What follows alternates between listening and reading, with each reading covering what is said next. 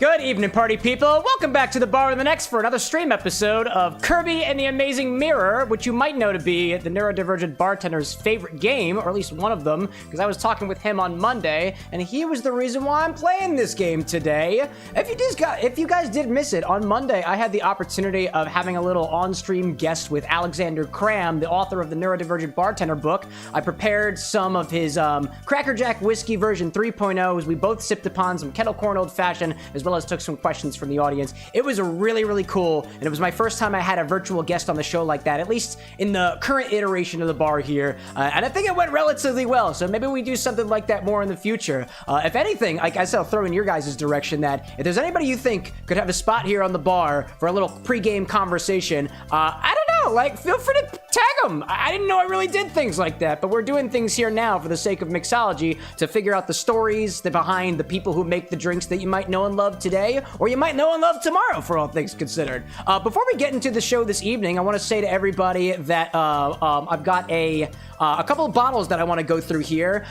Previously, what I would do whenever we get updates here to the Bar Stocks website, which you guys can use in your cocktail orders by using !order in the chat. The command is already available. Usually, I would put together like a Twitter post or something and put it in the Discord, but I realize it's getting a little bit cumbersome because every so often I wind up getting bottles here anyway, whether it's sometimes multiple in a week, sometimes it's a little bit more frequently than that, sometimes it's once a month. It really kind of depends. So what I've been trying to do here is before we get into the pregame segment, before we start making the drink, I'll give you an idea of what new bottles might be on stock, and I have quite a few of them, as you may see here right now. In addition, we also have a throne wish list now that you can access via chat command, !throne or !wish list, and there have been a couple of things that have been purchased off of that so far, and I've got a couple things that I want to specifically call out that are actually on this bar right now that I'm going to be utilizing in the recipe as we prepare the cocktail recipe. So without further ado, if you guys didn't know, on Wednesday of last week, exactly a week from today, a week before today, I was invited up to New York City to St. Macy's Supper Bar and Club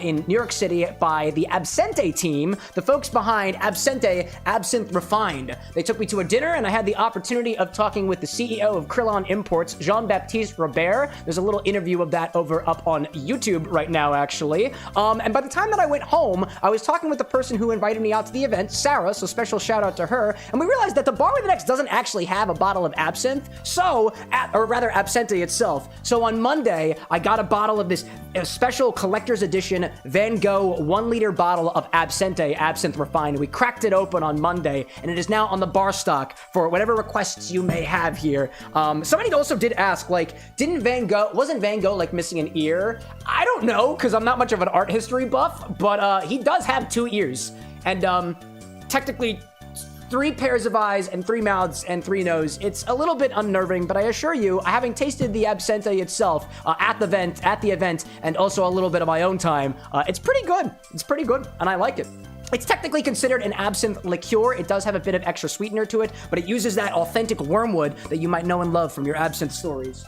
Moving next, on my way out of the Absente event, they also gave me, very kindly of them, a couple of absinthe spoons and a little pin of an absinthe spoon, which you might use when you are preparing absinthe in one of the more traditional methods, where you take a little sugar cube, you put it on top of an absinthe spoon with the absinthe in a small cup below it, and you slowly but surely drip cold water onto the sugar cube, slowly dissolving it and slowly allowing that water and sugar to mix with the absinthe below to create the lushing effect, which causes that absinthe to become cloudy as the anise oils inside of it that occur naturally because of the distillation process begin to separate from the water and create a cool, like almost opalescent illusion. It's very cool. I'm gonna put these over here in my tackle box because I'll use them in recipes later. And before I had the chance to completely leave New York City, I stopped by at Ravi de Rossi's and Souther Teague's Amor y Amargo, the first bitters bar that opened up in New York, and to my knowledge, the only bitters bar in New York, where you can go in there, and I was mesmerized by their shelves full of bitters, their bar full of bitters. They had multiple Fernets up there. They had multiple aperitifs up there. I saw multiple red, bitter-looking bottles that looked like Campari, but were anything but. The bartender there, I cannot remember his name off the top of my head, but didn't let me go before before giving me a pin that's got on the back not just the social links for Amor y Amargo, but also Souther Teague's The Creative Drunk, the Overthrow Hospitality Project, as well as Souther Teague's podcast called Speakeasy, the podcast, and also hashtag #IHeartBitters. So you might catch me wearing this on the stream at some point if we get into anything that might be a little bit more of the bitter side. Moving on from there, and I assure you, once I'm done with these bottles, I will greet everybody who is in chat right now. I'm not missing you guys out there, and I know there's also a birthday, so don't let me forget to sing a birthday song to those who got it. On my way out of New York City, I stopped by Jersey City and met with Aaron Burt, who's working with Allied Beverages LLC, one of the biggest distributors of alcohol in the state of New Jersey. And after sharing a bit of philosophy, sharing a little bit about the content creation life, he didn't let me leave without giving me 3 bottles of spirits and 2 bottles of spirits and a wine to bring back to the bar. We've got this bottle of Tequila Mi Campo, a Blanco tequila that's been rested in wine barrels, coming in at it's 100% Blue Weber agave. And just the fact that it's rested in wine barrels makes me very, very intrigued about the subtle notes that you might get from that subtle resting process. If you notice, despite the fact that it has made contact with wood, it still retains that, I guess, lack of color. Retains that lack of color is still an accurate statement there. But there is just the subtlest tint that might be I don't think it's the bottle. I think there is a subtle tint of yellow to the tequila that's kind of calling back to that little resting process. He also gave me this bottle of High West Bourbon, bourbon coming out of Utah, cocking in at about 46% alcohol by volume. Or about 92 proof, and also as a cordial extension of friendship, he gave me a bottle of Cabernet Sauvignon, a 2022 vintage from a place called My Favorite Neighbor, apparently a place over in the Napa Valley, if I'm quoting it correctly. Yes, in the Napa Valley in California, who decided to make a wine brand that reflects just the idea of the neighbor. Apparently they have a neighbor that they hold very dear, and that's their favorite neighbor, and so they decided to embody that in these wines that they're producing out there. So thank you to Allied Beverage Company, as well as to Aaron Burt specifically. You can find Aaron Burt at Burt's Booze and Brews. He's currently making a bar in his little garage over there in Jersey Town over there. So big support to our fellow content creators, especially to the content creators who are in the booze space like myself. In next set of bottles that we've got here, by the way, every single bottle that I've showed you already is up on the stock, so if you want to use it in an order, you're more than welcome to do so. Or maybe if you got some creative shot opportunities, I might be inclined to take a shot tonight. I don't know, I'm feeling Kirby today, which apparently is an adjective that I'm using to describe myself today. I also saw somebody giving me some water out there. Appreciate that, Lillian. So in addition, I want to thank you guys as a community for being responsible for the other things that I have here up on the bar today. In particular, on the Throne wish list, one of the things that I've got up there is a gift card that I just constantly keep putting back up there to, I guess, one of my favorite liquor stores, if you could call it my favorite, because they give me discounts, just like they can give you discounts too. I'm not sponsored by Total Wine, but there are Total Wine gift cards up there that I use to refill some of the Jägermeister that we had in stock. I was able to get a full bottle of that. I refilled something else. I don't remember what it was, but I also grabbed a little bit of Jim Beam Pineapple, because I know that there are some Jim Beam fans out there, as well as a bottle of Jennifer, which is kind of like the precursor to gin before they started adding juniper to gin when they were distilling things from like malt wines and stuff. Way long ago, apparently it tasted like shit, so they started putting things in it to make it taste better. That older style of Jennifer, known as an Ude Jennifer, is not this Jennifer. This Jennifer is a Junge style, and it's by Bowls, the folks who make that bright blue curacao that you might have seen on bartender shelves as well as my own. So thank you for the gift card. That means that I have a little bit of creative freedom for what we pick up here at the bar. In addition, there's still more stuff, dude. There's still more stuff, dude. You guys have been very, very kind to me. During the Borderlands series, I got some feedback as I was sharing one of the problems I had with creating my own white chocolate vodka for one of the recipes that I was working on during the Sonic the Hedgehog series, and I got an idea from one of our community members, Nevermind, for taking some white chocolate chips that I had already had to try to workshop the recipe with, and instead of dissolving it in the vodka or letting it sit in there at room temperature, you take the white chocolate chips and you keep them in the freezer, preventing the white chocolate from melting at room temperature. And lo and behold, after taking it and putting it in the freezer and letting it sit there for a good couple of weeks or so, I've got this relatively clear, mildly cloudy, white chocolate infused vodka that's got a subtle sweetness to it. It has a prominent white chocolate flavor to it. I don't know what I'm going to do with this yet, but I've added this to the stock as well because this is unlike anything I've ever been able to find on the market, and I was able to make it right here at my bar. So if you ever have questions about how to make spirits like this, eventually there'll be a blog post about it when I put this into one of my own original recipes. I might have the opportunity to revisiting that silver recipe that I was originally workshopping the white chocolate vodka for anyways. And finally, Entropy wind up sponsoring not just a digital pH meter that I can use in cocktails. I'll open up the box here. Essentially, just like we use our refractometer to measure the sugar content in a spirit or a syrup or a juice or otherwise, we've got this little probe now that is able to measure what the relative acidity level of a juice might be, which gives us the ability to have more control over the cordials that we make, the syrups that we make, because essentially it's hard to work without some sort of reference, and there are only so many tables out there that tell you the average pH of a lemon, or the average pH of a pear, the average pH of an apple, but what is the average pH of, like, I don't know, a specific varietal of grape that's growing in the forests behind your house? Like, I don't know. But if we juiced it, we can use tools like this to measure the acidity content, and tools like this, the refractometer, to measure the sugar content, so we can turn it into the perfect syrup, or the perfect cordial, or the perfect liqueur. So thank you, Entropy, for that. And in that regard of trying to make our own syrups here, the recipe tonight by the Drunken Moogle, the Whispy Woods cocktail, is made by using some sour cherry syrup, and I didn't have any sour cherry syrup, so I'm going to use this mixer that Entropy also sponsored for us to essentially take some tart cherry juice that I've had in my freezer since August, apparently. We combine it in here, we'll take a sugar measurement, we'll see how much sugar we need to add to bring this up to about 50% sugar by weight by just adding sugar to it, and then turning this thing on as it mixes it together without adding any heat to it, because sometimes adding heat to your juices and whatnot denatures some of the more fresher flavors that you might get from, this is more applicable to things like fresh juice and stuff like that, but if you have a really good tasting juice like this organic bag of tart cherry juice that I picked up from, I think, Whole Foods or whatever, you might not want to add as much heat to it because you might boil off some of the water or change some of the flavor components too. And that's pretty much all I've got. I also have an apple over here, as well as some maraschino cherries, which for some reason are having a hard time sitting in their place. And with that, all of my effective announcements are over. The bar of the next session is now officially in session. I realize that there's a ton of people already out there who've been chatting amongst themselves already. Anyways, if anybody's got any questions, feel free to throw them back in my direction now. I see Obi-Wan out there saying that you finally started donating to the Spinzall Fund. I did see contributions to the Spinzall this morning. I saw that. It actually almost scared the shit out of me, dude, because I woke up and I saw an email from Throne saying, somebody bought you a gift, and the gift is the Spinzall. And I was like, there's no way somebody dropped $1,300 on a centrifuge just so I could have it at my home bar. It's a crowdfunding project.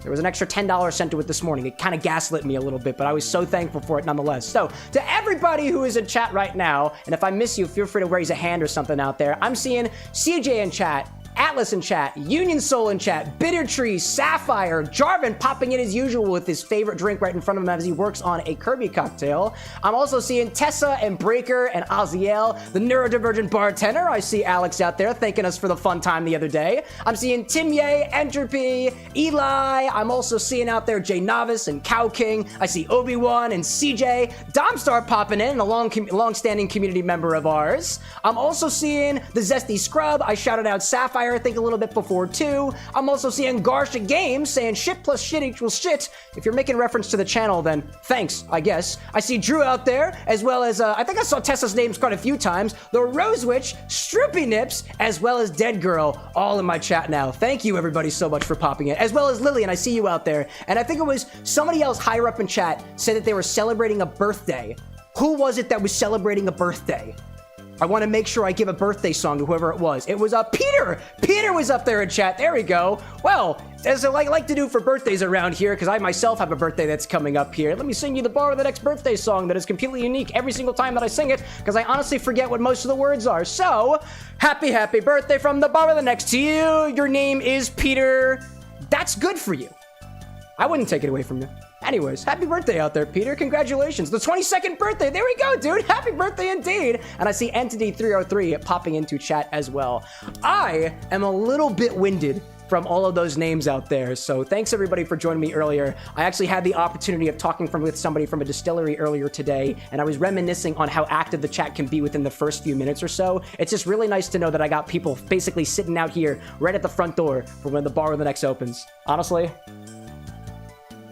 it brings a little bit of a joy to my heart, dude. It really does. And it makes me continue want to do stuff like this. So, as I was saying, tonight's recipe is a recipe from the Drunken Moogle. It's a long-standing Tumblr blog that was pretty much set the precedent for creating craft cocktails inspired by video game characters, concepts, and otherwise. So I'm pulling from a original poster a bartender, mixologist that went by Nintendo-Drunk for the recipe for the Whispy Woods that originated in Kirby's Dreamland. Oddly enough, the Whispy Woods, like, tree does not exist in Kirby and the Amazing Mirror. Instead, it was replaced by, I think, one of the tower golems or something. So there is no Whispy Woods in the game. So instead, we're gonna make a Whispy Woods ourselves. And I also had the opportunity to purchase from the liquor store some Angry Orchard hard cider, which you guys can use in recipes too. The one that I had that I was gonna present to you guys is in the refrigerator right now, because I try to keep most of those cocktail ingredients as cold as possible, because this one is going to wind up being pretty much built right in the glass, as opposed to being shaking like other cocktails might be. Let's see. I'm seeing a couple of folks in chat. I see Darth Vader, who is apparently turned. Was that Anakin out there? Did Anakin change their name to Darth Vader already? That's absolutely crazy. I see Bert's Booze and Brews in chat saying, popped on Speedy quick to say thank you and enjoy those bottles. Dude, absolutely. Bert's Booze and Brews is the person actually that I was just referring to out there in chat over here who gave us that High West Bourbon, the Micampo Tequila, as well as that My Favorite Neighbor. So I'm going to make sure I give a shout out to Bert's Booze and Brews, who's currently working on a bar of their own. Unrecognized command. Oh, okay. Hold up. There's the button for it. There's the button for it. There's the button for it, at least on the Twitch hand side. If anybody wants the link there, I wish I could click the button to do so, but the person I'm talking about is this one. Bert's Booze and Brews. I'm throwing that into the YouTube chats for anybody out there. That is his handle. I'm gonna try to give our credit where credit is due to the fellow content creators out there who've shared the space with us. There we go. Bert's Leon, like, I'm gonna cry. What? No, dude, you don't need to cry about it. Instead, if you gotta cry into anything, cry in one of those bottles you got me. If you still got any left for your own, that would be greatly appreciative anyways. Oh, Darth is out there. It's EXE, apparently. EXE has changed their name again. I see. I see Atlas out there saying that you finally got the chance to submit that OC drink that you were shopping over. There we go. Dude, I love to hear that. And I see Zesty saying it's Wednesday, so date night for Sapphire and y'all, which I love to hear, dude. I also see Hairless Kit Kat popping in. And I see Entropy saying I'm going to keep that My Favorite Neighbor wine in mind for our friends to lovers cocktails. That's what I like to see. Okie dokie. So, what we're going to start off doing here first, and this isn't going to be a part of the edit, this is more me responding to you guys as a community asking what type of things that you would like to see on the show, and a little while back, I got a request to walk you guys through at least one of the methods, or maybe multiple methods, of how to create syrups from things like juices, or just how to make mixology syrups in general. One of the easiest ways to make a syrup is essentially taking whatever the thing you want to turn into a syrup and adding sugar to it. That's pretty easy when you're dealing with water. If you have 200 milliliters of water, you can add 200 grams of sugar to make a 50% sugar by weight or a 1-to-1 simple syrup. It's super easy to do, but when you're working with something like a juice, like in this case, this tart cherry juice that I bought from the grocery store a while back, you don't necessarily know how much sugar you want to add to get the perceived sweetness level that you're looking for in a cocktail. So we're going to do this in a couple of different steps. First off, I'm going to collect some of this tart cherry juice, and I'm going to take a reading of its sugar level using this Brix refractometer of mine. Brix is just a name for the percentage of sugar, or specifically the measure of sucrose sugar inside of a liquid. Technically, this is measuring with reference to a solution of water and sugar, and water and sucrose, and that's it, which naturally this is anything but just water and sugar, but it gives us a pretty good idea of how much sugar we can add to it to increase the sweetness about to the same level of the syrup that we're trying to create. Naturally, you would add more for a thicker, more sweet syrup, like a 2-to-1 ratio simple syrup that measures about 66% sugar by weight, but in this case, we're going to do a 1-to-1 ratio, or about 50% sugar by weight, but in order to get to 50%, I need to know where we stand. So we'll take a measurement first, then we'll do a little bit of math to determine how much sugar to add to the weight of the syrup that the weight of the juice that we have here. We'll add sugar to it, and we'll put it on top of this little stirring mechanic thing here, and all we're gonna do is just stir that syrup and sugar, that juice and sugar together until the syrup has completely dissolved. As opposed to adding heat to it like you would over top of the stove, we're not gonna modify any of the flavors in here because we're not adding a lot of energy to the system, except for the energy that's just kind of around in the world around us. Anyways, let's see. I'm seeing a guest pop into chat, as well as it's tacos as well. Let's see. I see a Cowking out there saying, saw somebody use a YouTube and Twitch integration and allowed YouTube chat to be integrated with the Twitch chat. Technically, and I read my TOS, I am not allowed to take YouTube chats and push them into Twitch chat. I don't think YouTube really cares, but chats are separate. Chats are separate. Chats are separate for now. Chats will remain separate unless Twitch winds up laxing up their guidelines. So let's start with one thing first, right? I'm gonna take this little double jewel here, And I'm going to try to pour into this container about, I'm thinking 150 milliliters of this tart cherry juice. And then we'll take a sugar measurement to see exactly how much sugar is in this. Typically what I do with some of the syrups that I've got here, or the juices that I've got here, especially stuff from like seasonal fruits and whatnot, or things that I just didn't want to go to waste, what I'll do is I'll put them in a little plastic bag like this. This is a bag that is rated for culinary use. This is a sous vide bag. It can handle high temperatures, it can handle low temperatures and stuff like that. Let me actually bring the cocktail angle over so we can get a view of what color this is. This is deep and dark. Let's see. Who else do I see out there? I see Bert's Booze and Brews saying, being able to dial in the sugar count. I'm a sweet tooth, so give it all you can. The really perfect palate on the syrup. Isn't insane, bro. Love it. Absolutely. We're all about science around here. At least we best to do so. I see Dead Girl in chat popping in. Hello to you. I need a sugar monitor. That's awesome. Yeah, dude. These are pretty cheap, actually. I bought this on Amazon, I think, for, what, maybe 20 bucks or something like that? It might even have been a little bit less than that. Let's try to get just about, I'm thinking 150 milliliters of this juice. That's what I'm thinking. I imagine this has some sugar in it already, so I don't think we need to do a 1-to-1 here. Great. And that's about all I'm going to use for the recipe here. I'm just going to make some tart cherry syrup, sour cherry syrup. We can technically use this in cocktail recipes if we want to, because it will be available at least for the stream. Can't guarantee exactly how long the syrup is going to be good for. Generally speaking, if you keep syrups in the refrigerator, they'll last for a while. But I actually found the other day when that dot syrup of mine that we prepared for the Little Misfortune cocktail a little while ago, I actually saw mold growing over top of it, which means that's a no-go, and I had to toss it out. Counterintuitively, I thought that thing was going to stay better for longer because it had a bunch of preservatives and stuff in it, but honestly, you can be surprised depending on what type of stuff you do. Could have been the properties of my refrigerator, could have been that the bottle wasn't properly disinfected, or the preservatives were completely denatured by whatever process I did to it to make it into the syrup. So all I'm doing now is I'm just going to take that cup that I just made, I'm going to vacuum seal this by sucking a bit of the air back out of it, and then I will eventually put this back in the freezer where I got it. So let me just real quick put this over here, try to make sure that I'm not like absolutely killing everything and spilling juice all over my stream deck, which is precariously right below the bar setup here. Oh, I gotta plug this thing first. Did I not plug it in? Hold up. I thought I didn't plug this thing in first. What's up? What's up? Let's see. I'm seeing Duranko in chat saying, looks pretty much like what they took out of you, the blood donation. But oh yeah, the thing looks like blood. It's a straight up blood bag looking thing, dude. Let me tell you. Oddly enough, I had this, I got this tart cherry juice. I've had it in, at least in my freezer for a little while. I really should have plugged this thing in first. I'm struggling a little bit down here. Hold up a second. Hold up. Let me make sure I align things properly. Yep, it was upside down. Of course it is. There we go. There we go. I don't have a wet bar, but do we have live wires at least? Yeah, dude, I had this in stock for the Chat Orders a Drink Halloween stream the other day, about a few weeks ago, about 2 months ago. These are a part of the themed ingredients for anything that might look like blood. But nobody used it, I don't think. So I still got plenty of it left. I bought a whole container of it, you know?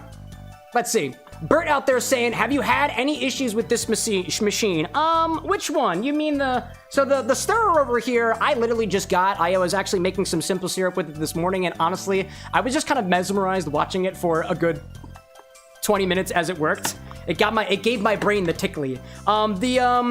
The vacuum sealer here is a little bit finicky. I find that it's kind of a bitch to clean in my humble opinion, but in terms of the vacuum it pulls, it's great. You do have to be a bit careful when you're using liquids because this thing will quite literally suck the liquid out of the bag if you're not careful. So I can't pull like a true vacuum here unless I get something a hell of a lot more expensive. But like this thing here, I think I got this as a bundle with the sous vide like immersion circulator, and I think it was only about $100. So, and I've had it for a good year or so. It's pretty good. Anyways, my syrup is my juice is back in the bag, and I can basically put this back in the freezer to be reserved for another cocktail recipe in the future. Let me throw that in the fridge here, and we'll take a measurement of our tart cherry juice to see exactly how much sugar is in it. Let's see. Neuro out there saying, actually, Neuro, how would you like me to refer to you? You want me to refer to you as Neuro or just Alex? Or Mr. Cram? Or no, Mr. Cram is your father, actually. Don't let me call you Cram. Anyways, Alex out there saying, he was our guest on Monday saying, agree on the cleaning being an absolute pain for this thing. And Alex seems the way to do it. I see Jarvin out there saying, I should really go to sleep. You got 3 job interviews tomorrow and it's 2:23 a.m.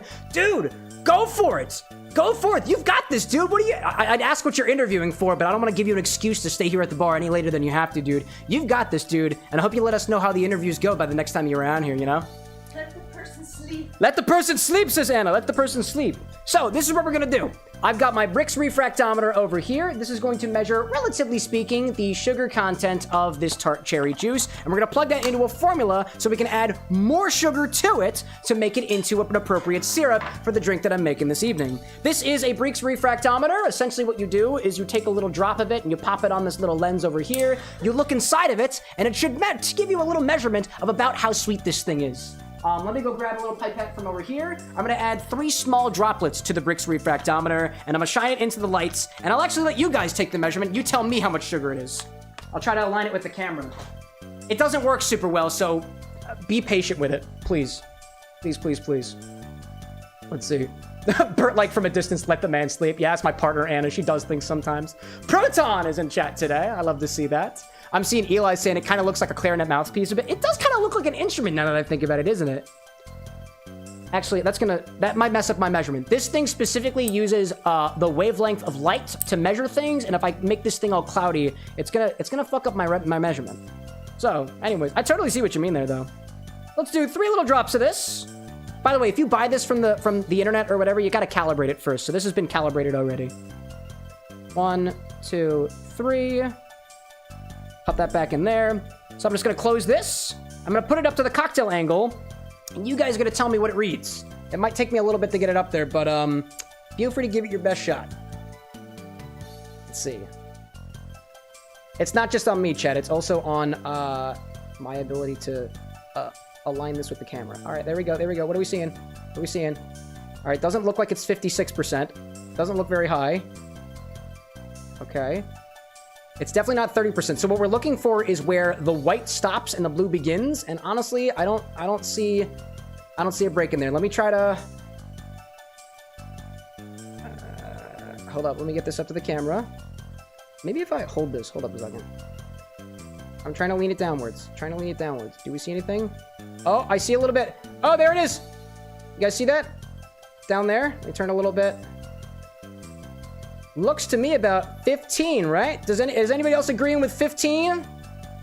That's what we're looking for. Where the white stops and the blue begins. Oddly enough, it's not red.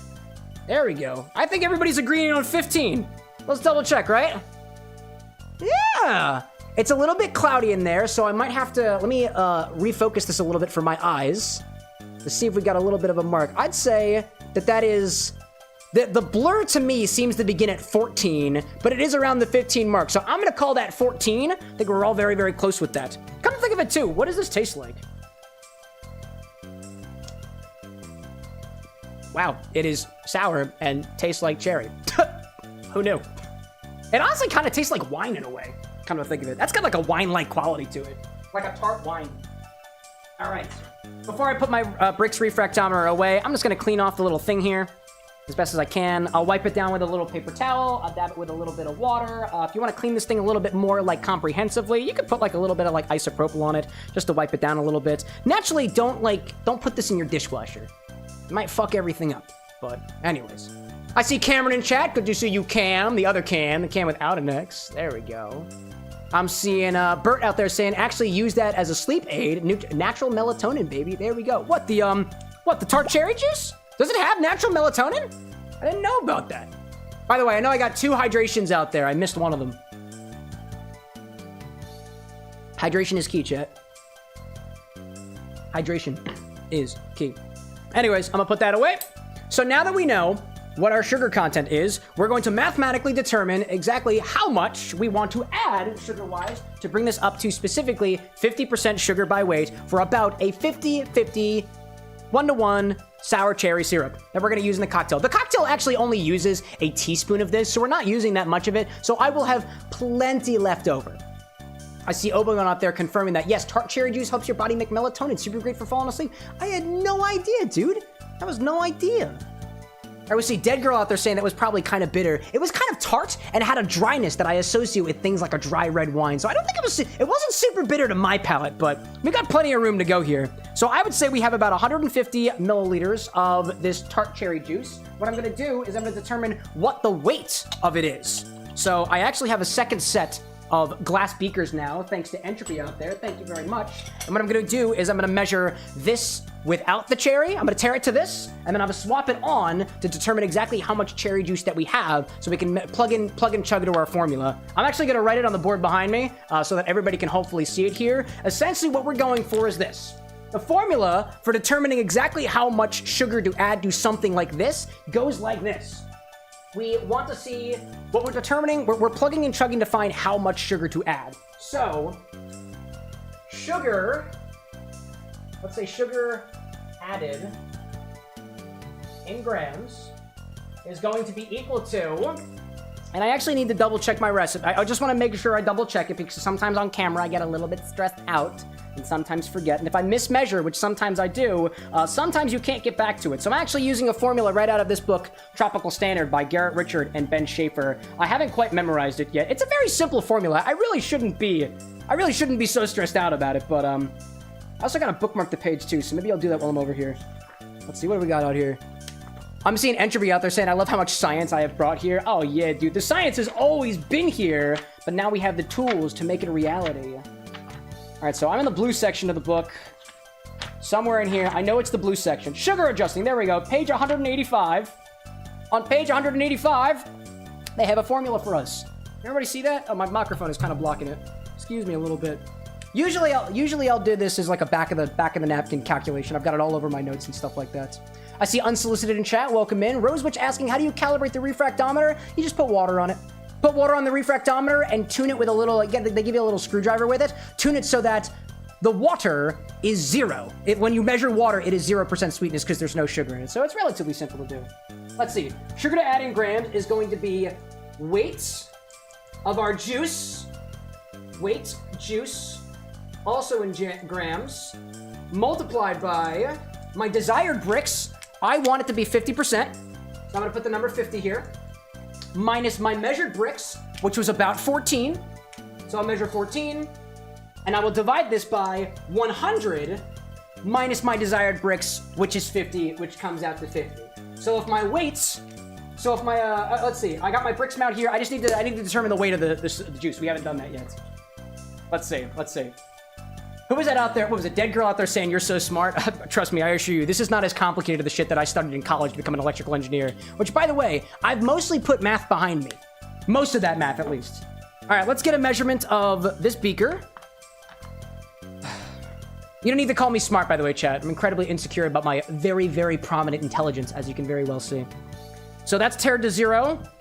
I'll put this on top of it, and it looks like we have 156.68 grams of juice.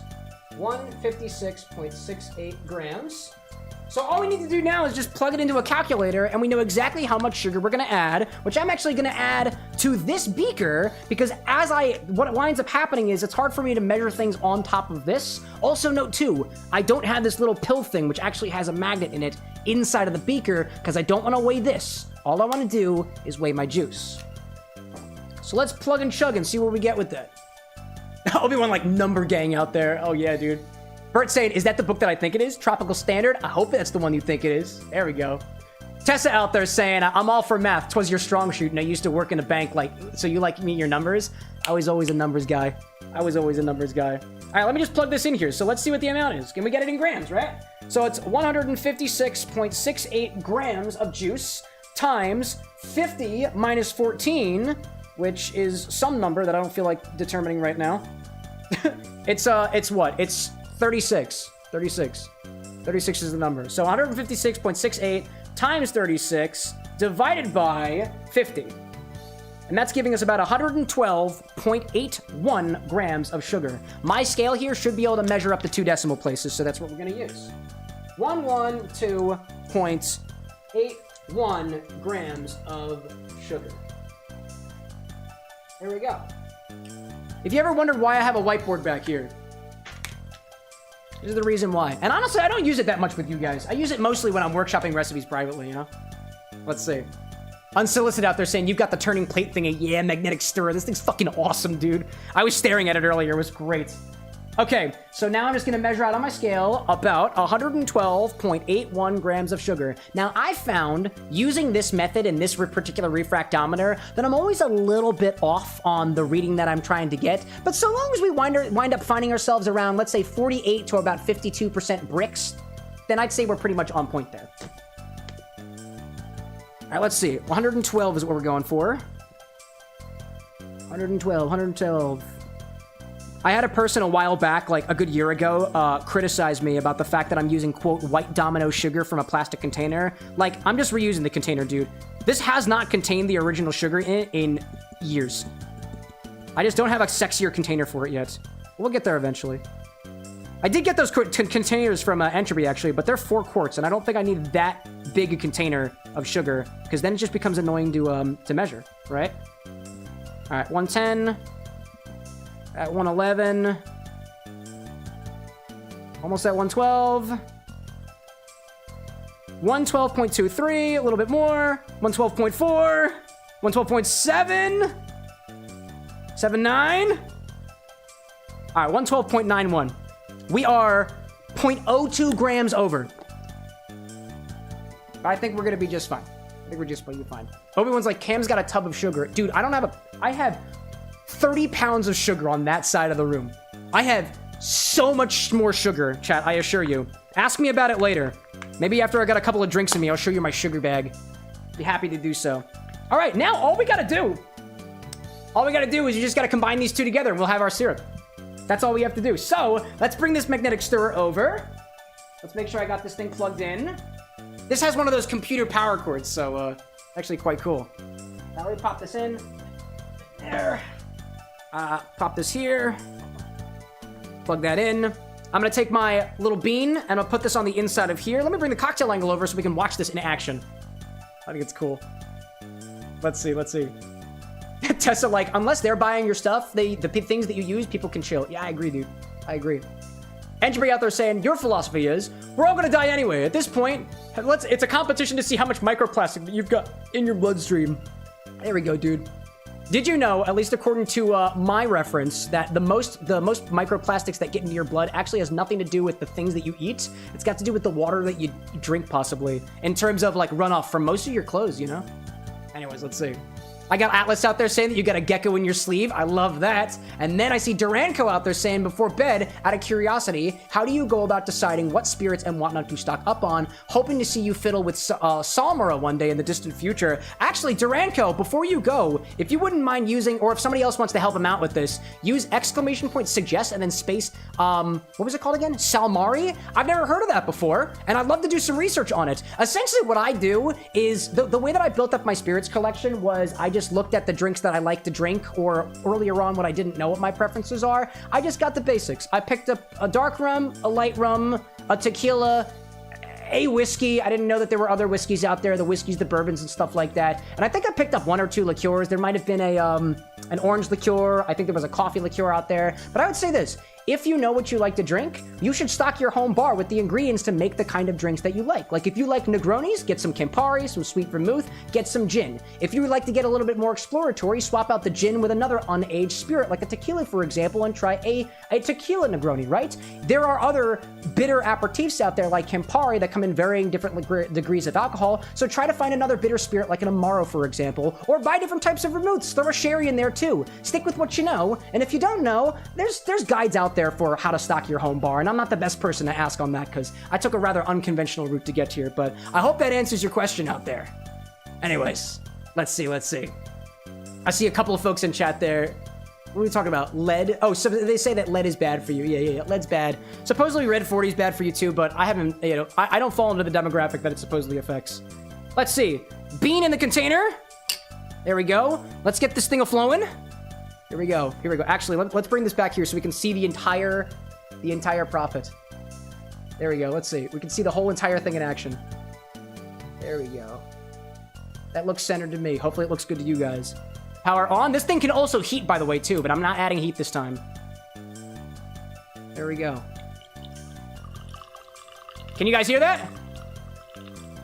Tinker, welcome in, by the way. Oh, Duranko's saying the colloquial way is, oh, salmiakki. Oh, no, it's the specially flavored, it's the specially salted licorice, right? I know what salmiakki is. I wanted to get a little bit of that, but so far, no luck. So far, no luck. That's the one that's made with, what is it, ammonium chloride? It's a special type of salt. It's a special type of salt. Not the usual salt. In any case, all we're doing is adding the sugar right in. That's all we're doing. I could just dump the whole thing in there, but honestly, I like the process.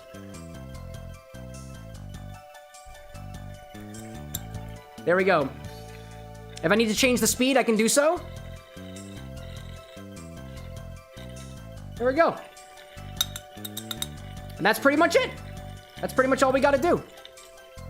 What I might do too is I'll pour this back and forth a little bit just to get the rest of the sugar in there, but I'm actually not too worried about it because I know I over-measured a little bit anyways. Any case, that's how you make a syrup. That's one way to make a syrup. There are other ways to make syrups, but the most basic way to make a syrup is take something and add sugar to it, and that's pretty much it. There we go. Let me clean off my equipment real quick as that syrup is being made, and we effectively have hopefully a 50% sugar by weight tart or sour cherry syrup. Now, after this looks like it's done completely, what I'm going to do is we're going to measure it again with the refractometer to make sure that we got to the right mark. Just to confirm that I know what I'm talking about. Let's see. Obi-Wan out there saying cherry juice needs sugar. I don't think it needs sugar, but this recipe specifically calls for a sour cherry syrup, which I interpreted as adding enough sugar to the sour cherry juice such that it is a syrup, and specifically a simple syrup. Not necessarily a heavy simple syrup, you know? Yeah. Let's see. What do I see out there?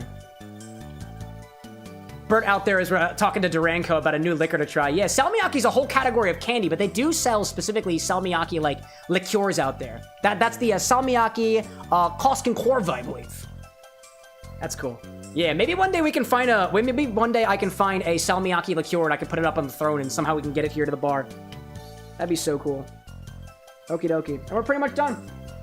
We're pretty much done with the syrup. So, just so I can keep things moving around here, what I'm going to do is I'm going to take this and I'm going to move it off to the side, and we're going to more or less build the rest. We're going to start preparing for building the cocktail, so I'm going to grab my ingredients, set the stage a little bit while this is being made. Typically what I'll do during these segments, and this is specifically in prep for the infusions that we'll be doing here starting in 2026, not only will we be infusing, having the opportunity to infuse spirits, we'll also have the opportunity to create liqueurs if we want to, using those infused spirits, or even creating our own syrups for use at the bar that I can put in the freezer to make sure that it's still good by the time we get to it later if somebody else wants to use it. That's the idea, at least. That's the next level here at the Bar with an X. Let me put you off to the side.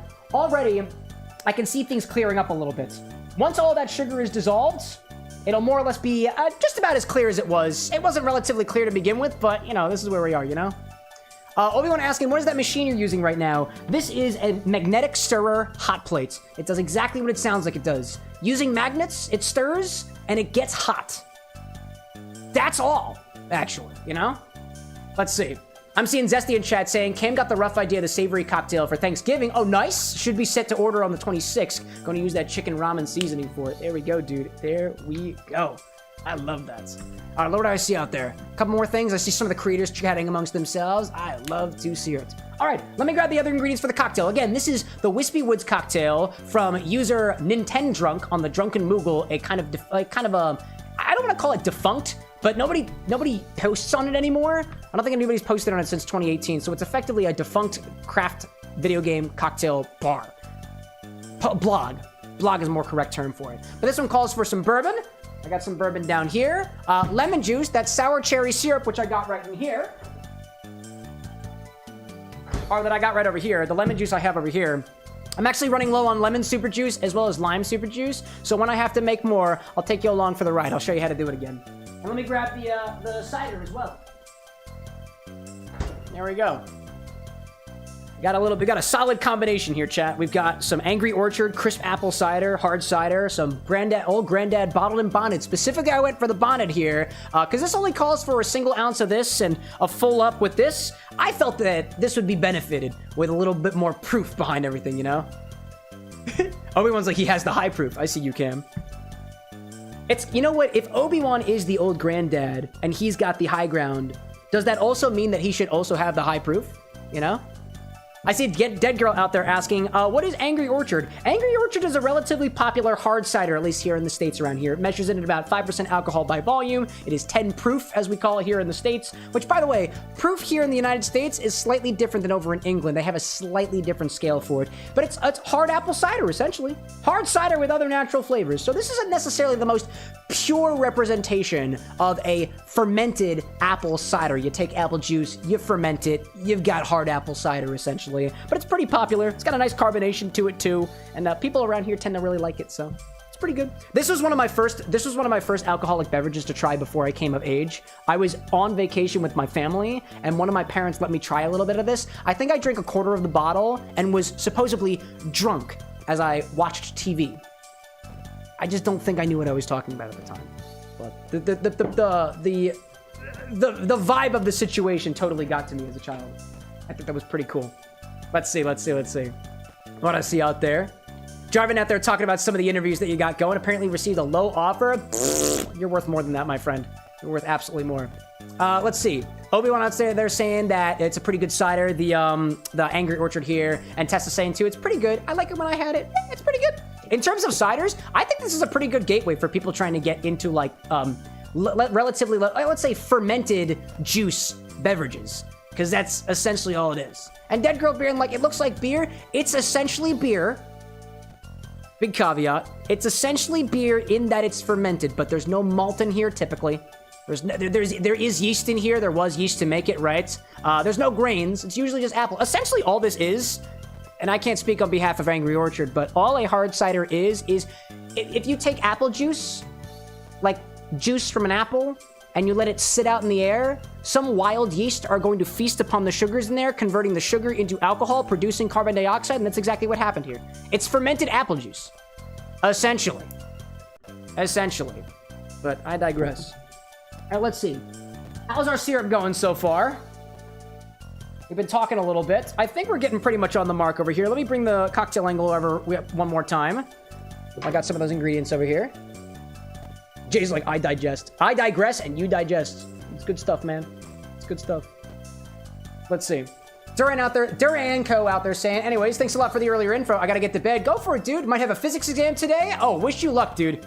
College was a bitch for me. IMALG is a bitch for everybody else, too. So that's kind of what we're working with. There's still some more, solids to be dissolved in here, but as it continues to warm up just naturally, it will eventually get to that point on its own.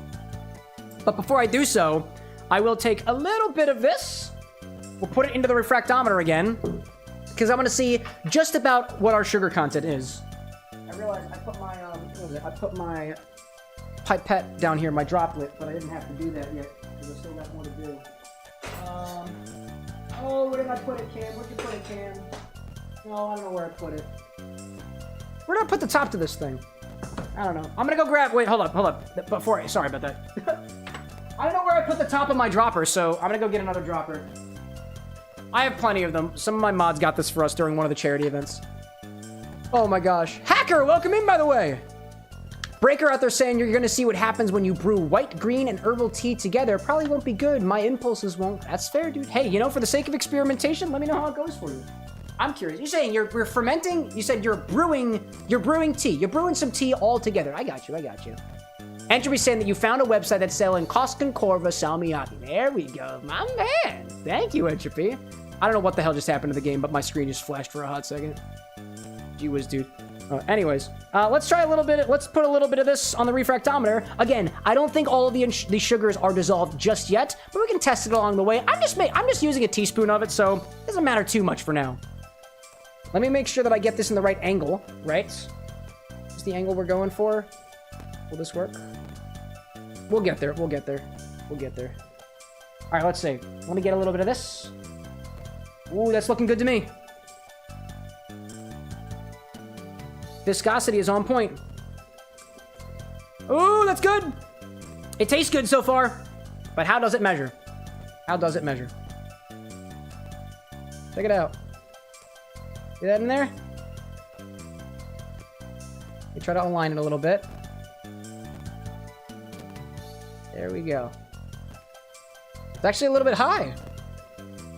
All right.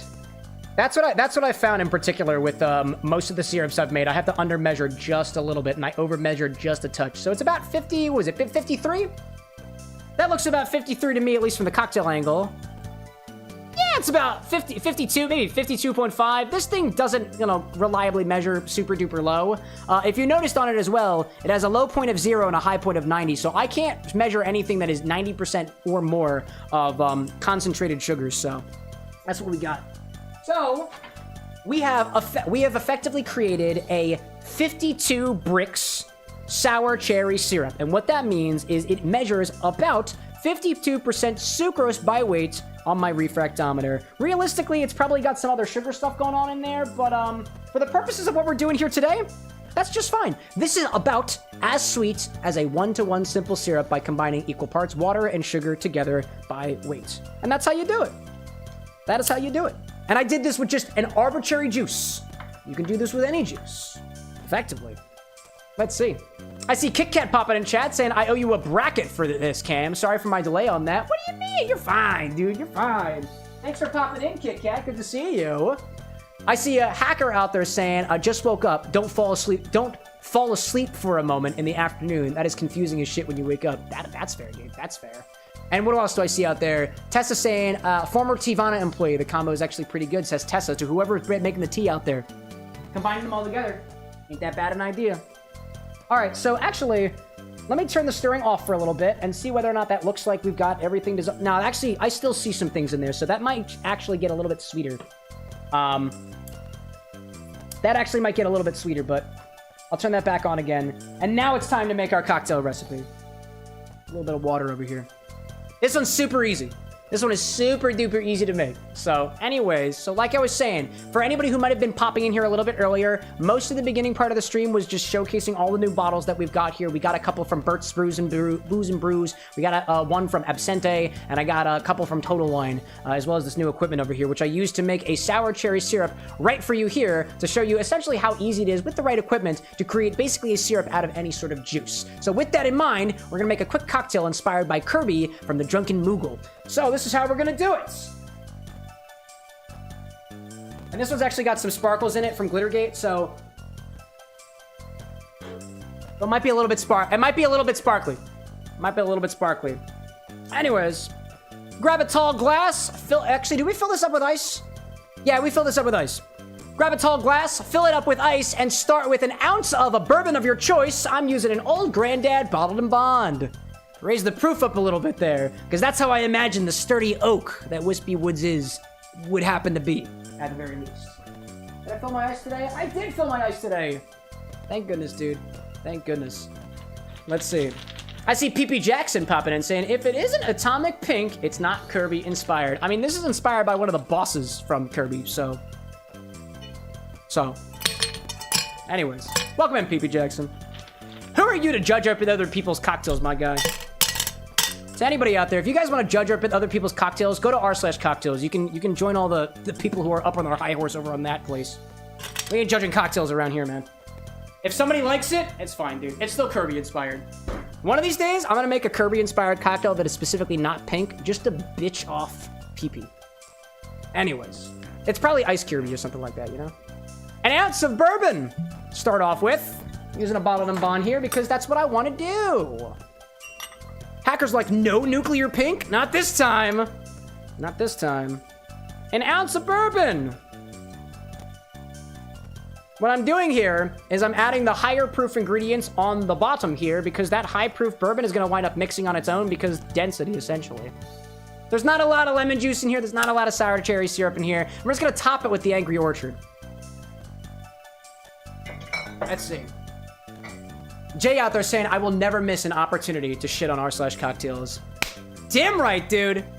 Let's see. Even Zesty saying, too, that Kirby was originally white on this first game cover. Yeah, actually, PP, if it's not white like the Game Boy screens, or like whatever, it wasn't Game Boy. I don't remember where Kirby initialized on, but, actually... Anyways, I need a teaspoon for these next two ingredients, because there's really not a lot of them. There we go.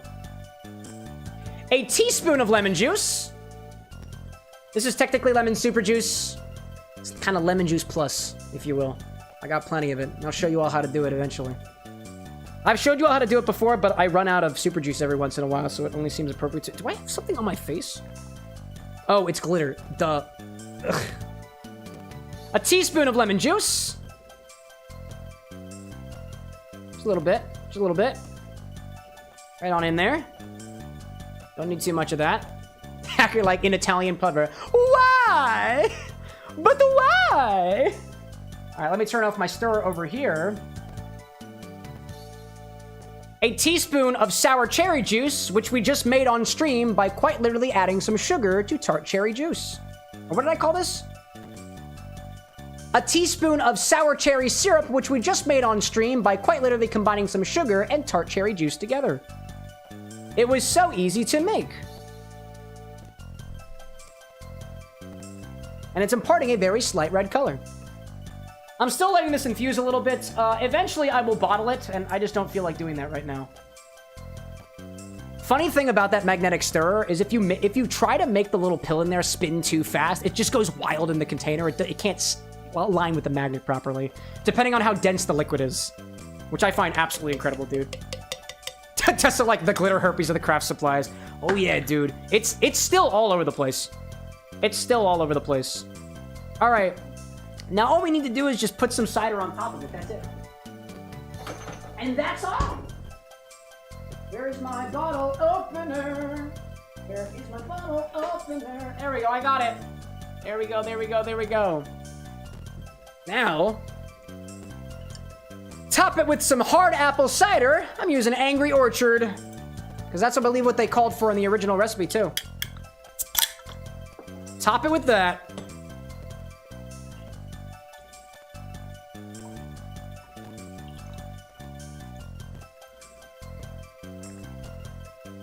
Dude, a perfect bottle. There we go.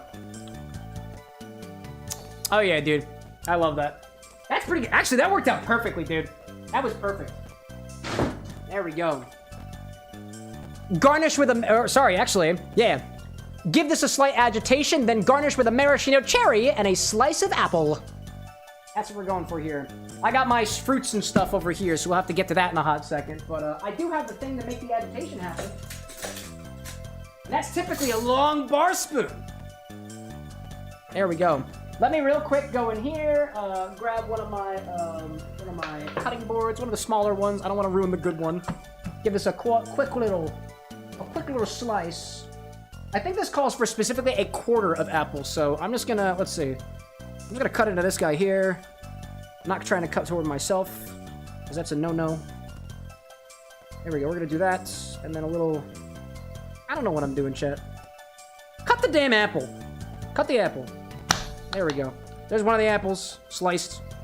Here's a seed. Give it to your mom. Or don't. But if you do, like, make sure to tell her that it came from me, okay?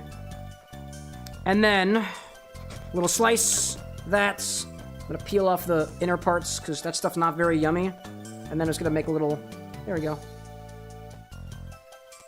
Little apple wedge. Little snack for the bartender.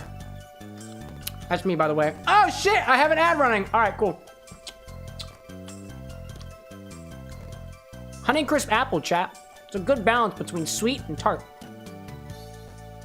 Alright, well, you know what? I guess while the ad break is happening, I'll just cut some apple slices for myself. Might use this as a bar snack later, you know? That's a good idea. Bar snacks are good, right, chat? Yeah. I'm just gonna do that. So how's everybody's week gone so far? Anybody got weekend plans? I got weekend plans. I'm playing D&D this weekend. It's gonna be great. It's gonna be great. Going to see a comedy show here in Philly tomorrow. It's gonna be cool. It's gonna be nice. Adam Conover is funny. I was reflecting, I think, during one of the streams the other day that, like, yeah, we don't talk about politics on this stream, but political comedy is kind of funny to me. We don't talk about it on the stream because it pisses people off, and quite frankly, it pisses me off too. Anyway, what do I say? Tessa out there saying that Cosmic Crisps are your favorite with cheese and butter. Oh yeah, dude. Apples take on a whole new flavor of fun when you start adding things like savoriness on top of it, dude. I vibe with that. I vibe with that. All right, let's take the cores out of these guys. This is not the most efficient way to cut an apple, but it's my way of cutting an apple, and I have ads running, so, you know, this is not really a formal part of the show anyways. So, don't worry too much about it. If you tell my mother, I will tell your mother what you've done in this chat. Capiche? Capuche. Great. I'll say Mama with an X pretty much knows what happens on this show. I tell her about it. I tell her. Alright, let's see. Let's see. Proton out there saying, no politics! Yeah, no politics, no politics. Unless you're talking about the dog. Politics the bar dog. Just start barking if you start talking politics. That's the thing, chat. If you ever see somebody barking in chat, it's probably because somebody else brought up politics and we're trying to shoo them away. That's how it works here. That's how we deal with it. If you see somebody breaking the rules, bark them out of here. But, like, let our mods get to them. You know? Let's see. I see Zesty out there planning on beating Borderlands 4 with Sapphire already at the end of the Timekeeper story. There we go, dude. Progress is being made. I gotta get back to Borderlands at some point. That'd be a good idea. Gavi, welcome in. Good to see you, man. All right, I got bar snacks now, so this is awesome. I should probably put this in a plastic bag, but I'm not gonna do that. I'm just gonna let these oxidize over here. And then eventually I'll remember that I have them. Because they're in plain sight. I tend to forget about things, chat, if they're not directly in plain sight, you know? Proton's like, bark, bark, bark, bark, bark. There we go. You got the idea. You got the idea. Bark out the haters, dog. Dog, like, is like, not calling you a dog, but dog is in like, you know, dog, you know. That's what I mean by that. Then also grab a cherry out of here. That makes things easier for all of us involved. There we go. These are some of my very, very solidified Luxardo Maraschino cherries. If you have Luxardo cherries... Oh, hi. Welcome back from the ads, everybody. I just cut up some apple slices. If you want some, they're right over there. Feel free to bring your own peanut butter, cheese, or whatever. If you find that your Luxardo Maraschino cherries are fucking solid, it's okay. It's just the sugar crystallizing. It's still good. It's still perfectly fine. Let me put that back in the fridge. Oh, there we go. Hello, stick of butter. Can't even believe what we're going to use that for at some point. Let's see. P. Abayata out there in chat. Welcome in, dog. Or not so, dog. Whatever you want, man. Whatever you want. Let's see. Breaker out there saying, update on the Floral Franken tea. It's not good hot. We're going to let it cool for a little while. There we go. We got some experimentation happening out there. And I saw Tessa. Don't let me forget Tessa saying that you got D&D 2. You're running your first campaign based off of the Akatar books, but no romance. Ooh, there we go. There we go. What is Akatar again? Oh, a crown of thorns and roses, right? A court of thorns and roses. I know what Akatar is. My moderator, my bouncer, Annie taught me about that. All right, if I didn't say it already, give this a slight agitation. Garnish with a maraschino cherry and an apple slice. My apple slice is actually right over here, you know? Let's see. Get them on there. Slight agitation. There we go. If this doesn't look like a tree, I don't know what does. Honestly, it could be a little bit more tree-like, but, you know, we work with what we got. Let me grab a skewer, actually. Let me grab this skewer over here. There we go. Let's do, how does this look in the picture, right? Oh, I see. Actually, instead of a skewer, I think, a toothpick would look better for this. A little toothpick. Or maybe not. Do I even need that? Nah, I don't need that. I don't need that. Oh, Tessa's saying, why are bar spoons, why do they always have that little swirler in there? Oh, so it makes it easier to twirl within your fingers, but also you can actually, hold up, I'll show you this real quick. This is cool, this is cool. Let me grab this graduated cylinder. Check this out, Tessa. This is awesome. This is another reason why we have that swirl in bar spoons, is that, if you'll observe, we'll bring the cocktail angle over real quick. This is really awesome. I find this really, really cool. Check this out. If I'm trying to pour into a specific container, well, actually, I'll give this example, right? This is the container I'm trying to pour in, this graduated cylinder, and I'm trying to pour with this glass here, which might be pretty difficult to do, right? Well, if I use a bar spoon with the swirl, I can put this in, and I should be able to run the liquid right down the side of the spoon, just like this. All right, well, it's not doing a very good job here, but if I'm a little bit more confident in it.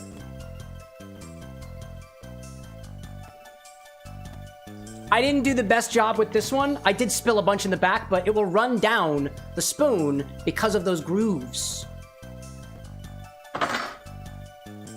And sometimes you're a little bit overconfident, like I am, and you make a small mess of your bar, but that's okay. Oh, right over the fresh electronics, too. That's okay. I'd say that everything at the bar with an X is insured. That's a lie. That is a lie.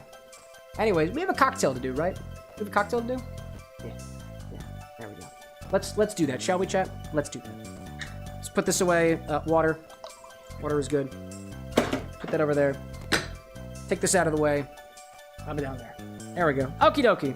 Just pop it on here. I didn't even need a toothpick. I won't even use it. There we go. Boop. And... boop. Boop. Oh, we went like Cam. Insurance is important. That's what the insurance companies want you to think. Right? No, I got insurance for a couple of things. Dead Girl out there saying goodnight. Thanks for popping in, Dead Girl. I appreciate it. All right, here we go. This is our cocktail. This is the Whispy Woods cocktail inspired by Kirby, by the... how am I introing this? There we go, there we go. This is the Whispy Woods cocktail by the Drunken Moogle, inspired by Kirby's Dreamland and that tall tree that happens to be pretty wispy. Hence the name. Let's give it a try.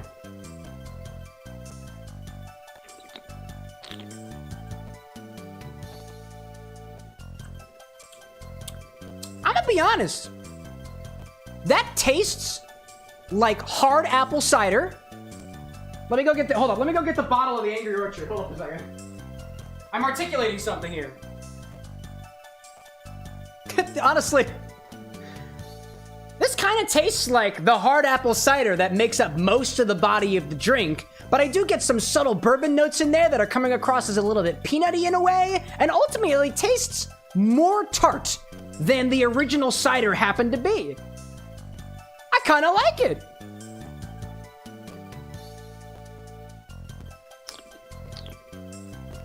I like that.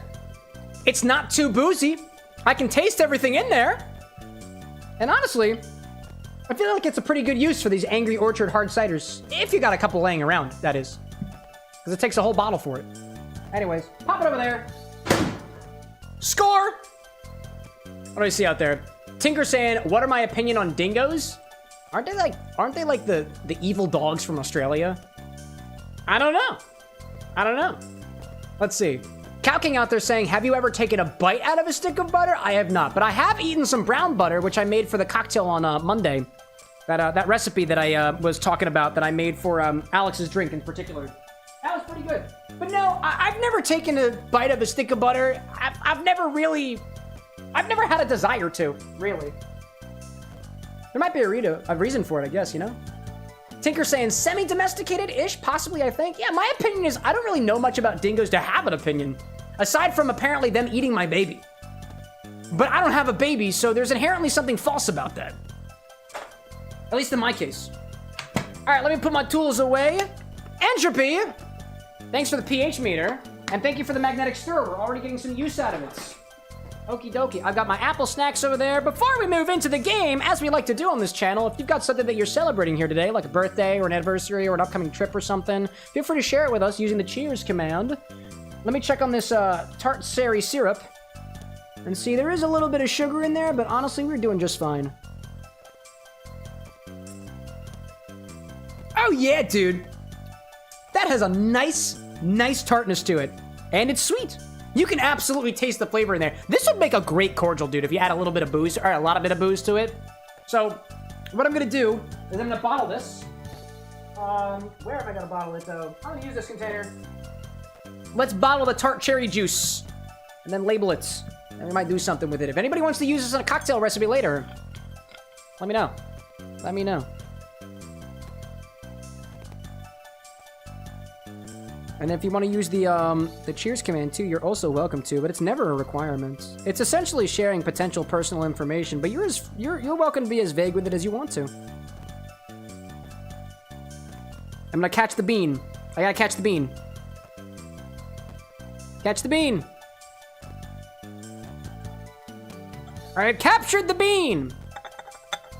And the syrup is done. The bean has been saved, chat. I've recovered the bean. And it's going into Taylor for a little while until I clean it. In any case, that's what we got. Yeah, dude, I think all the sugar is dissolved in there. Perfect. Let me write on here, tart All right, let's call it sour cherry syrup. Let's see. What do I see out there? Oh, only eat stick of butter if your mouth is on fire from spicy foods. Works better with milk. Honestly, that with a Sprite would be perfect for you. There we go, dude. Lean into what you like, chat. And then Obi-Wan's saying, is Disney Queen around, Cam? Things seem quiet? I don't know. If my partner is off screen, don't worry about her. Sour cherry syrup. Sour cherry syrup. Sour cherry syrup. 50 bricks. 50 bricks. 50 bricks. 50 degrees bricks. Are made on today, 11/12, the year 2025. There we go. Tinker says, Shadan! Shut up! Shut up about the Shadan! Okay. Oh my gosh. Anyways, so there we go. I got some sour cherry syrup. We can use this in cocktail recipes if we want to. What I might do too, chat, is because I have quite a bit of it, I might just freeze it, and then I'll inventory it for later. That way we can still use it. Otherwise, it's not necessarily difficult to make. We just make it on the spot. It didn't take that long to do that, right? All right, let me take this away, clean this up a little bit, and I'll do some cheers. Tessa, like, you mentioned Glittergate first, Cam. I mean, I didn't mention Glittergate specifically. I did segue to Glittergate when I found this glass, which does have a little bit of glitter in it. So admittedly, that is kind of on me. It's kind of on me, but you know. Jeez. Anyways, let's see. Rosewitch's like, I heard Shadan. No, you didn't. No, you didn't. You might have. You might have actually. That's okay. All right. Anyways. What do we got? Who's got cheers out there? Anybody cheersing off to anything? Color me curious. What do we got? Let's raise a glass to those who are I can't say anything. Let's raise a glass to those who are raising it with us here at the Bar with an X. So raise a glass to Rosewitch to getting your nails done in time so you can surprise your partner. Rosewitch is heading out of the country for a little bit, doing a little bit of traveling out there. I hope it goes well for you, and I hope that you enjoy the time with your partner out there. Let's raise a glass to Cow King. Praise the corn! For some reason. It does feed millions, so it feels right to praise the corn. Raise a glass to Jarvan to the hope of a successful job hunt. You got this, man. I know you do. You come in here with such splendor and poise and stage presence. How could you not get the job out there? Hopefully it's in theatrics. To Breaker for experimentation, and to Tinker, a big cheers to stream day. To everybody out there, Saudi if you need it, Kippies if you need it, cheers and Gesundheit, Slancha. Let's play a video game. Let's do it. Let's play. This does have undeniable peanutty notes, dude. That's that old granddad, I think, pulling its weight. Gosh. Anyways, what are we doing today? Oh, and cheers to Cow King for Shadan, apparently. Apparently. Can we see my glass? Do I have to? Hold on a second. Here we go. Tall ass glass. I feel like I need a straw for this, dude. I might need 2 straws, honestly. Let's see. Glorious out there saying some alcohol can't get here. Saw some people in your city saying they would use sour candy to make apple sour flavored alcohol. I mean, hey, if they won't let you have it, sometimes it's fun to take matters into your own hands. Unless it comes to distilling alcohol, in which case, at least in my country, federally speaking, I'm not allowed to do that. So, yeah, you know, whatever. Let's see. Jarvan out there saying, I love how you've asked me what I was interviewing for, only to miss the 2 messages mentioning it's a bartender position. It happens. Sometimes the message gets lost over here. You're interviewing for a bartending position? Oh, that's awesome, dude. Best of luck to you. Hey, you know what? If you picked up anything from this show, don't feel like you have to mention it, because, you know, we're the amorphous blob of the internet. You can just say you watched a YouTube video, which is technically accurate, you know? Good luck out to you there, Jarvan. I hope anything that you've seen on the channel here might have helped you out there. And if so, I want to know about it, dude. I want to know about it. All right, so we last left off pretty much exploring the world of Kirby and the Amazing Mirror. That's where we're at. We're going places. Let's see. Glorious out there saying, no, they said they would let the sour candy sit in alcohol for a little while. No, I got you. I'm just saying, like, if you wanted to make the booze yourself and, you know, had a still or something in your home, at least where I'm at, I'm not allowed to do that. where I'm at. I know y'all are up there in Canada, so I don't know if the rules are different. I want to say, based off of the research that I did, that... Oh, shit, no, come back. I want my laser. I want my laser. I think based off of the research that I did, and obviously checking with your local laws, Canada, that if you do have, like, a home still, you can distill things at home in Canada, up to a certain amount. I think it's okay. But again, check with your local jurisdiction. Gosh. Honestly, this cider is delightful, dude. I really do get a subtle note of peanuts. And I know it's coming from the granddad. I know it's coming from the old granddad because I've experienced a little bit of those peanutty notes on my own. But also, one of the reasons I picked up a bottle of old granddad to begin with is because Greg from How to Drink specifically mentioned that he enjoyed the peanutty notes of it. Oh, I lost them. Dude! Come on. Anyways, I like it. I like it. I see CJ out there saying Canada. Who else is a Canadian? Don't feel like you have to raise your hands at once, chat. Jarvin out there saying that you've been tending for a couple years now before you found the XR, but your current bistro is seriously getting to your nerves. Well, there you go, dude. Yeah, best reason for you to get out there and do what you gotta do. Get out of there. Move to on to better pastures, so they speak. So they say, you know? I cannot believe that thing took my power up away from me. I'm very sad about that. Glorious in chat saying that you used to live in Nunavut in a small town, was embarrassed because your dad was in a newspaper saying he would want a bar in town if they build something new. Secondhand embarrassment from your parents? I feel. A little bit. Let's see. Oh, hold up. Don't touch. Have I not been here before? I know I don't have a hell of health. I know I don't. I'm gonna die. Oh, actually, I have protection here for a hot second. I see Proton in chat saying, the thing about alcohols not being available reminds you what in your country you can't sell or buy drinks with an alcohol percentage over 54%, which means things like absinthe cannot be sold there and can only have fake-ish absinthe with less alcohol. It's kind of unfortunate. I mean, no matter where you go, you're gonna have a special flavor of that. At least, fucking, oh my god, dude.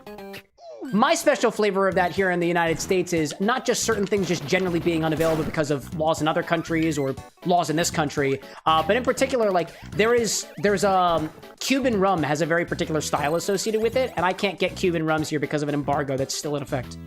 Don't get me wrong. And I'm saying this off the record, chat. Off the record.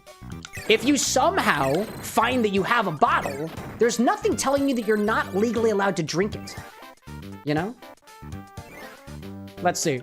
I'm seeing Michael Prophet popping in saying, what's going on? Oh, you know, the usual. Cocktail mixology, video games, Kirby and friends.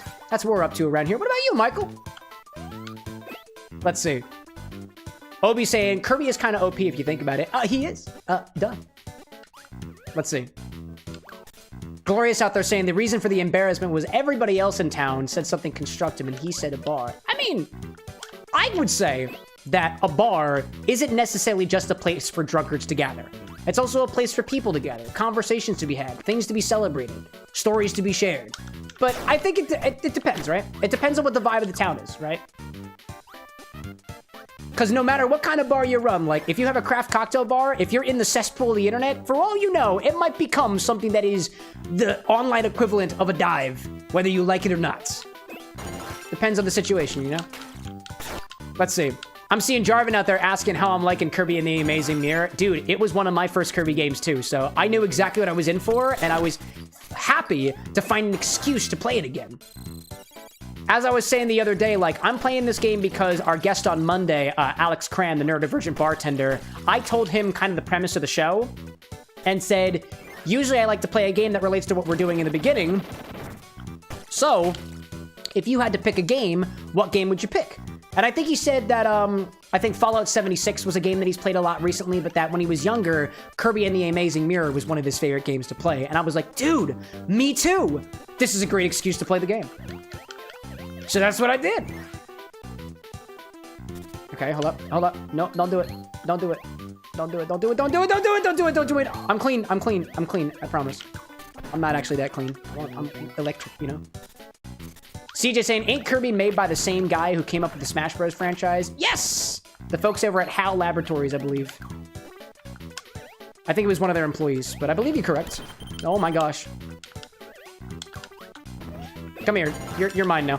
We're all flaming together, dude. If you're gonna do this, we're all gonna play together. Let's see. But yes, Masahiro Sakurai, as Jarvan was saying. Oh, that made that incredibly easy. The burning ability made it... Whoop! Hello there. Don't touch. Don't touch.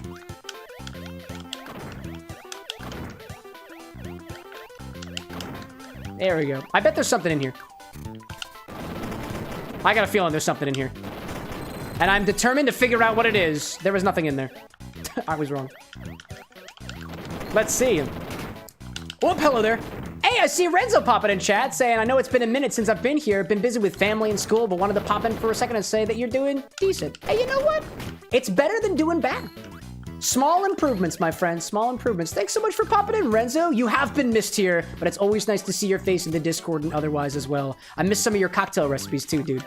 When you got some more time, we'd love to see you back here again. But either way, put your education first. Put your health first. And we'll see you back here when you're doing maybe a little bit better than decent. Or otherwise. We're here for you regardless of where you're at. Good to see you. I see Michael Prophet out there saying in a similar caliber that you're kind of tired and stressed out from work. It was chaotic. Oh, dude. I think of it this way, no matter what kind of work you're in, and I can even say this being in the position that I'm in right now as a content creator, that I've got my ups, I've got my downs, I've got my stresses, and I've got my relaxes. And I feel like there's things like that in every single business, every single walk of life, every single career. Can confirm that. Can confirm that. Anybody out there is just like, the life of a content creator is just all travel blogs and all expense paid trips to places you've never been and always wanted to go to. I'm not at that point yet, so if you figure out how to do it, let me know. Because I'm missing something. Oh, hello there. I'm gonna get you in your ear. Oh my gosh, hi there. I didn't think you really... Oh my gosh. No, please. Oh my gosh. Please. Hey, bud. That's all I needed. Oh my gosh, dude. Gosh, dude. Let's see. Glorious in chat saying, Masahiro Sakurai ages backwards. He sucks up all of our youth when we play his games. That's the magic. That is the magic. I see it. What was it? CJ out there saying, I really doubt he's going to develop another Smash Brothers game. I wanted to say, didn't he plan on Ultimate being the last one? Or maybe I'm reading the wrong stuff. Oh, I gotta get up. I want to get up there. I'm pretty sure I've been here, but oh my gosh, dude. Are you gonna do this seriously? No! No, no, no, no, no, no, no, no, no. I'm over here now. Can't touch. Can't touch. I don't want this either. I don't want that.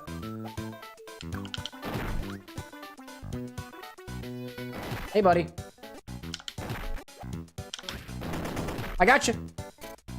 I bet I can get through that. Oh my god, it worked! Oh my god, it worked! Okay, okay. Alright, well, this feels harrowing. There we go, that works. There we go. Oh! No! It's okay, I've been back here already. I've been here already. That was exactly where I started in this area. Oh my gosh! Renzo in chat saying, I forgot that Kirby music heals the soul. Dude, I could listen to this music for hours, and when I was younger, I did. Oh, man. Dude, can we not? Can we not? I guess we can. Come here, dude. Let's see, let's see. Jarvan out there saying, can't wait to get your hands on a Switch 2 to play Kirby Air Riders. Oh, dude. Tell me more about... I've been absorbing all of the Kirby Air Riders content that I've been seeing on mostly TikTok, because that's what's getting served to me. And I wouldn't have it any other way.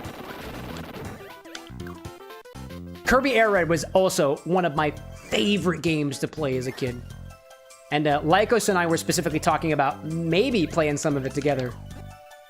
Off stream, perhaps, if there's sentiment for it, which I think there is. Based off of the last reaction we got for Lycos on stream, I think we could have him back again. Let's see. I see a CJ out there saying, I think the only way he makes another one for, specifically for Smash Brothers is if Nintendo pays him and a huge-ass bag of money for it. Now that would do it. That would do it. I don't know, man. I feel like... Assuming that Masahiro Sakurai is a fellow creative, then I gotta wonder, like, whether there is a point where... Is there enough money to make you feel like you could, like, you know, for lack of a better term, beat the dead horse that is your cash cow. It's not a dead horse either, right? What's the word? What's the articulation I'm looking for? Like, is there an amount of money that you could be paid to milk your cash cow even more than you otherwise would have wanted to? And I mean, like, you know, you need money to live. You need money to work on bigger projects, so possibly. Take that. Let me see out there. Jarvan out there saying, I have never played the original air ride. Unfortunately, by the time that you found out about the game, it was rare as hell, and the second hands were expensive as hell. That's fair. That's fair. If I'm being honest, the last time I played Kirby Air Ride, I emulated it. So, but I do have a disc. That's how I feel about games. If it's like, if something is like legitimately like prohibitively expensive, like, I feel like you got no choice, you know? Anyways. Oh my gosh, hi there. Is there a mini ability by absorbing this dude here? Because that would be so cute. Can I absorb you? Yeah! Mini Kirby. Oh, I don't know what to do with this info. Okay. Oh, I can go through. Oh. Oh. Hey, but. Oh, no. I want that. I want that. I want that. Hello, but. Okay. Okay. That's fine. We can do this. We can do this. I know we can. I know we can do. No!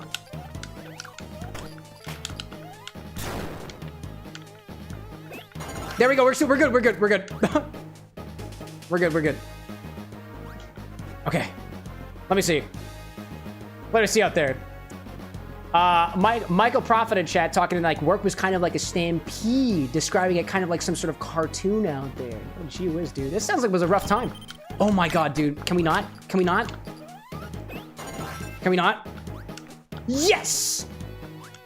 Oh no. Oh no. Oh no. Oh no. Oh no. Oh no. Oh no. Oh no.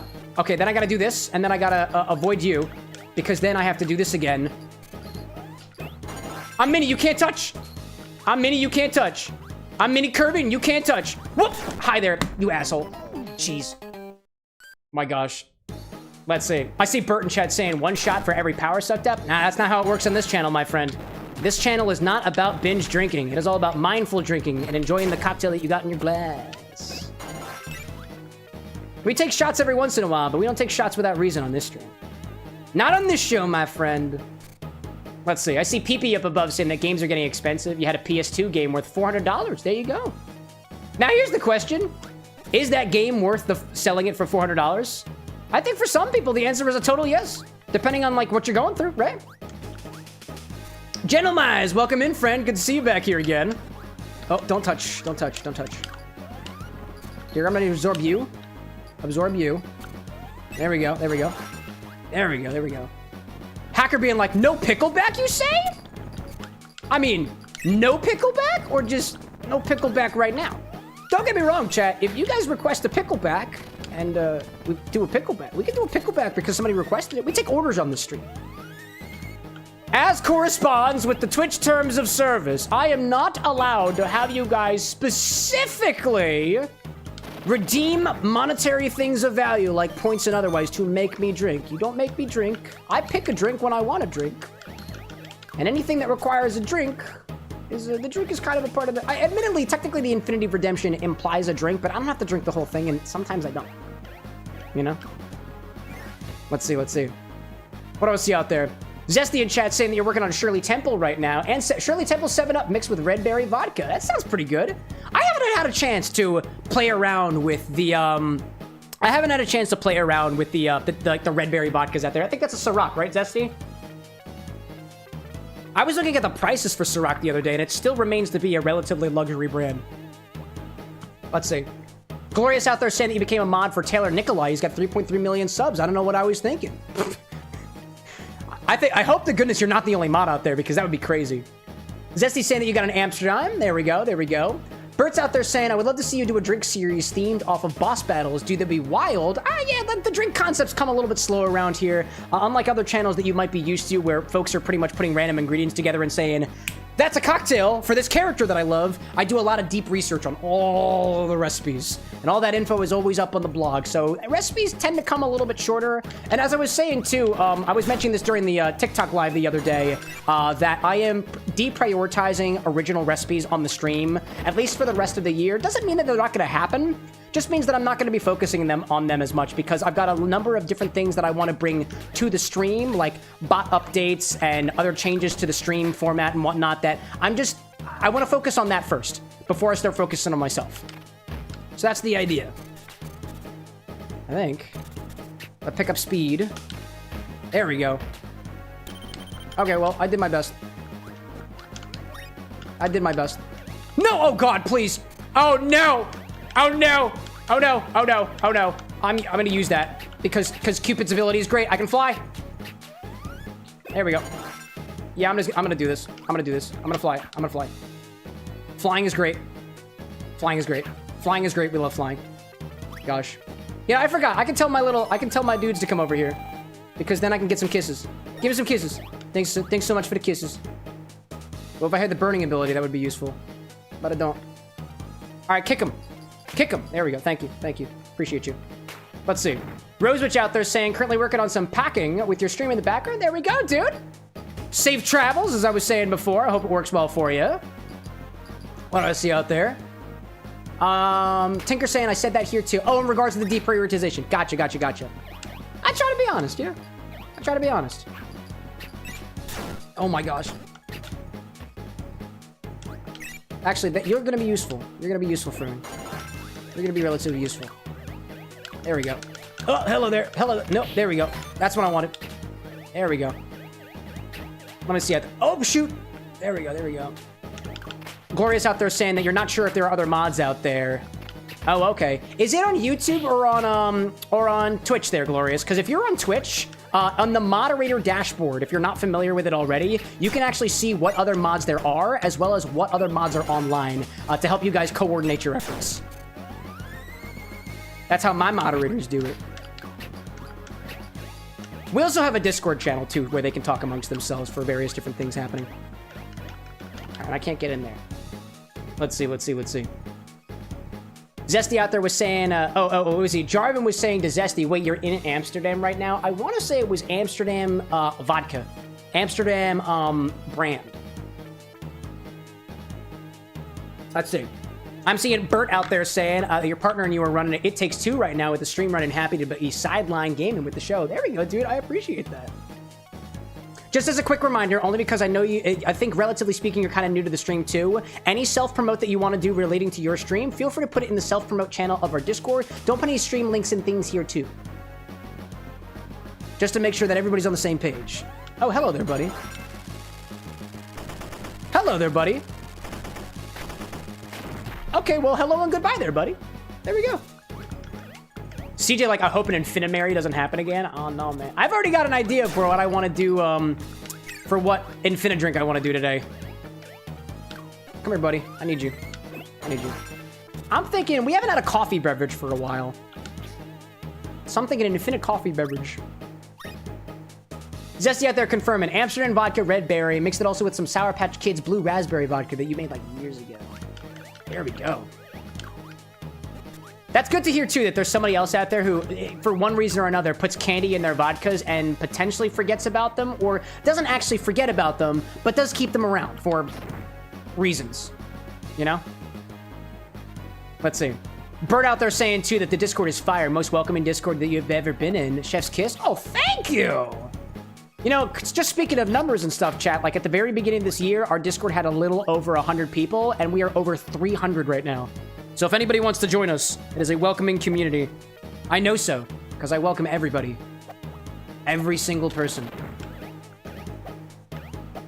CJ saying, I wonder, do Jolly Rancher flavored alcohols exist? I mean, nothing is stopping you from putting Jolly Ranchers in your vodka and bringing it to life. So, could it exist? Yeah! Does it exist right now? Probably. You know? Bitter Tree's out there saying that you went to go look at your GameCube games to see if you had the OG Air Riders, but sadly no. But you got Sonic Riders! Close-ish. Close-ish. Alright, I know exactly what I'm supposed to do here. No, it's not this. It's not this. It's not this. This is not exactly what I was thinking about doing. Instead, I want to do this. Come here, Rocky! Okay, I didn't want that. I didn't want that. Come here there, Rocky! Get smacked by the fox thing.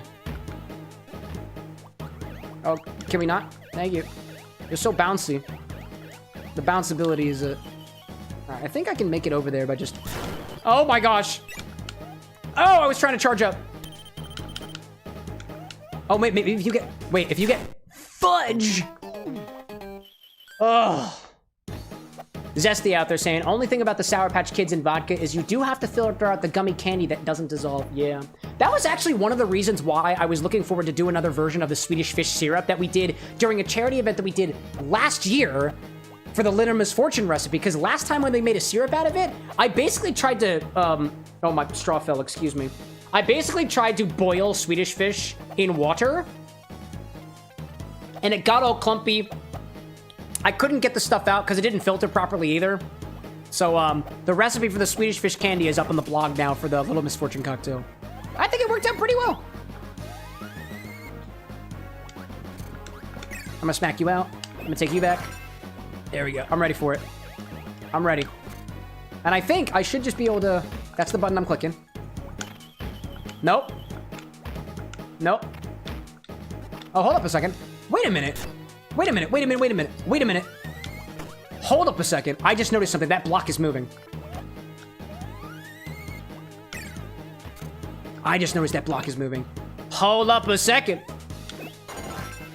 CJ out there saying, found a recipe already. Oh, for the Jolly Rancher vodka. There we go. It takes 20 of them, and then 1 1/4 cup of vodka and a teaspoon of white sugar. We're adding sugar? I guess it balances out some of the acid, right?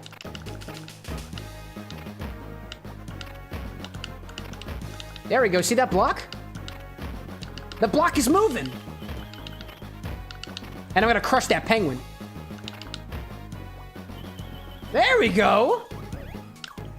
Can I go in there? Oh, hello there. Well, I'm cool now. Oh, is that it? Oh, that's it. Oh.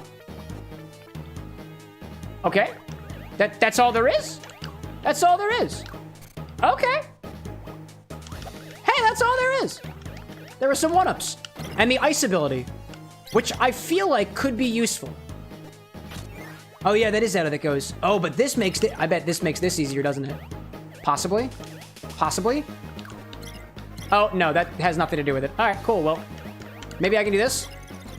Nope, that doesn't do it anyways. Alrighty then. Jarvin out there saying an Infinity Carajillo, perhaps, potentially, with the espresso too. Oh, that's an idea. I was thinking of doing an Infinity Iced Coffee. That's what I'm thinking. Sorry, an Infinity Irish Coffee. We could do... Dude, I'd love to do an Infinity Carajillo at some point because we've got the espresso machine now. We didn't have that previously. That was thanks to Entropy's kindness yet again. I see Jess the Journalist out there, in for your points, and we got some Kirby. Get out of here. All right. Oh, if I had the rock ability, which I don't. Which I don't. But I do got this guy. Oh, which could also potentially help with... Oh, hi there. You know what? You're coming with me. You're coming with me. Entropy, like, I love seeing my stuff being used. I mean, you have... I think purchased 90% of the stuff here on the throne. That all the stuff that we've gotten from the throne wish list, you are to thank for most of that. So I appreciate it. We got a couple of other things up on there too, Chad, in case you want to contribute as well as a crowdfunding project for a centrifuge, a culinary centrifuge called a Spinzall. It's basically a fancy way of clarifying things. And it works. Oh, that works too. Oh, that almost worked. Whoops. Tessa out there saying, gonna lurk for now. This game is just a bit too much for you to watch. No problem, dude. We'll be playing a different game next week. Jarvin out there saying, I completely forgot to check my Infinity Bottle TikTok. BRB, giving him a view. Go for it. Wait, Jarvin, which one did you redeem? Remind me. It's probably out there, right? Tinker in chat saying, I think we have the biggest spenders in chat being Obi-Wan and Entropy. Oh yeah, dude. Entropy is like the regal overlord of the throne, and we have Obi-Wan, who I think is the regal overlord of gift memberships on YouTube specifically. All right, so I need to get... The burning dude gives me access to the thing. Oh, Jarvan says I can actually suck the block up. Can I really? Oh, I didn't know I could do that. I didn't know I could do that. Check that out. I didn't know that. Hi there, buddy, asshole. Can you believe it? Wow, can you believe it? No, suck together. Suck together. Together. Me and you. Hold up, but first you're gonna get up there and then... All right, here we go. Suck together. Suck together. Suck together. Dude, can we not? Suck together, Chad. Why aren't you sucking? Why are you not sucking? Everybody suck together?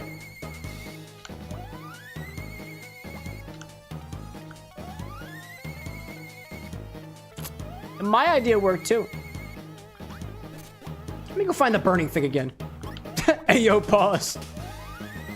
Oh my gosh. Entry like it's just like any other group project. It's okay. I'll have the little guys take care of this fox-looking thing. And evidently, every single time I hit something, it No. Okay. No, stop! Ugh. Suck together, my friends. Not like that. I mean, you and me, Green Cobra, sucking the world. No, son of a gun. Jeez. Everybody's dead. I've killed everyone. I've burned their house to the ground. Oh, no, not roly-poly-oly, please. I can't take anymore. No, please. There we go. Gosh. CJ, like, thanks for the clip. You're welcome. Thanks for your contribution to the Bar with an X community of clips. Okay. Carefully. Son of a bitch, dude! I can't believe it! The lava! The lava, dude! Why the lava? Damn hitboxes. Wow, man. Chat, I need a drink.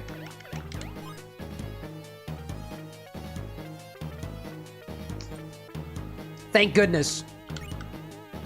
Hey, yo, Snake, welcome back with the hugs. Appreciate. Whoa, there we go. Go down for Saki. Oh, no. Okay, that was good. Oh, shit, dog. Hold up. This is my opportunity. Yes!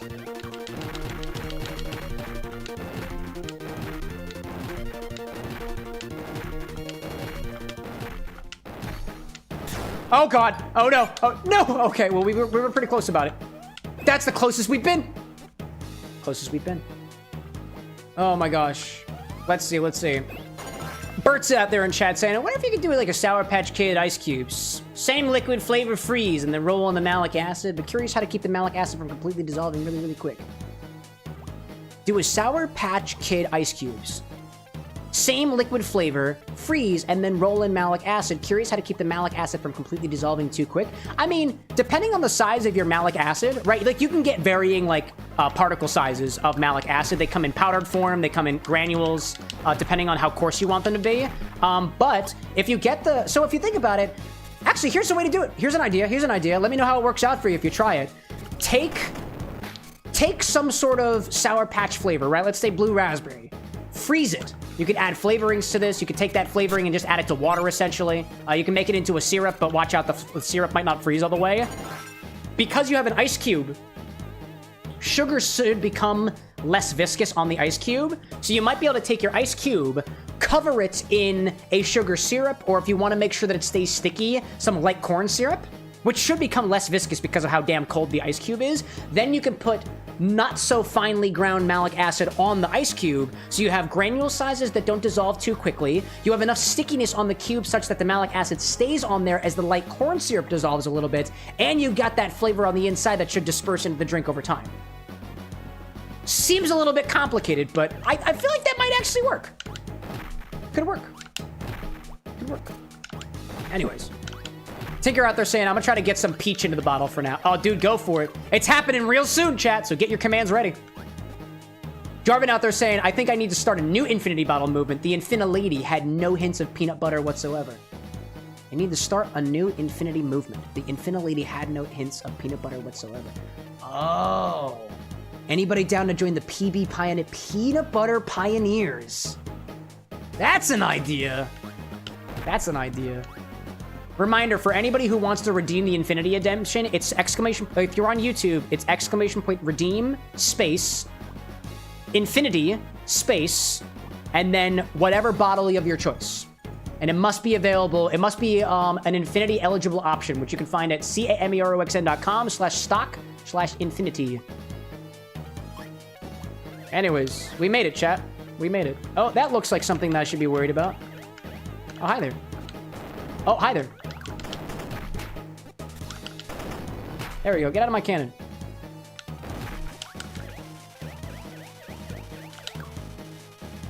I'm ready for it. Let's go. Upward and onward. Oh, it's a boss battle. I'm gonna call my friends. I need friends for this one. Let's see. Entropy and Stats chat saying, if you were willing to have a mutual enemy in Mint, you could partnership with the Peanut Butter Pioneers. You could.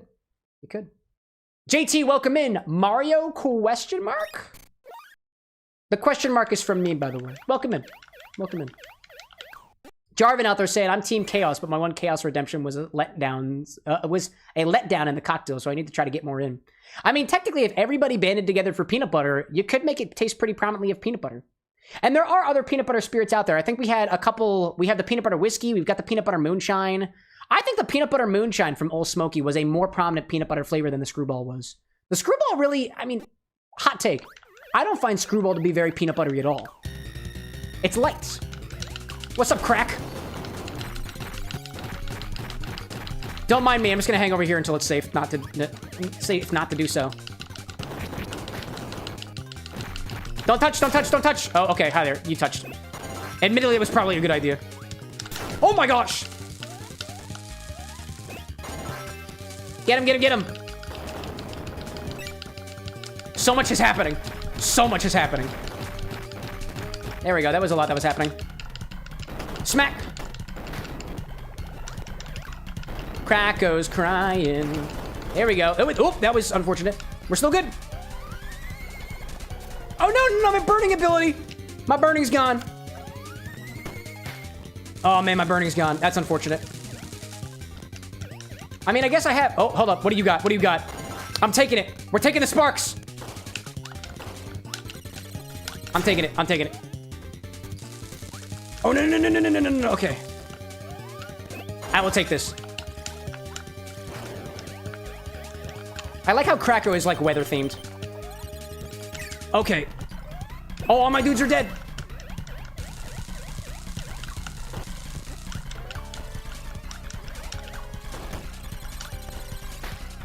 I think I could take him.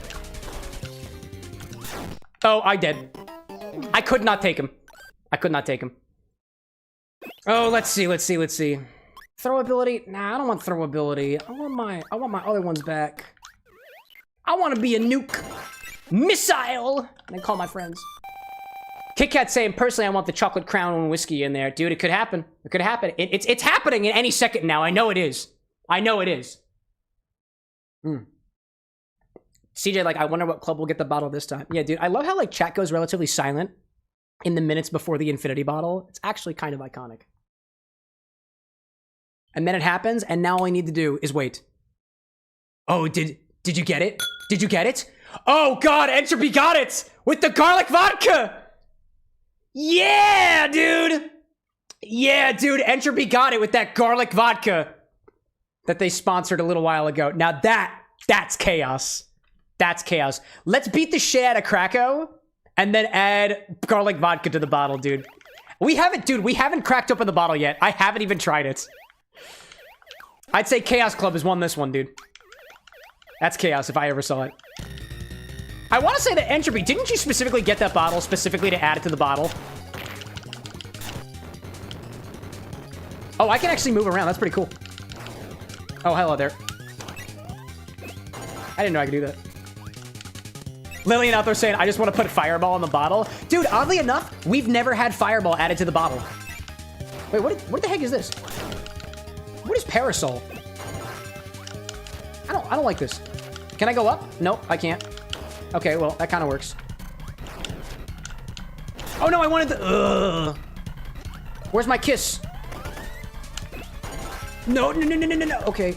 I really was hoping to get that dude. Oh, don't touch, please. Okay. Dude, stop. Okay. Is it just me and my parasol? Me and my umbrella. That's all I got, dude. Gosh, man. Let's see. Claps in chat for Entropy and the Chaos... what was it? The Chaos Club? What was the Chaos Club's name again? I don't remember anymore. I really don't remember. What did they call the... Is it the Chaos Crew or something? I can't remember. The Infinity Clubs are still new to me too, chat. Like, the Chaos Commune. That's it. That's it. That's it. The Infinity Bottle will open again next Monday, somewhere around 9 o'clock p.m. Eastern Time. Is it 9 o'clock p.m.? I think it's 9:30 p.m. to like 10:30 p.m. That's how it works. If you want updates on when Infinity is going to happen, there is a channel in our Discord server, as well as Twitter and Blue Sky. I also put updates on. Who's gonna use that? No, don't use that yet. Don't use that. Oh, okay. It's just gonna go away anyways. Alrighty then. I'm gonna do this more strategically this time, which was apparently not the way that I just did it. So there we go. Right up to the skies. Right up to the skies. Entropy out there saying, I would say it's a win for the Chaos Commune, but the Butter Council and the Pickle Club. Is it because that there's alliances happening? Because I believe that. I believe that. For any of you who has no idea what we're talking about in terms of clubs, there are roles in the Discord server now for different Infini clubs and a specific channel where you guys can basically plan amongst each other if you want something to get into the bottle to chat with your fellow core hosts so that hopefully you can all work together. Eventually, the Infinity Bottle will be changed slightly so that it functions on not a first come, a first redeem, first get basis, but it will be everybody is able to essentially put in a raffle for it, and it doesn't matter how fast you are, it picks randomly from everybody who has the points who decides to submit something. It just takes a little bit more editing on my side, mostly programming work and whatnot, and that's one of the things that I hope to be able to get out to you guys, specifically in the next couple months or so, since I'm specifically not prioritizing the original recipes. I've got more time for that. Oh, come on, dude. Ugh. But yeah. I know folks want the raffle method, so we'll get there eventually. It just takes a little bit of time. It's a little bit confusing to program. Okay. Let's see. I see Entropy out there trying to get people's input on what to put into the bottle next, if you still got points for it. Jarvan's like, Yellow Kirby has some luck getting the UFO. Oh, did he have the UFO? I guess he did, didn't he? Or at least for a hot second, right?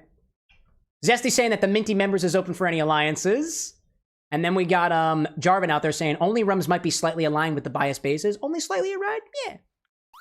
I, for one, am in the bias... Like, my club is the biased bases, because I want more bases in the Infinity Bottle. And technically speaking, the garlic vodka, I don't think there's any sugars added to it. I think it's quite literally just a clove of garlic in there, because that's all there... I'll show you guys the bottle when we get to it, dude. It's interesting. I want to say all they did was take their vodka and put a clove of garlic in it. I think that's all they did. I tried to, honestly, I reached out to Explorer Distilling Company or Kilimanjaro Distilling Company. I have two names. It's a little bit confusing for me. I tried to reach out to them for more details, and I couldn't get any. I could not get any. The bottle also says that it's made with specifically like 24 karat gold, and I just don't know how to interpret that. I don't know how to interpret it, so I want answers. I don't have answers. Okay, bud. Cracker, we're gonna get it. I also don't have that many lives left, so I have a limited number of chances here. If I can just protect my Kirby folks. Protect my Kirby folks. CJ's saying, Cam, it's probably gold leaf, but like, what part of the process do they use the gold in? Because there's no gold in the bottle, by the way. There is no gold in the bottle. It is completely clear. There's no gold. It's not like Goldschlager where there's actually gold specks floating in it. It says on the bottle that it's made with 24 karat gold, but I don't know what the purpose of that is in the distillation process. There's probably a reason for it. I just don't know what it is. Oh, man. Oh, that was only one. We're gonna beat Krakow or lose all of our lives trying. Stephanie, welcome back. Hacker saying, I want absinthe in the infinity bottle. Oh, you mean absinthe in the infinity bottle again? We've had absinthe in the bottle one time. Oh, you know what? Actually, when I get low, then I'll call them. Oh, I don't have enough to call them. Oh, I don't have enough to call them. This was a bad move. This was a bad move. This was a bad move. Oh my god.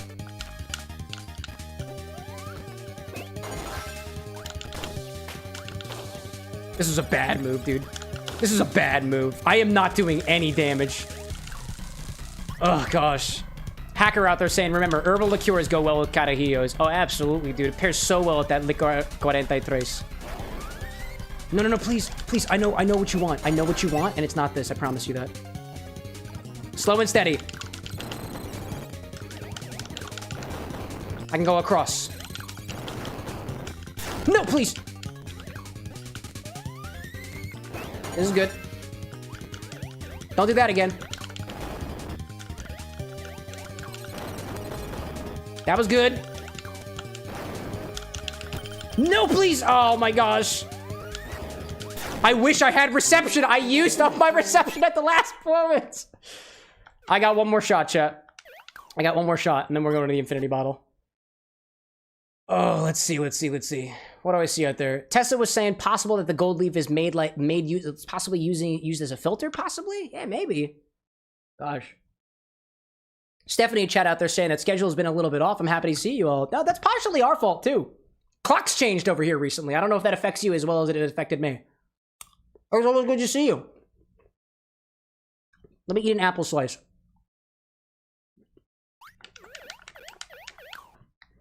Actually, there's an ad break trying to start, so I'm going to make it happen now and go get the garlic vodka and prep for the infinity segment. So I'll be back in a hot second.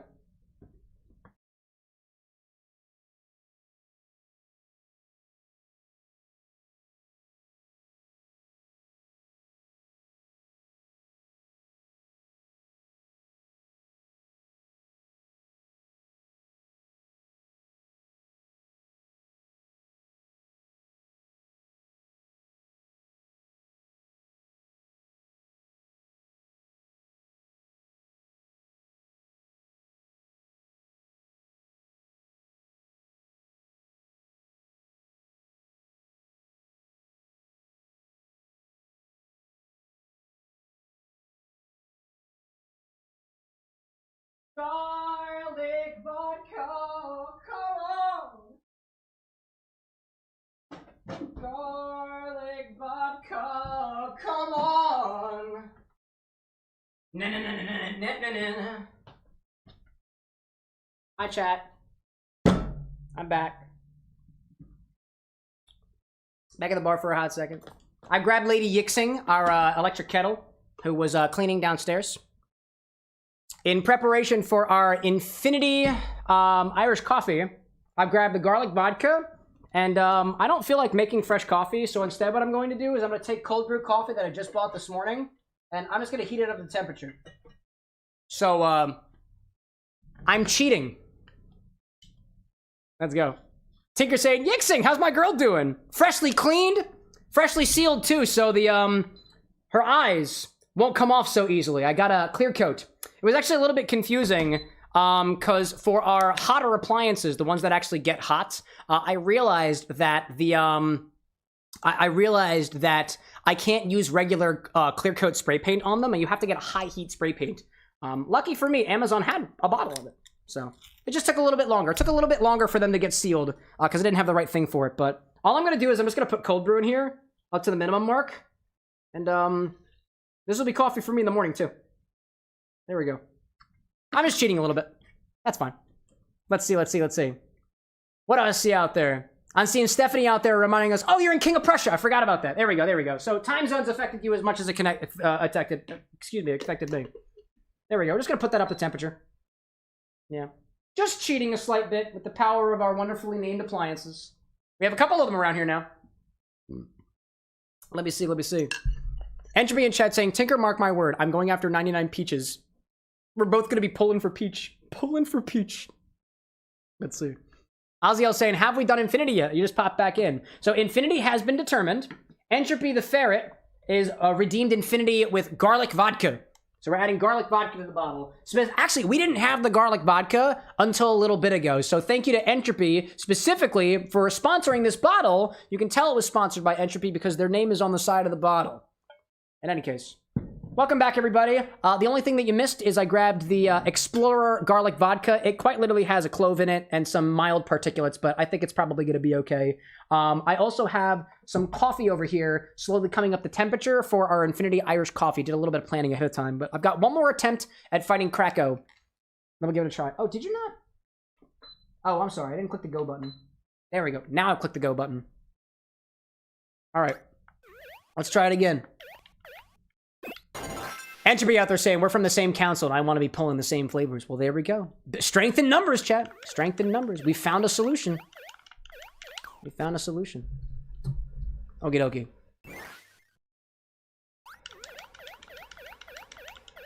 All right, let's do. Call my friends. Call my friends. Are you kidding me?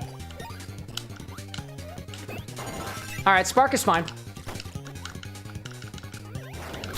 No, Spark is not fine, dude. Spark is not fine. No! I do not like how forward Krakow's being right now. Beam?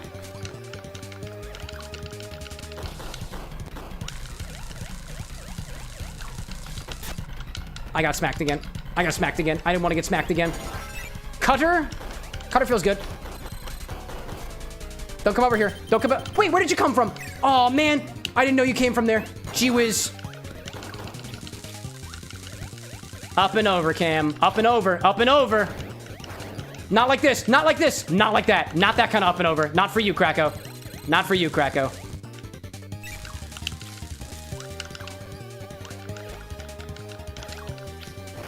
Oh, I missed it. Up and to the side. There we go. That was good. Going up, and then to the side. Going up and around. Nope, that was bad. That was the last one I had. Ooh. All right. Okay. That was so annoying. All right. Let's do an infinity bottle, shall we? Oh, that was the wrong button. Hold up. Taking the recipe off the screen because we don't know it yet. Ugh. Strategy, chat. This is the same struggles that I went through as a child, so it's great. Oh, this is fizzing. That makes sense. It happens when you, I guess. That's got a beautiful fizz to it, chat. Check this out. I'm just heating cold brew coffee, and it's got a beautiful foam to it already. And it's like, what's in the kettle? Coffee! Just straight cold brew coffee, because I'm cheating a little bit.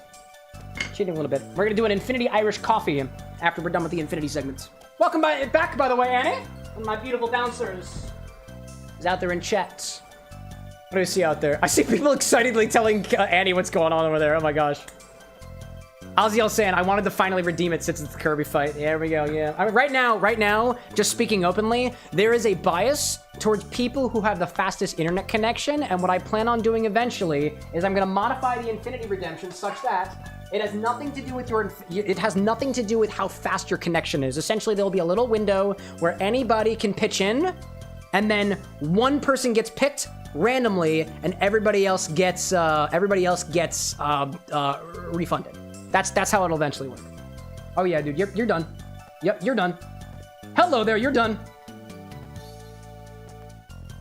Dude, check that out. Yixin is bubbling. Yixin is bubbling. That's hot coffee if I ever saw it. That's not even up to temperature yet, dude. Yeah, wow, dude, that is a rolling boil. Nope, you're good. You're good. Yep, you're good. Hello there. Hello there. Yeah, you're good. That was awesome. Firewolf, welcome in, by the way. You are just in time for the next Infinity Bottle Redemption. And he's like, the cold brew is going to taste burnt? Maybe. This is your Infinity Bottle. Every single time we take from the bottle, we've got to put something back into the bottle, so let's give it a try so far. Yes, it might taste a little burnt, but if I'm being totally honest, I kind of like it that way. Let's see. Any out there saying hi, TikTok chat? Oh, yes, you can. By the way, some people's stuff isn't appearing at the bottom of the screen right now. The developer is aware of the issue, and he hasn't fixed it yet. There we go. And he's like, for hi, TikTok chat for the edit. Now I get it. P. Abayada asking, what kind of coffee? La Colombe. La Colombe is the coffee. So I take it off like this. And then I get a little sound on it. Yeah, La Colombe, local, relatively speaking. Yeah, I was actually just looking at a Discord thread in the developer's Discord server for the chat aggregator, which is called Social Stream. If any of my other content creators out there are curious of how I put the YouTube, the Twitch, and the TikTok chats sometimes all together, it's using this thing called Social Stream down there. The developer is aware of the issue, tried to fix it, thought he fixed it, but didn't, actually. So, here we are.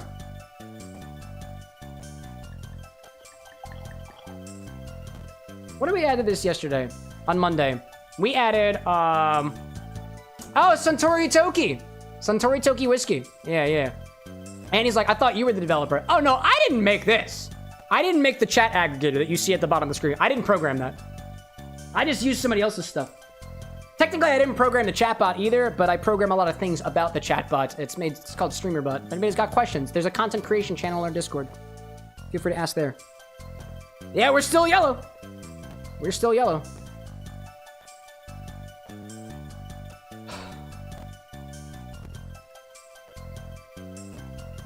I wouldn't say that smells much different than last time. Still grape, still mint, still herb, a little bit less so. And maybe a hint. Among those three, I feel like it's leaning in the herbal direction right now. Yeah, that's what I'm going with.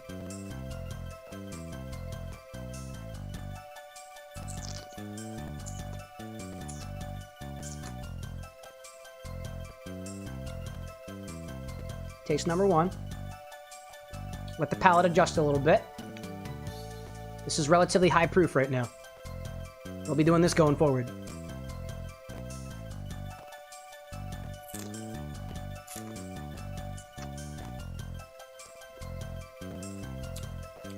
That tastes significantly less like grape than it did on Monday. What the heck? That's a lot less grape than it was. It's a lot less mint than it was. But I don't think it tastes like anything else in particular more prominently like. Let me re-articulate that. Sorry.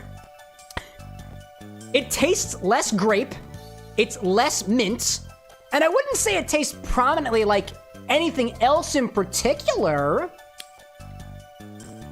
If anything...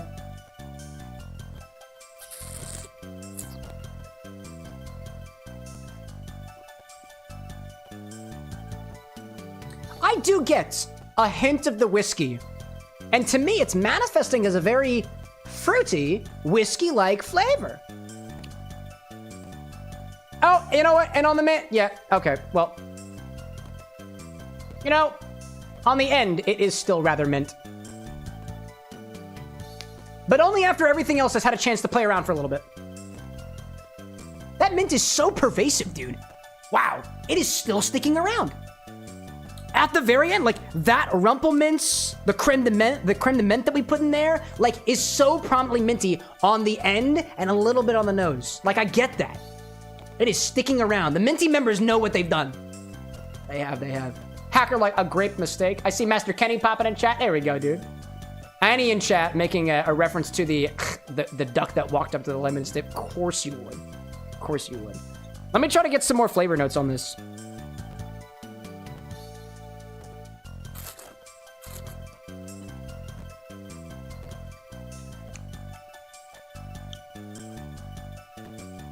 It does retain a sort of vegetal spiciness to it. All things considered, it does retain a sort of vegetal spiciness to it, mostly in the beginning. Mostly in the beginning. It fades to an herbal fruit territory.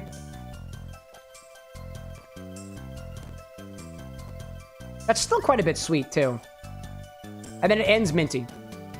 Like, I'm telling you, dude. The way this tastes in the beginning is nothing like how it tastes at the very end. That's kind of cool. I can't wait to see what was it, the garlic vodka? Oh, God, dude. And he's like, is it herbaceous, too? Damn right it is. Let's see. Zesty saying minty members for the win. And I see Broadtail Tavern popping in chat with a good old cheers. Cheers in your direction, my friend. All right, I know exactly what we're doing. We're going to do an Infinity Irish Coffee, but I got to get a recipe for the Infinity Irish Coffee, so that's what we're going to do next. So let me put this up on the page. Let's see. Let me go into my recipe keeper and see which one I'm looking for. I think I have a few Irish coffee recipes in here. Usually what I'll do, and if anybody ever has the question of how I come up with the Infinity recipes, I find a recipe and then I infinify it. Irish coffee. Do I have a recipe for an Irish coffee? Please tell me I have a recipe for an Irish coffee. Classic Irish coffee. There we go. This is from a Fine Wine and Good Spirits email. That's my local liquor store. 3¼ ounces of fresh coffee. An ounce of specifically Bushmills, the original Irish whiskey. Oh, yeah, sure. Classic Irish coffee. Yeah, sure. Oh, I need Irish whiskey for this one. Demerara syrup and whipped cream. I thought an Irish coffee was topped with heavy cream. I want to put this out to the crowd. Chat, what do you know an Irish coffee to be? Because according to my local liquor store, it calls for a specific Irish whiskey and whipped cream on top. That seems off to me.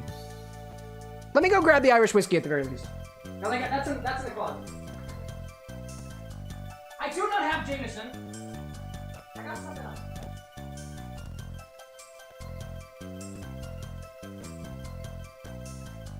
I got this Kilbrin. It's cheap, and I bought it at Total Wine. It is indeed an Irish whiskey because it says on the bottle it is a product of Ireland, which I certainly hope Irish whiskey is.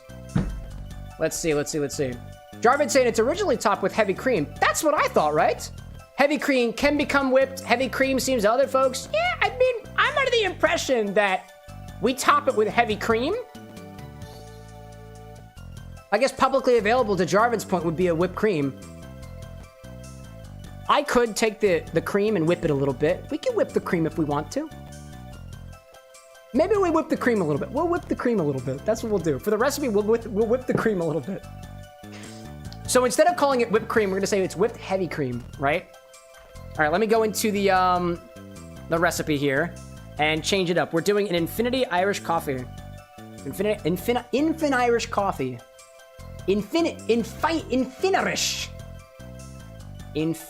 Infinirish Coffee. That's what we got going for us today. Let's see, and this calls for, click over here, 2 ounces of Infinity number, this is what, 82? 82. Infinity 82. This is a good, we're pouring this in a coffee mug. This thing calls for a total of, how many ounces? For 5 full ounces of stuff. So we have 2 ounces of Infinity mix. We're gonna do, half an ounce of Irish whiskey. Make this a little bit boozy. Half an ounce of Irish whiskey. I'm using Kilbrin. Irish whiskey. Irish whiskey has an E in it because Ireland has an E in it. Now you know. Kilbrin. This is a sherry cask, right? Kilbrin sherry cask finish is what I got on this one. We have, what was it, 3/4 ounce of Demerara syrup.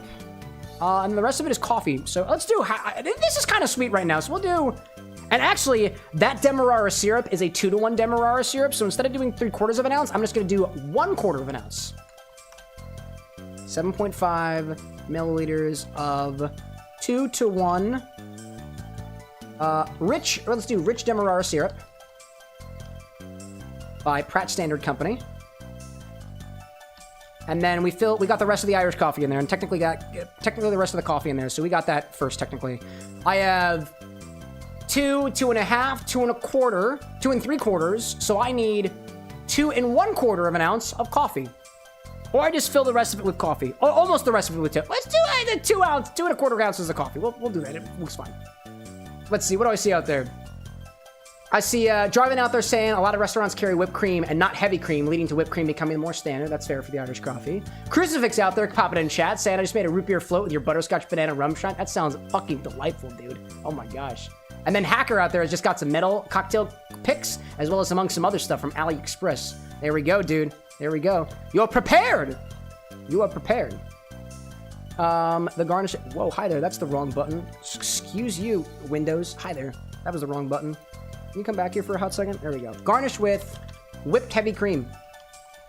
Whipped heavy cream. Method is combine, right? Combine all ingredients except for the garnish.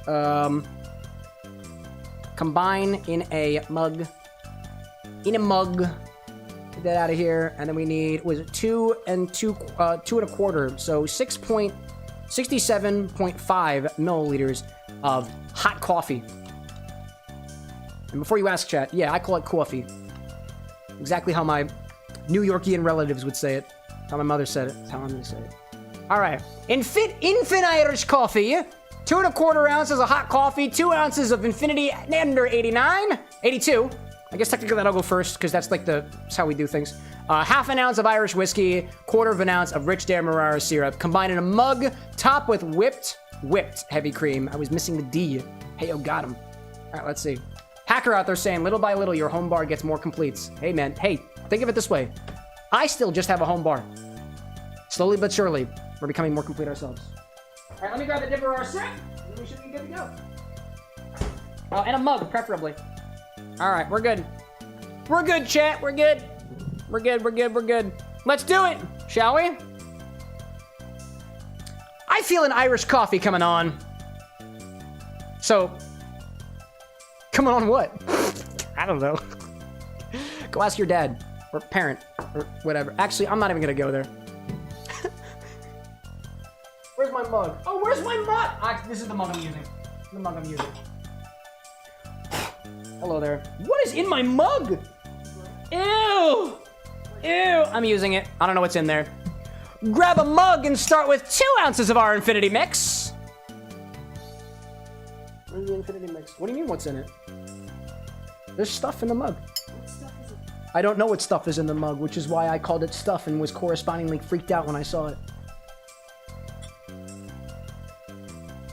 You can look if you want to. She's inspecting the mug. It looks dirty. Yeah. I cleaned it once upon a time. I thought I cleaned it recently. I've been wrong before. But I want this mug. It's dirty. Now it's my dirty.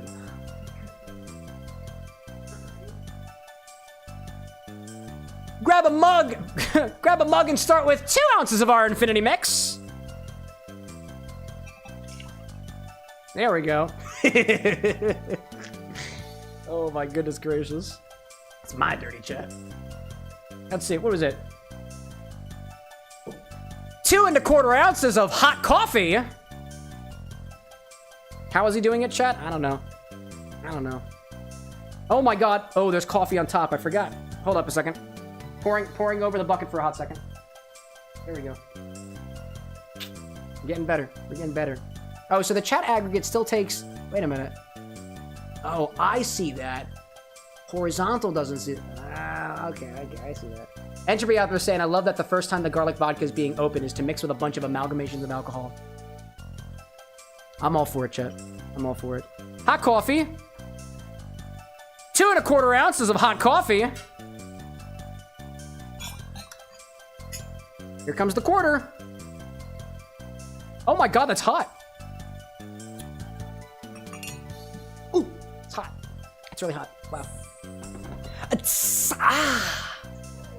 Hot coffee. Oh fuck, it's still hot. What was I thinking? What was I thinking? Irish whiskey. Irish whiskey. That's what comes next. Whiskey. Half an ounce of Irish whiskey. It's still hot. It's still hot. It's still hot, by the way, chat. It's still hot.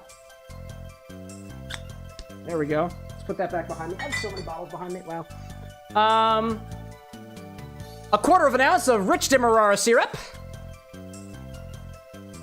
Let's see, actually, hold up a second. 1/4 ounce of rich Demerara syrup.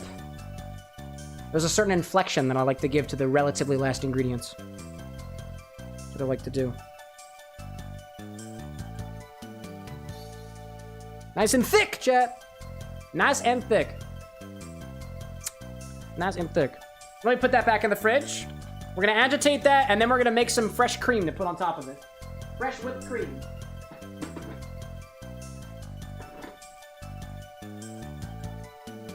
Let me grab our heavy whipping cream, as well as something to whip it with. Something to whip it with. Rosewood saying, also, I see the Shadon into order there, Entropy.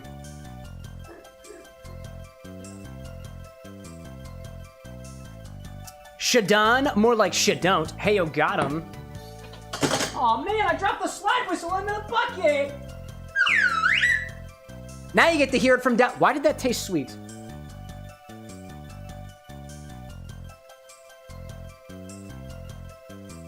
Mark, how you doing, bud? Good to see you. No, not pineapple, Mark. Mark with an underscore. This guy's into, like, beers and wines and shit. Not pineapple, Mark. That's a different Mark, actually. Chat, why are you shadoning me? Don't you do it! Don't you do it! I'm watching you! I'm watching you. That's her call, by the way, chat. It's in your head. Where did you get that? Where did you get that? Where the...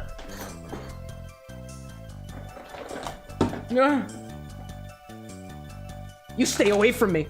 I'm gonna use this. Ozio, like, are we doing mayo? No, it's just glitter this time. It's just glitter. Oh my gosh. Give this a slight agitation. Top with some freshly whipped cream. Here's the agitation. Oh. Sorry. I will be using this bar spoon again in just a brief moment. Tinker's like, it's in your hair? No, it isn't. No, it isn't. I showered this morning. Let's see. Ozio's saying, is there still glitter from that last time she blew it everywhere? Yep. And it will continue to stay here forever. Probably. Freshly whipped cream! Oh, this isn't even open yet. There we go. Yeah, that looks whippable. Let's put some of that in there. Maybe a little bit more. There we go. Whip it! Let's whip it, chat. How to make whipped cream. Take some heavy whipping cream and do this shit with it. There we go.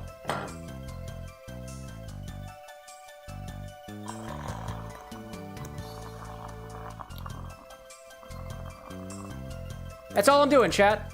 Using a milk frother, whipping some cream. That's all it is. Yeah.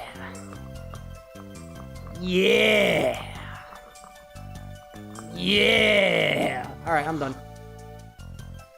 That whippy enough for me? Oh, yes.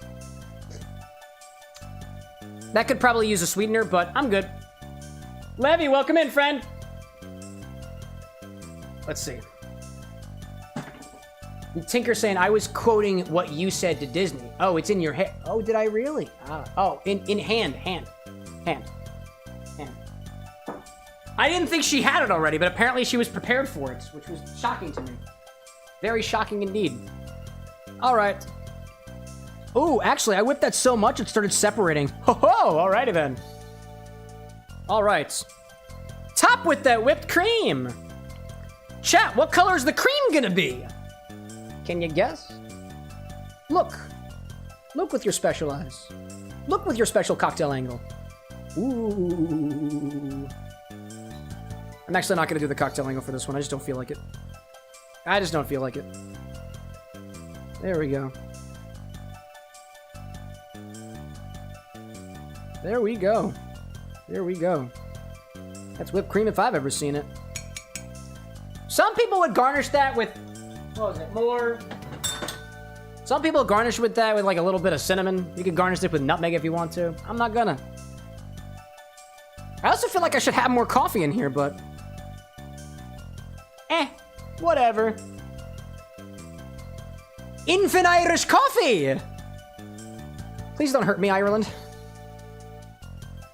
Please.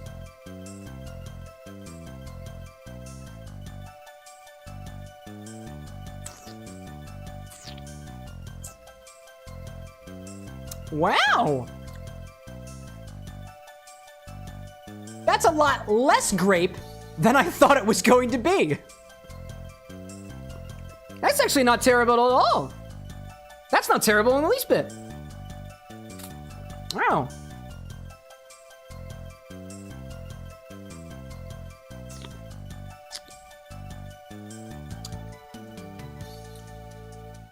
This tastes like it should be some coffee shop's interpretation of a seasonal latte. Like, don't get me wrong. I taste the cream. I taste the coffee. I taste a bit of grape, but it's mostly just like, it tastes like some sort of proprietary flavored fruit syrup that somebody added to like a Starbucks style latte. It is on the sweeter end, don't get me wrong, but you get some of the roasted notes from the coffee, which personally I appreciate. This is pretty easy sipping, all things considered. Oh, and you get the bite of the whiskey.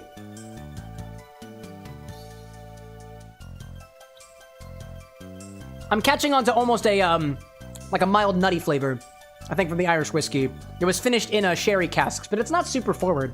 It does come across as almost, I think the sherry cask finish on that Irish whiskey, which to me comes across as a little bit nutty, is manifesting in the drink as almost almond-like. But then again, the almond flavor could be coming from the whiskey. It could be coming from the bottle, because I'm pretty sure we've put amaretto in here at least once. And sometimes some of those infinite flavors tend to bubble up in the cocktail in ways that it's not necessarily able to be perceived when you're just sipping the spirit on its own. That's the beauty of cocktails, you know? Let's see. Entropy saying, how do you delete orders? Exclamation point, clear order. Clear order. One word. One word. Reminder, it is destructive, so use it wisely. Use it wisely. Yeah, clear order. I see Union still out there saying like, and did it, how many D's is that? A lot of D's, my friend. I want to get those D's checked out. This, honestly, this is likely one of the least offensive Infini cocktails that we've made in a while.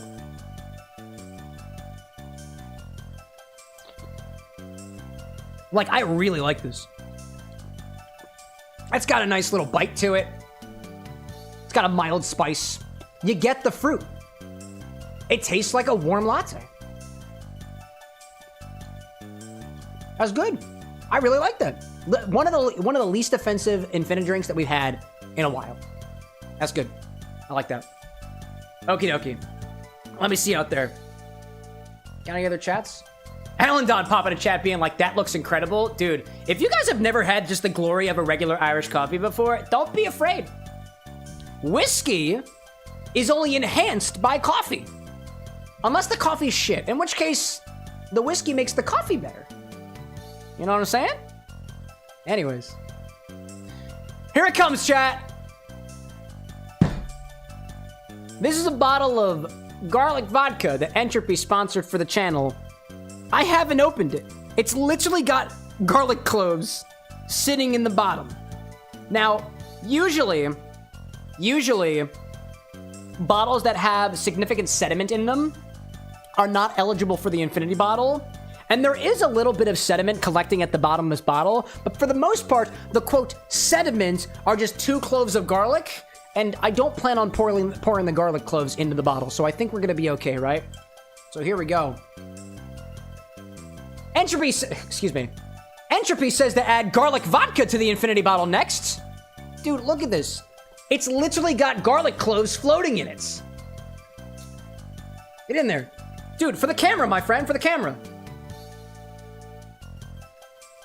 Literally, do you see that? Do you see that? You see that right down there? It's got garlic floating in it. Gosh. Tinker's like, pour the garlic. Oh, I'm absolutely tasting this first.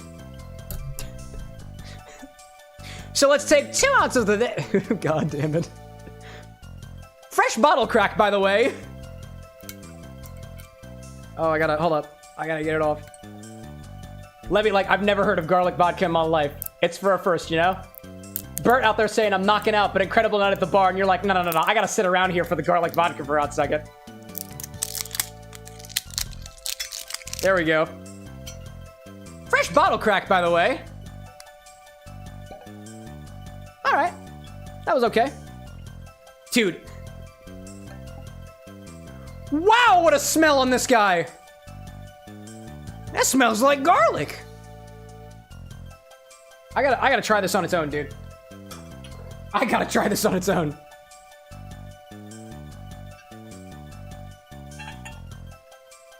Just a little bit before we put it in the bottle.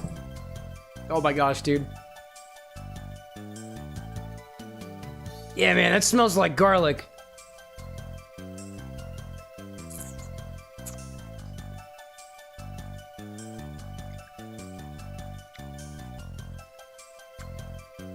It's not as spicy as I thought it was going to be. It actually kind of tastes a little bit sweet. Like a sweet garlic vodka in a way?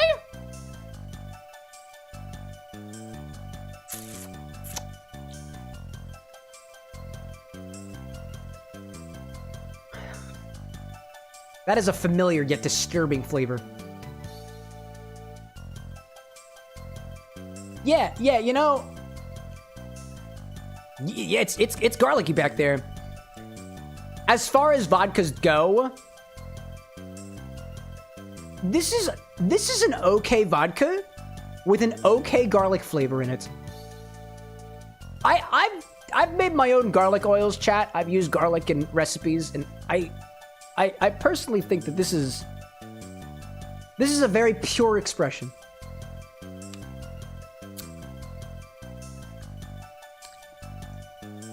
Huh. It does taste like garlic, don't get me wrong. But it also tastes like vodka. And I think it tastes more like vodka than it does like garlic, despite the fact that the garlic is just sitting in there, dude. That was intriguing. It's a damn good thing I got an Irish coffee. Chat, little do you know, I had a feeling that somebody was going to redeem the garlic, so I made the Infini-Irish Coffee so that I could have a coping mechanism during this segment. Which is actually not how this goes, because I have no idea what's going to go in the bottle next. Anyways, so, let's take 2 ounces of this, put it in our infinity bottle, and check back on this again next time. Oh, hello there. Oh, goodness gracious. Oh, goodness gracious. All right, well. Here we go. Here we go. Oh, I need a funnel. Hold up. I need a funnel. I need a funnel today. There we go. Bert's over there on the YouTube side. I was on the edge of my seat. It sent you to YouTube. Oh, goodness. Let's see what happens.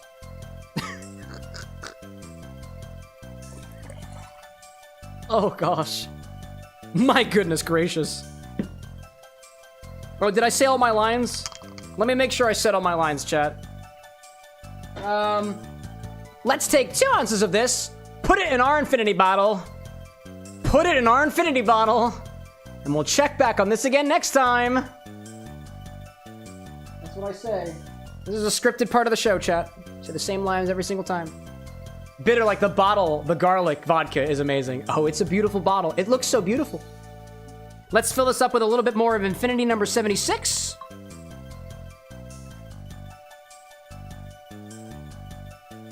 Oh my goodness. There is some... I can see the sugars in this thing, just like coalescing, dude. Oh my gosh. Hold up. Come on, dude. It's not easy, chat. Dude. I've got to get it on the first try, dude. It's fine. Gosh. Oziel in chat saying 76 just gave you PTSD because...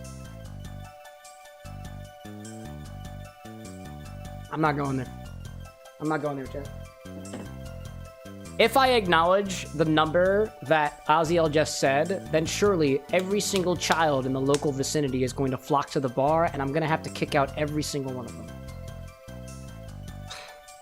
Hacker's like, close it one more time. That was actually the best one, to be honest. All right, cap that bottle off. Let's update the back end. Update our counts. And, yeah, man. We did it.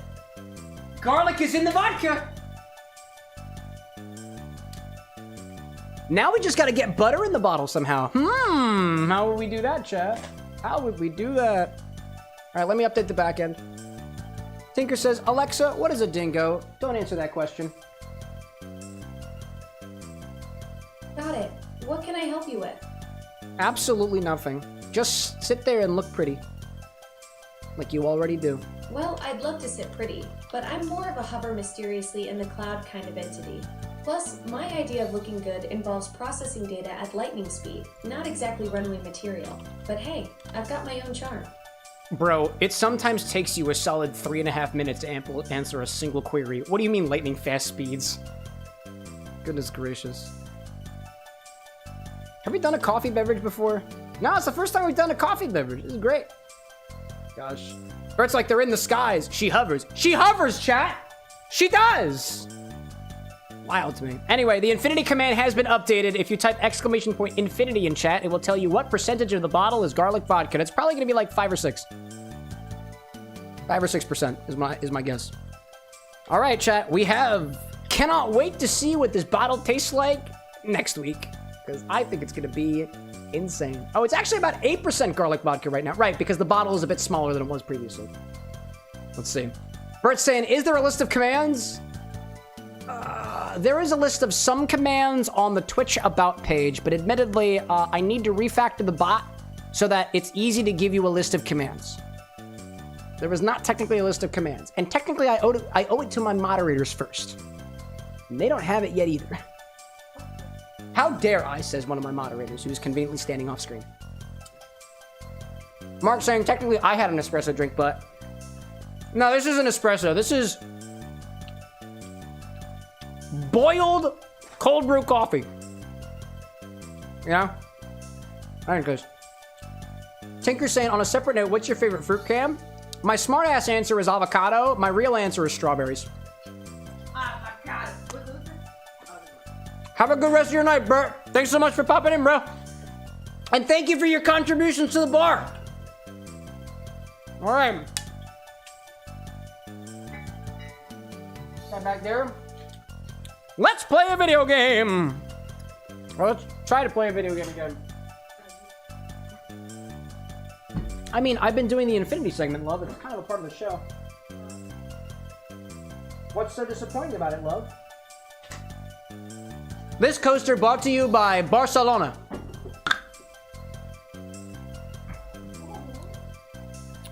Oh, by the way, I'm going to eat the garnish from the first drink.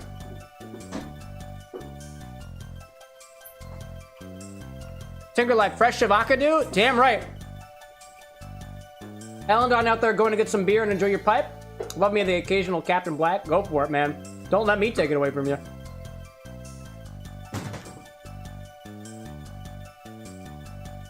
Both of these drinks are really enjoyable in their own ways, dude. The Whispy Woods was pretty good. This Infinirish Coffee is also very tasty in another way. Let me make sure I send it out. Publish the recipe. And while I'm at it, let me check how many requests we've got so far. I'm curious. Okay. So far, I've got, it looks like 8 requests so far this stream. We've got one from CJ, Jarvan, Rosewitch, Entropy, Sapphire, Atlas, Lillian, and Crucifix so far. All these are looking pretty good. Let me get an idea of I'm constantly like changing up the way that the bot, or not the bot. This is not the bot. This is something built on top of the bot. This little orders interface that I have here. So I'm looking at these ones in particular, and I've been changing around the way that it presents to me the tags so I can more easily see what the recipes are like at a glance. But let's see. Lillian out there saying that you've been asking for yours for months. Actually, you've been asking for yours since 6 weeks ago. I actually have numbers in here. You've been asking for the Animal Crossing one since the beginning of October, so it's only been about a month and a half, actually. Correction! It has not been months. It has barely been 2 months yet, but I see you out there. I see Rosewitch bopping the parrots in chat. We love to see that. Zesty's saying that Sapphire made this one specifically just to allow the crown chocolate to open up. There we go. I see that! That one actually has kind of got my preference right now, because what I try to do is I will give preference to folks who have not made orders on the stream before, because we love to see recipes for new faces. And I also like to prioritize bottles that have not yet been opened, and that crown chocolate still remains unopened. Let's see. Let's see. Good night, my dearest. I love you. Okie dokie. Let's see. I know we got quite a few recipes out there today. Let's see. So far, let me look through all the recipes actually real quick. So CJ's has got rum, sake, Japanese whiskey, green chartreuse. Oh, I'm out of green chartreuse, my guy. I just realized that. But we have the Genepi. We can always sub it out for that. This one from Jarvan is highball style cocktail called the Maxim Tomato Method. It's got, we throw the cocktail 8 to 10 times, so that's the method here. Highball glass with ice, preferably mint or any other greens, would emulate the tomato stem and leaves in the drink. Strawberry vodka, strawberry lemonade vodka in the X stock. We got that. Tomato juice or something adjacent. I don't have tomato juice, unfortunately. I have clamato, which technically would be the equivalent there if Jarvan's still out there. Lemon juice, wasabi sauce. I do have the wasabi. So this is a Bloody Mary. This is a Bloody Mary themed for Kirby, dude. That's intriguing. Let's see. I see it. Rosewitch's one, which is based off of their Witchy VTuber, uses that Floridora gin. That Florida gin I have. Again, I don't have enough of the Floridora Hendrix gin there, but we can always sub it out with something that still retains that sort of floral quality, depending on what we're trying to go for. The hibiscus lavender bitters and the creme de violet. I know that you've been waiting on this one for a few weeks too, so I'm thinking about that one. Entropy's out there is the... It's a follow-up. Oh my gosh, it's a follow-up to Omega's ovulation a couple of weeks ago. I know that they've been working on that one in the Discord. Quick update. I think we are out of bubblegum. Are we out of bubblegum vodka? No. We're not quite out of bubblegum vodka. We still have a bit left of that. I just changed out the container the other day. Sapphire's has got the Chocolate Crown Royal. A reason to open up the Chocolate Crown Royal, which is nice. Atlas's is the Purple Gin Elderflower Blue Curacao Lavender Syrup. There we go. I'd have to make... Actually, I do want lavender syrup. That's in the freezer. I'd have to go get that. Nook's Little Helpers is Lillian's. That's the spice rum. There's caramel vodka in that one. Do I have a caramel vodka? Because I just realized. Do I have one of those? Let me see. Let me check my stock. Which for some reason I don't have a shortcut on my phone anymore. Oh man. Xbar stock. There we go. Xbar stock. Lillian's saying we use the stock website, so you should. Yeah, I'm just making sure. I don't remember, like, if I have a caramel vodka, I don't remember what the caramel vodka is. So I just want to make sure I know what, basically know where it is. Caramel vodka. The caramel flavors that I have are caramel applesauce, swirl. I have caramel whiskey. I don't have caramel vodka. I don't have caramel vodka. I have caramel whiskey. So long as that's cool with you, we can always swap it out for that. And a couple other things. And then Crucifix is a lot of ingredients. What is this? Wakiki Woo-Woo. Whoa, dude. Rum, vodka, tequila, orange liqueur, almond liqueur, pineapple juice, orange juice. There's a lot in that one. Gee whiz. Right now, I am leaning towards Sapphires. But again, if you are newer out there and you're new to the stream, I give priority to folks who have not made orders on the stream before. And I have to get through my Infinirish Coffee, so... Yo, I see Cypress over on the YouTube side right now. It's Cypress. What's up, dude? The subject has returned. Let's see. Lillian out there, too, saying that you and Renzo worked on the Animal Crossing theme one together. There we go, dude. We love to see contributions from our community at large. Okie doke. Let me try to look at the map. Where the heck was Krakow? From here... Zoom with the A button. Nope. Okay, that's not the A button, apparently. That's the zoom button. I can go to the... Where was Krakow? Krakow was in Mustard Mountain, I think, right? The boss. Yes, that's where it is. So, there is a way, apparently, to get to... from Area 1, which is what? Rainbow Route. That's where I am right now, right? There's a way to get to Area 1 to Area, what was it? Area 4. There's quite a few places to get there. And apparently I need to get to that one. So the question is where? I can also... Oh, they all look like they come from Area 1. Oh, the only ways to get to Mustard Mountain are all from Area 1. Okay.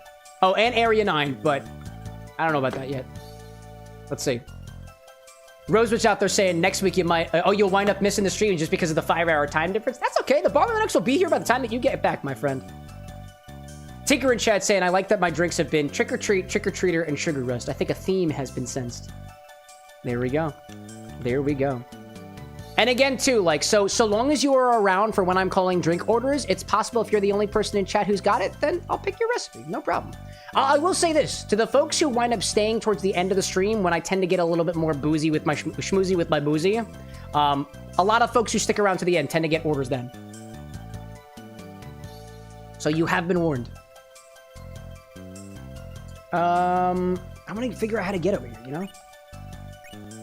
Area 1 to get to Area 4. So how do I get to Area 4? Area 4 looks like it goes... There's quite a few areas that go to Area 4. Actually, I don't even know where to get from here, dude. This map is still kind of confusing to me. Like... let's see. I'm going to go up here. I'm going to go in here real quick. And then I'm going to recheck the map. Oh, okay. That brings me to Area 4. Okay, I bop around to the different hubs. I see. Okay, so I should be able to go somewhere to Area 4. Oh, actually, hold up a second. This is my connection to Area 4, right? Oh, I've never actually gone here before. Yeah. Okay. I'm gonna make my way for the boss. So one of these directions I go will lead me directly to where I want to go. And I'll take you along with me. There we go. Is this where I want to go? No, it's actually the opposite direction. So, Sea Cypress has moved to the Twitch side. There we go. There we go. I'm going up here. Oh, shit. That's fine. Oh, my gosh. Please. No. We're off to a great start. Rosewitch out there in chat saying, I'm sticking around because you're great for the packing anxiety I'm suffering from. Oh, dude, trust me. I feel it. I feel the anxiety. Not necessarily the packing anxiety, but I got the angst too. I feel you there. Yo, Big Callan, welcome back, friend. By the way, Big Callan, I saw your drink request from Monday, and in order to put it in, I can always bring it back for you, only because I don't have the recall system set up yet. But I just wanted to give you a heads up. The recipe that you gave me looks like it's articulated in such a way that it encourages binge drinking. So I will not be binge drinking your drink. I'm just giving you a heads up ahead of time. Binge drinking is not one of the things we do on the stream. And by binge drinking, I mean like, oh, the game is to get it down as fast as possible, and I don't play those games. Just wanted to give you a heads up. But I think otherwise we've got all the things for it, right? Callan's saying too, you still taking drink requests? Yeah, I'm taking drink requests all night. I likely won't do too many of them. But, if you use that order command, you're in for the running. Oh, shoot. Oh, I guess I don't really need this. Oh, no, I do need this. Oh, I lost it. All right, I gotta die. I guess I gotta die. Oh, I see. Oh, hi there. Oh, I've never been down here before. Hello, I have fire now. Okay. Hi there, buddy. All right, I didn't know that I can go down here. Hey, let's explore for a little bit. Where am I now? Oh, an area that I can't recover from. All right, cool. Cool. Tinker out there saying we have like a total of 15 to 20 folks across platforms through the time of the night. Yeah. Let me tell you, what was it, Rosewitch? In terms of my anxiety, I was talking with a distillery earlier today, and let me tell you this, dude. I was so anxious earlier today that I was shivering. I was shivering here while I was in 3 layers of clothing and a jacket. That's my special level of anxiety. Let me tell you. And I'm happy to tell you about it, chat. I try to be honest as best as I can. Let's see. Callan's saying, is the recipe still up? or do you have to re-put it in? No worries. I just did it for the saw aesthetic. There we go. It's not currently up right now. You do have to resubmit recipes every stream that you're in. But I do have it built out in such a way that if you lost the recipe, I can recover it for you. I've been making some improvements behind the scenes. One day, chat, I will have it set up in such a way that there will be a recall order command. So if you want to see what recipe you have in right now, you can use !my order or my request or my drink. I think they all work. Eventually, we will have recall order or recall drink, so you can recall a recipe that hasn't been fulfilled previously. It'll be the last recipe. And then I know that there has been some interest from the community about potentially having a record of a drink history, but I honestly don't know how to implement that. So if we have some implementationally minded people out there who think, I've got an idea of how to implement a drink history command, like as in like you as the individual can query the drinks that you've suggested in the past that didn't necessarily get fulfilled, I'm all ears for it. I'm all ears for it. Zesty, like a total recall? Not a total recall. Not a total recall. Although, technically speaking, right? If we go back to all of the different drinks that you've done and you could recall all of the drinks, then yeah, I guess technically speaking, it's a total recall. Technically speaking. And then I bopped up here. And we're gonna go back for Kracko. I'm going back for a crickety crack. I'm going back for crack, chat. That's what I want. I want crack. Crack and Kracko. That's what I want here. That's what I'm in for. I'm that kind of individual. And by that, I mean like a thunder crack or thunder clap or whatever you call it these days. Do you clap clouds, chat? Or do you crack clouds? Goodbye. Goodbye, Jeffrey. Is what I've named that little mini. All right, let's see. Strategic platforming. Strategic platforming. No! Oh. That's unfortunate. I've died yet again. I lost my mini. Alright, well, I gotta do this again. Alright, well, this sucks. Cypress saying, how do alcohol piercing things work in the area? Do you mean pricing? Wait, what do you mean by... Wait, I'm so intrigued. Your message said alcohol piercing, and I'm like, you mean like, so if I get a vodka... like, if I get a gauge that's large enough for a... for a vodka bottle to fit into? Cypress saying perching. Perching? I'm gonna need a little bit more of an explanation of what you mean by alcohol perching. Purchasing? Like, how do I get bottles in the area? If you're referring to like purchasing alcohol, at least here in Pennsylvania, it's run by the government. Essentially, there's a organization called the Pennsylvania Liquor Control Board. They are in charge of all things approvals for alcohol in the state of Pennsylvania. Hey, there we go. I see Dave out there with the jewels. 1,000 jewels from Dave. Thank you, Dave. I'm gonna spend it on my alcohol piercing. It's happening, chat. It's happening. It's already scheduled. Subject saying buying. I'm exhausted from work. No problem, my guy. No problem. Yeah, I mean, like, it depends on what you mean by purchasing. Like, I go to a liquor store and I buy it. I show my ID sometimes and I buy it, right? Distribution is a little bit different, right? Like here in Pennsylvania, like, certain spirits have to be, they have to be approved by an organization called the Pennsylvania Liquor Control Board. And there are a lot of spirits that are, like, approved, but there's also thousands of, probably at least 1 million, like, distilleries out there, right? So it kind of depends. But yeah, like from a distillery online, if I can buy it, cool. If not, that's it, right? Like that dems the brakes. Having a Pennsylvania address does specifically kind of bar me from buying all the bottles that I want to. Being in the US also bars me from buying certain bottles that I might not be able to get that I would be able to get if I were in, let's say, another country. So it just kind of depends. I imagine it works like any other state out there. You get to check out, you say, can you ship to my address? And they say, no, I can't. And that's pretty much it. That's pretty much it. Yo, I see Ryan out there in chat singing the pirate song. There we go, dude. He knows what's up. Welcome in, Ryan. Good to see you, man. Were you bagpiping tonight? How the cult meetings been doing? By the way, I know I owe you a response on Discord. I have not forgotten about it. Things have just been a little bit busy for me behind the scenes. So please pardon my delay. Let's see. Ozzy was saying it's cool that there was a fucking corgi out there, dude. For the gems? Oh, yeah, man. Yeah. Let's see. Callan out there saying, put in the order. Oh, shit. Hold up a second. Hold up. Like, I gotta move. There we go. I gotta move. Put in 2 orders if that's okay. Only 1 order per stream. Otherwise, things get a little bit confusing. You can submit to orders if you want to, but if I'm confused and you're not around for me to decipher it, then I can't. Let's see. I see Cypress in chat saying, technically you have an unopened bottle of the rye that you like.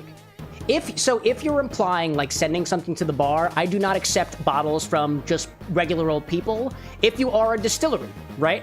If you are a distributor, if you were a brand, reach out to me via DMs so that the sober version of me can correspond with you about getting you shipping details. Because like I do accept bottles at the bar. I've gotten things from brands like Absente. I've gotten things from Allied Beverage and stuff like that. I buy things myself. I can get things from the Throne, depending on if it's available in my area. But like if you're just like me, Joe Schmo, I don't open up for bottle acquisitions, even if they're unopened. And that's mostly a matter of personal safety. All right, come here, buddy. Ryan out there saying birthday party for 3 people and at the shrine too. There you go. Only took like a 2+ months to respond to you. That's fair. That means that I've got 2 months to respond to you, right? Nah, I see it. Oh, I'm in the wrong. I don't want to be here. I do this and then do I even need to be over here? Oh no, I don't need the mini. I didn't need the mini. All right, here we go.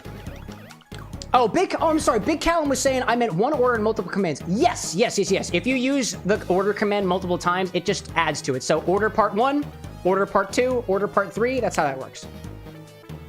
Any like streamer values personal safety, unheard of. Yeah, man. It's wild. It's wild. Like, I don't know if you guys saw the stuff that was happening at TwitchCon the other day. It's just like, you know, I got to worry about my personal safety out there in the wild, but also about my personal safety here in my own home, dude. That's how it be. Oh, I don't want to get hurt. There we go. Like, if anybody didn't hear about it, essentially somebody at TwitchCon got assaulted, unfortunately, by one of the attendees. And they were specifically denied the ability to bring their own bodyguards and instead had to essentially settle for the bodyguards that were already available at the convention at TwitchCon, and it wasn't enough to prevent the attack from happening, which was kind of sucky to begin with. And then even worse, on top of that, oh my god, dude, and I won't go too much into the details because it's not really the vibe right now, right? But like afterwards, the CEO of Twitch was just like, yeah, it's kind of her fault. She couldn't control her community. And I'm like, dude, you guys can see the type of bullshit sometimes we have to deal with in the stream, and we've got 6 moderators, and we still sometimes can't keep up with it, dude. Yeah, like, to Annie's point, victim blaming goes bird. Yeah, don't fucking blame the victim. Take responsibility, you giant fucking mega corporation. Jeez. Let's see. Ryan in chat saying that you unconsensually sold a car yesterday. Bro, that almost happened to me, dude. Oh my gosh. Dude, that sounds wild. Let's see. Annie says, why does the blue dude have big boobs? I must have passed the dude already, but otherwise I might have been staring, you know? That's disrespectful, chat. Don't stare at the giant blue boobs of the person next to you. Also, I'm gonna mix my Irish coffee together. My Infini-Irish Coffee is actually doing me good right now. Yeah. Bitter Trees, like the TwitchCon stuff was absolutely insane. There was the assault, and then there was also the staff throwing out gifts in front of people. Oh my god, I forgot about that. Yeah, you're right, dude. Gosh. Tinker out there being like, you have such a smaller community. Oh, hold up a second. Let me pause and go back to the bar. Tinker saying, you have a much smaller community, 6 moderators and all that, and there are still folks that fuck around often. Yeah, dude. Yeah, I also stream late too, so like the schedules are sometimes out of line, but like that's just what we deal with here on this channel, right? There was always going to be risks, chat, and this is not just me telling to other this is not just a message for other content creators online, but just individuals in general. Like, have a regard for your safety. I'm not saying that you can't be like who you are out there, or let's say share what your name is or what your birthday is, because everybody's got a different level of comfort with their privacy. But like, just know if you give somebody online your address, it is possible they are going to come to your address or leak the address to other people, or if you make an appearances anywhere, there's always the likelihood that somebody's gonna recognize you and like want to do you dirty. I'd say that's kind of one of the risks that we take on as content creators. And personally, I think it's worth it. If like, don't get me wrong, like if the consequence, this is the way that I think about it. If the consequence of being able to connect with potentially hundreds of thousands of people that I may never have met otherwise, if the consequence is that is a few weirdos here and there, and I say that with a grain of salt, then honestly, I'd say that's a price willing to pay. Let's see. Ryan out there saying that your Chevy's engine block cracked day one. The one day it got below freezing, and now you're 35K in the hole on a Toyota Camry. The engine cracked. Oh my gosh, dude. That's totally fair, man. Ryan in chat too saying like, this is why I give police station addresses 100+ miles to where I live to randos. There you go. There you go. That's the way to do it. That's the way to do it. Anyways, let's see. Rosewitch out there saying that your school keeps trying to pressure you to make an Indeed profile, and as a very, very strictly secretive VTuber, I feel super uncomfortable with it. Yeah, you know what? Ultimately, I think of it this way, like, if you're honest about your situation, hopefully somebody meets you halfway, right? Like, if you tell, like, I know that your course is asking you to create an Indeed profile, which more or less makes your real name and your profiles and stuff public. Like, be honest with them. The best thing you can do is just be honest with them. See, like, hey, I have an internet presence online that relies on my anonymity. This puts my safety at risk. And honestly, if they're not willing to meet you halfway, take it a step up. Talk to the what is it? Whoever is above in the department. Like, there's got to be somebody up the chain that is just like, yeah, you know what? I completely understand that. We get you. We get you. Let's see. Cypress out there saying, too, that you're trained in self-defense and American martial arts. There you go, man. Annie saying, too, keeping online personas and IRL personas separate is a brilliant idea. That's fair. That's fair. Hey, I mean, don't get me wrong, chat. I'm a bit of a hypocrite. I'm not a VTuber. My name is no different on the channel than it is on my public-facing profiles and whatnot, but that's a risk that I'm willing to take, and not everybody is willing to do that. And that's okay, man. That's okay. Anyways, welcome back from the ad break. Continuing on. Making our way down. Excuse me. Yo, Swaps, welcome in. Good to see you again. How's it going? Pretty good, chat. Pretty good. I was so productive today, chat. I recorded a podcast episode, and that's pretty much it. Oh, Annie, are you referring to this guy? I don't think it's boobs. I think it's just a mouth. I think it's just a mouth. But you know, who am I to take it away from them? Who am I to take it away from the roly-polies? Annie's saying, now hold on a second, your birth certificate has an X in Cameron? No, but they sound the same. Hate to break it to you, chat. That's my real name. Cameron's my name. That's my actual, honest-to-God name. If you Google Cameron with an X, you'll find me. You will. You will. Ain't it like, I know boobs when I see them? Something in me tells me not to fight that. Cypher's like, Cameron is French. Got it. Oh, because it has the X in it? Yeah, sure. Sure. Yeah. I'll let you believe that. I'll let you believe it. I'm a Le France, chat. I enjoy to use baguettes for things that baguettes were never intended to be used for. That's how French I am. Also, I put garlic in my vodka. Oui, oui. It wasn't me, actually. It was the other guy. Son of a gun, dude! Callum, like, wait, your real name isn't Mr. Tender? I feel lied to. No, dude. It's Cameron with an X. Last name with an X, right? Just like Markiplier is Marc E. Plier. Which I think is also French. Yeah, man. And he like, I've never played a Kirby game before, but why are you slamming yourself in the fire? Oh, see, so I have to slam if I want to get it to move. Shit. See, watch this, Annie. So I can either suck with my friends, but my friends were not sucking with me, or I can headbang into a solid brick wall to get this volcano to stop. Check it. The volcano's gonna stop. If this thing will let me live. If this thing will let me. There we go. We did it. We did it. We did it. The volcano's done. The volcano is here.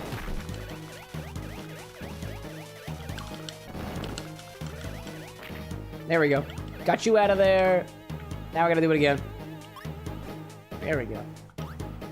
Hey-ya! Cyber's like, I put vodka in my garlic. I'm proud of you. Oh, hello. No! Ah! Kirby! Ugh. Come on and slam, says Bitter Trees. Yeah, slam! And welcome to, Oh, I got you, I got you. Come on and slam, and welcome to Dreamland. Which this is not. We're actually in the mirror world. It's completely different, actually. Okay. Here we go, chat. I have one chance to kill Krakow. Gosh. Alright, let's get it. Let's call my friends. Let's call my friends! My friends are here! I am a missile! No, don't touch, don't touch, don't touch, don't touch, don't touch. No! Okay, I got it, I got it, I got it. I'm good, I'm good, I'm good.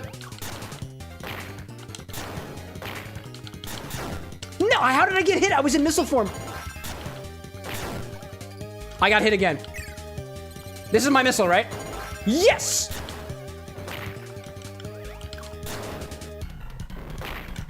No, no, no, I gotta, no, I wish I had my missile form. This is not correct, but it's what I have, so. Wow, this damage was not doing much at all. Son of a gun! Oh dear, alright, well, I lost my burning, I lost it all. Oh, this could be good! This could be good! This could be good! This could be very good. Nope! Don't touch me, please! Thank goodness. I gotta move to the side.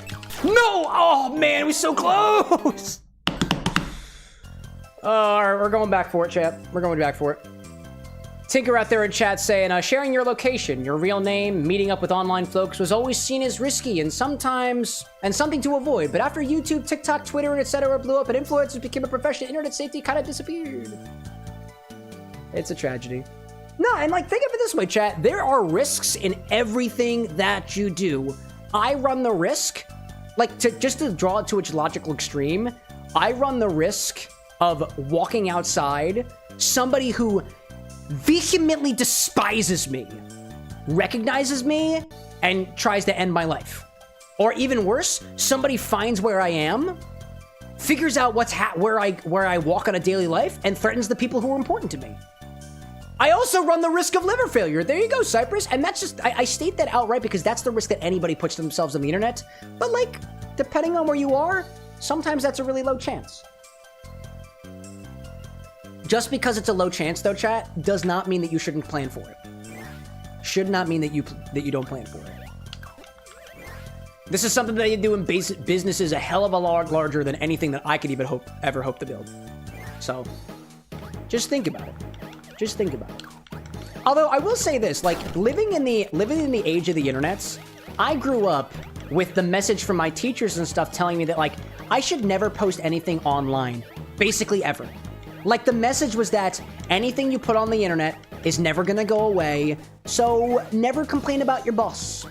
Never complain about your family.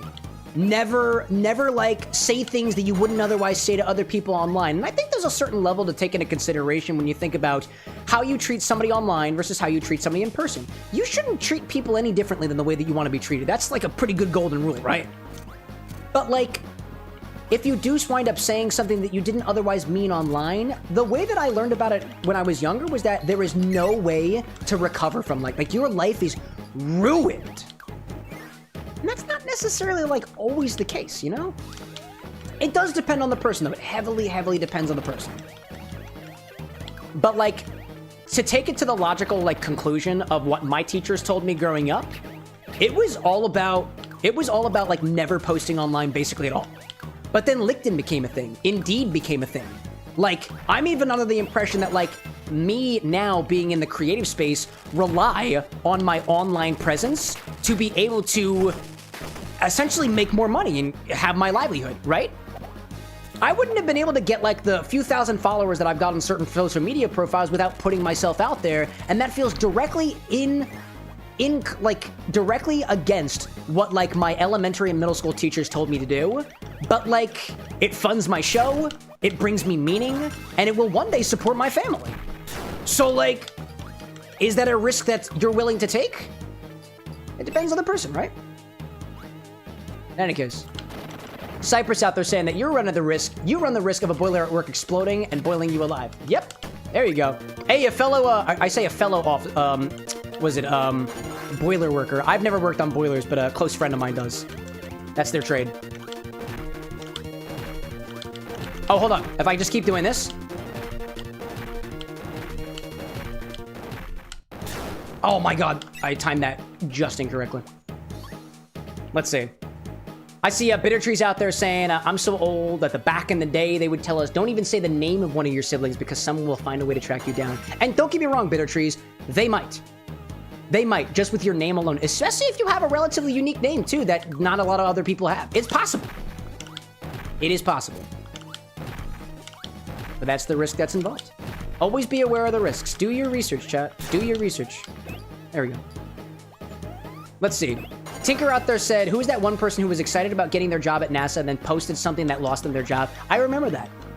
I don't remember who they were, but you're absolutely right. Like, think of it. You can post things online that get you the job. You could post things online that forfeits the job. It can go either directions. Like, the power of the internet or social media in general is so fucking powerful, dude. It can change somebody's life for the better. It could change somebody's life for the worst. And that's scary to a lot of people.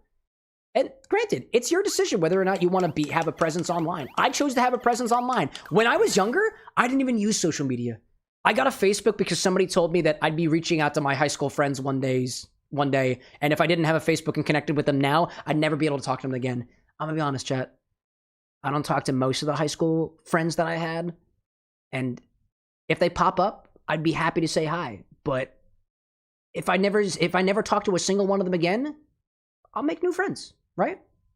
Granted, I have been able to rekindle a couple of friendships in my life specifically because of my streaming here, and I would call that meaning. And I would call it worth it too. But it depends. Oh my gosh, dude. No, the burning. The burning. The burn! Give me the burn! I get the burn? Yeah, I got the burn. There we go. Yo, doctor, welcome back. Oh my gosh. Is this burning? Beam is fine. This is what I work with. No, please. Oh god. What do we get? We got beam again. This could be burning. Yes! Okay. Okie dokie, we're good. Move, Kirby, move. Oh my gosh. Somehow that worked. I can't believe it did. Don't move. Hit him in the wall. Okay. Up here. Go all the way through. I move this way. I can move this way and potentially burn right through. No, okay, we're good, we're good.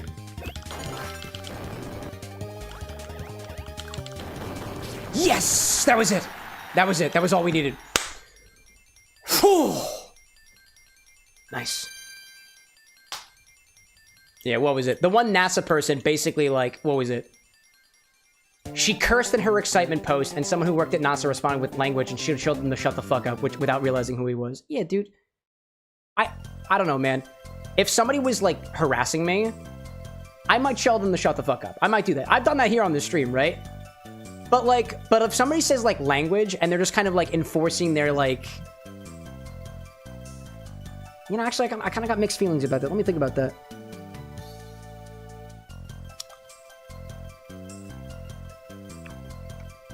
This is the way that I think about it. Could be a hot take, right? If you get the job, and you'd lose the job if you cursed, and you were a cursing individual, like you're the kind of person who uses fuck in their daily life for whatever they're talking about, my thoughts is that the job wasn't meant for you to begin with. Like, let me think of it this way, right? The story goes that a person effectively cursed somebody out online, and they lost their job to NASA, And I feel like the moral of the story there is, at least the way that we conventionally view it, is that they lost a really good job opportunity because they cursed somebody out on the internet. But for all we know, that person wouldn't have been happy with a NASA job. I don't know that. I don't know the person. So I would think, like, the way that I like to think about it is that things happen for a reason, and that happened because potentially in the cosmic universe of things, or at least we try to find the meaning of life, that they weren't meant to have the position to begin with, and they probably wouldn't have been very happy with it. I don't know. It depends, right? It depends on everybody.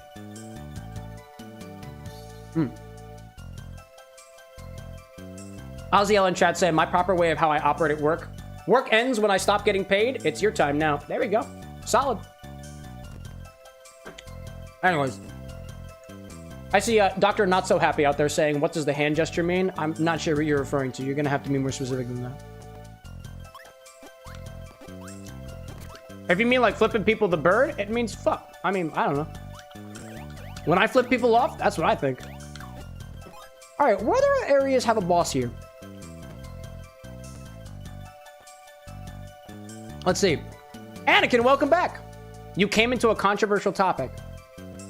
Dude, for a hot second, I thought that Anakin turned into Darth Vader a while ago, but that was apparently somebody else in chat, and now the actual Anakin is back, dude. Let's see.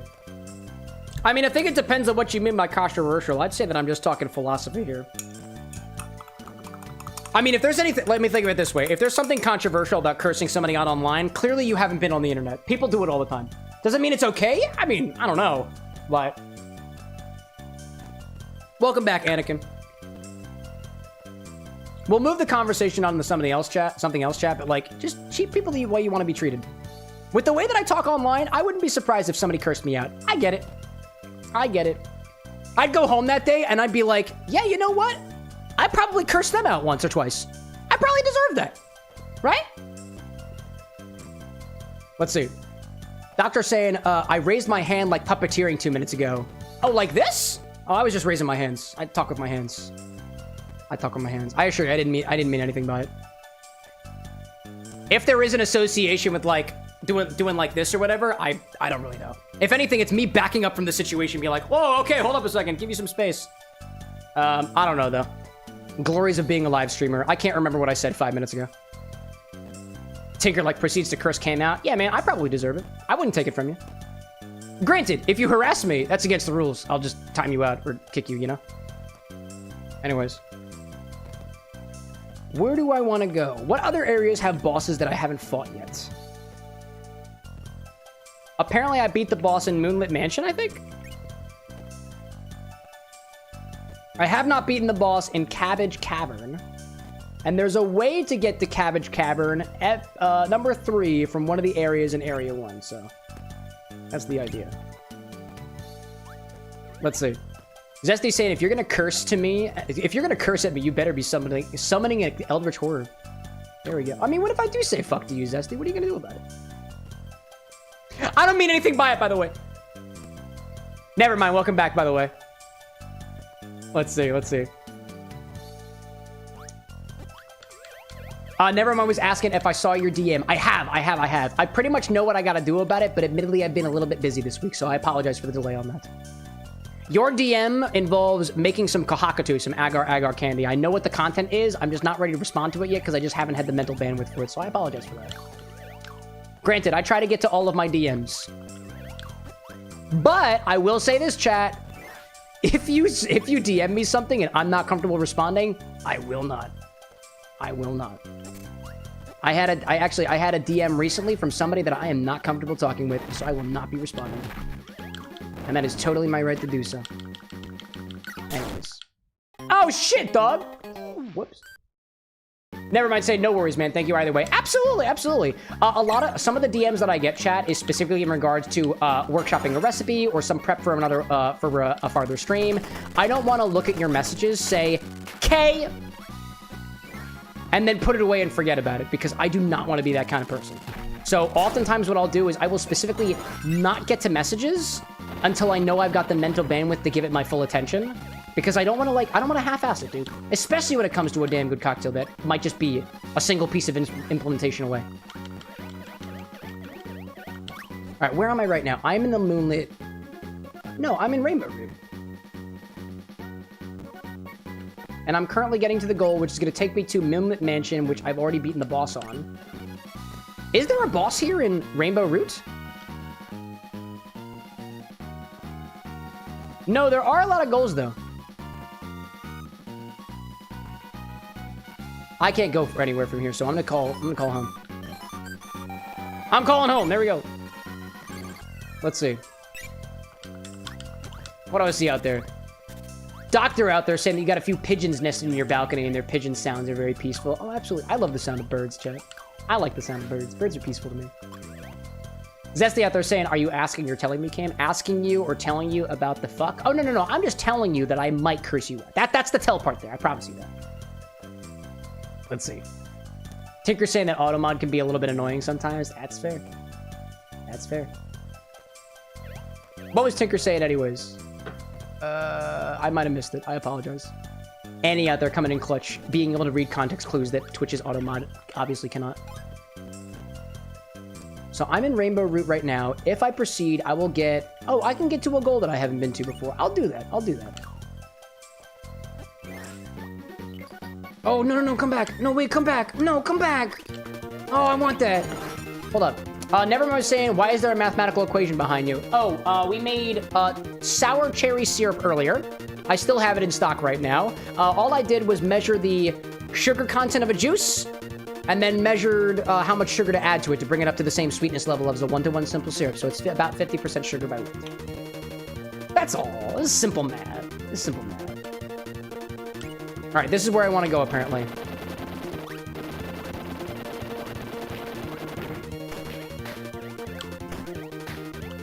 Did I make it? Did I make it? I guess I made it. Prank is dead. Prank's dead. Let's see. Bittertree saying I had an auto mod in the separate stream censor you for saying bullying. Oh, just the word. Oh, just the word bullying. Oh, that's interesting. Yeah, like there is like adjustable settings you can use for how much auto mod blocks specifically on bullying type words, but it really depends. All right, this is exactly where I want to be. This is exactly where I want to be. Exactly where I want to be.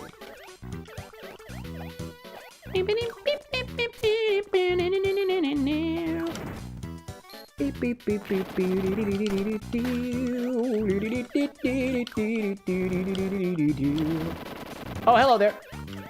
Anakin out there saying, Cam, potentially on whatchamacalled, could I DM you about a recipe that I may or may not need 2 weeks to plan? Yeah, absolutely. Chat, like, as it goes without saying that I am a cocktail mixologist. What I want to do is cocktail mixology. My DMs are open if you want to ask about a recipe, you want consultation on something or something like that. I can't necessarily say that I'll be able to get to it or get to everybody's, but I will try to prioritize things that bring a new recipe into the world, because that's what I would like to see. And again, if you were like a brand or a distributor and you want to support the bar with an X in some way, like, or do like a collab or something like that, my DMs are open for stuff like that. But I really appreciate you asking ahead of time, Anakin. I appreciate that. And I missed the chest. All right. Whoops. Let's see. Annie's saying, too, I wish Automod were consistent in flagging a type of thing because the full words are totally less bad than the acronym that makes sense. Yeah, I think I want to... I might be wrong about this, but a piece of me believes that they're using, like, a large language model for something like that. Let's see. But yeah, Doctor out there saying, some people are way too sensitive and everything is way too moderated nowadays anyways. Well, you know, I wouldn't say that there are people out there that are way too sensitive because that feels like an incredibly judgmental statement coming from, like, just, you know, the zestiness of the internet to begin with, right? Some people are a little bit more offended than others. And I don't think that, I feel like there is this idea among certain groups of individuals that, like, if you are too sensitive for the world, you shouldn't exist in the world. And I'm like, I don't know, man. That feels very inhuman to me, and that doesn't vibe with me. Al, welcome in, by the way. Zesty Scrub is just like, huh? People are too zesty? Yeah, you heard me, bud. Oh, don't call my friends. I don't got friends yet. I got our friends for this. There, we're gonna go down here. I got a maximum tomato. I bid this guy a do.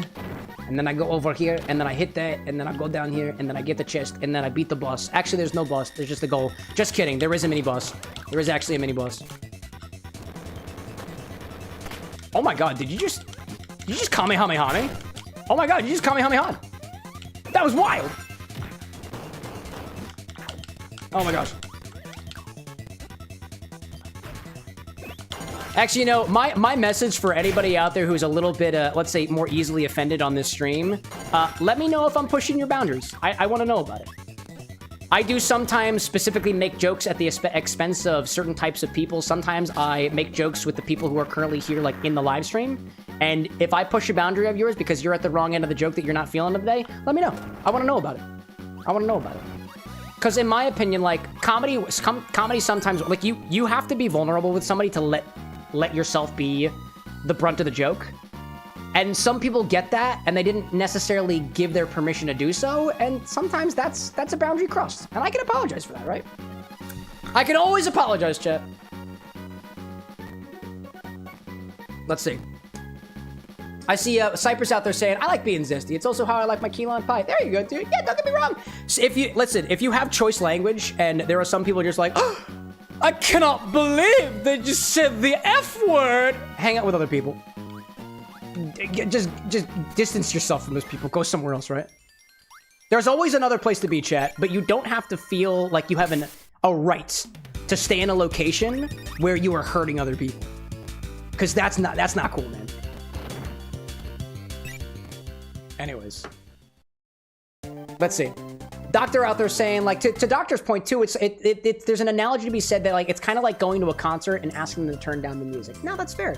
But, like, as opposed to, the way that I see it is, like, if you go to a concert, everybody, like, the majority of people agree that if the music is too loud, you don't call a stage manager for that.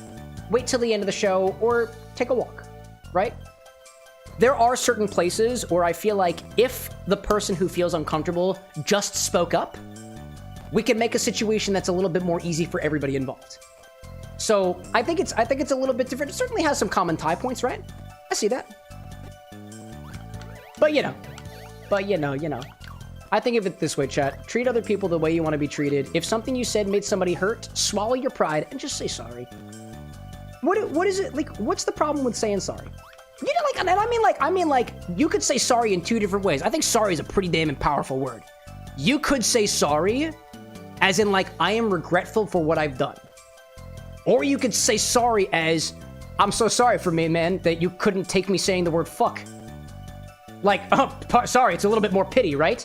But you can still say it the same way, and everybody walks out just fine. I could literally mean, like, I pity you, sir. I'm so sorry that I said fuck, and your 13-year-old was in the other room, and all of a sudden, I'm a bad stream for you to watch. Like, I'm sorry, dude. I curse. This is 18+ content. I'm sorry. But, like, I'm gonna say it like, oh, I'm sorry about that. I don't know. Be decent, be classy. Sorry for potty rocking. There we go, Aziel. There we go. Anyways, Annie being like, Charlie Morningstar of Has-Been fame, go off. It starts with sorry and so on. There you go. Never mind saying too, main thing is to take accountability. Doesn't necessarily mean that the joke or whatever has been said to has to suffer. Yeah. Anyways. Has anybody out there been watching Has-Been Hotel? I, for one, have not had the pleasure yet. Not yet. Excuse me. Alright, where am I trying to get? Evidently, if I zoom in, I can make my way to Area 8, and I haven't been to Area 8 yet, so I'm going to use the map. Have I been this way yet? Yeah, I haven't. There we go. Let's see. Cypress saying, hopefully participating in stream is 21+ thing. Like, if you're an adult, I'm cool with it. If you're a minor, get out. If you're 18+, it's fine. Like, don't get me wrong, like, I'm not allowed to serve you alcohol, but I'm not serving anybody alcohol aside from myself. Unless I got guests, in which case, I've seen everybody's IDs ahead of time. Shit. But yeah, just as a general reminder, chat, if you are a minor, as in under the age of 18 in the US, or under the age of majority in your local jurisdiction, I will kindly ask you to come back when you're older. Rose was saying, Cam, favorite flavor profile in a drink? Dude, The drink I made for Yuri from Doki Doki the other day was awesome. Chocolate, like I love the flavors of chocolate without things being too sweet, right? I'm a fan of spirit-forward drinks with flavor layering. I want, like, when I drink an old-fashioned, I want to taste the booze. If I'm drinking a cocktail, I typically want to taste the booze. Low ABV drinks are not, like, my go-to. Old-fashions are my go-to. Negronis are my go-to. I love those types of drinks. Flavor profiles, I like coffee, I like chocolate. Strawberry is my favorite fruit. It's delightful, you know? Let's see.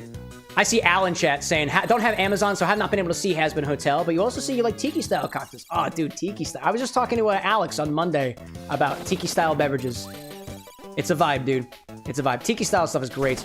I actually got a recommendation from that stream, and for anybody who is curious about it too, Porco in... I think it's Cleveland, I think? Is it Porco? In Cleveland, Ohio, maybe? I don't remember. There's a bar out there called Porco, Porco. It's a tiki-style cocktail bar that Alex, the neurodivergent bartender, our guest on Monday, clued me into. And I've bookmarked it, and I want to go there someday. All right, where are we taking this? I see Bitter Cypress out there saying, when I'm drinking, I want to feel the alcohol. When I exhale more, then I like to taste it on your tongue. There you go. Everyone's got their flavor preferences too, right, chat? So I also take this to its logical extreme, like just like I was saying before. Everyone's got their flavor preferences. Like, it's none of our places to look at the person who ordered like a Long Island iced tea at the bar that we're at and scoff at them.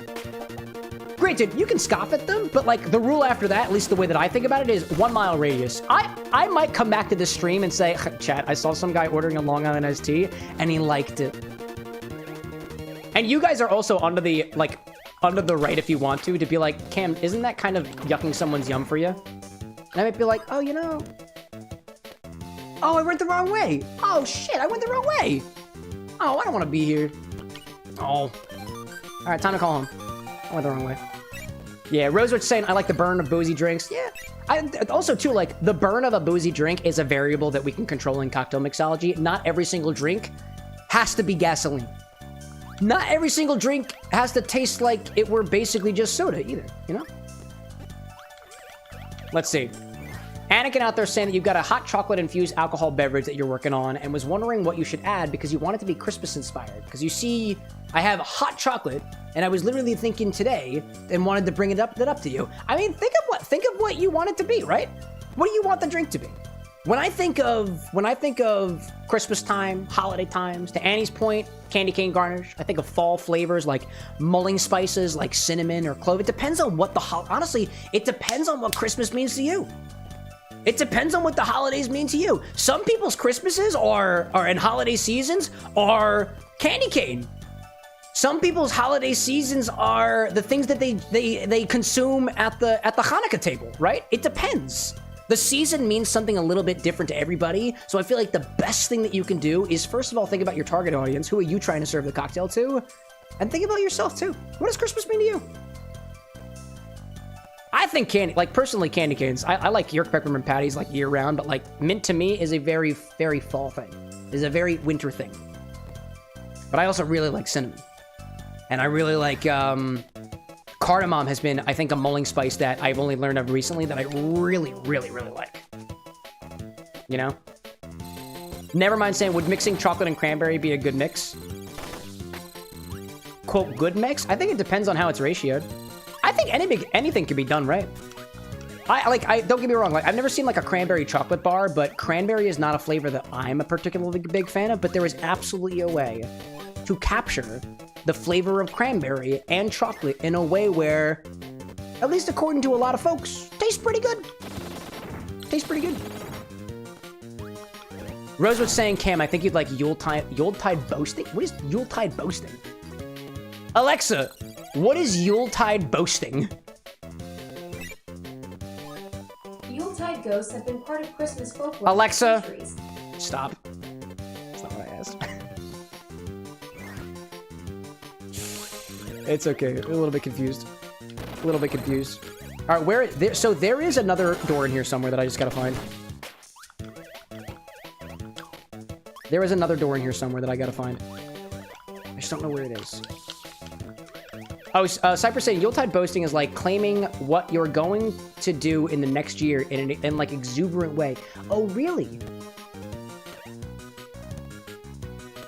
I mean, if anything, it's kind of like, what is it? It's shouting your truth, chat. I'm not against people shouting their truths, right? Yuletide boasting. Yeah, chat. Here's my goals for 2026. I've been planning a rebrand of the bar with an X. The party parrots are old. It is time to bring another level of the X bar. That's my goal for 2026. It's not working out. Although I should honestly be doing that too. Is that it? Is that it? Like that? Let's see. I see Anakin out there expanding. Cinnamon-infused hot chocolate is what you're getting at because you love things tangy and a little bit burnt. Not much, may I mind you, but I want it to be warm like a campfire. Dude, you know what? Cinnamon hot chocolate is a thing, right?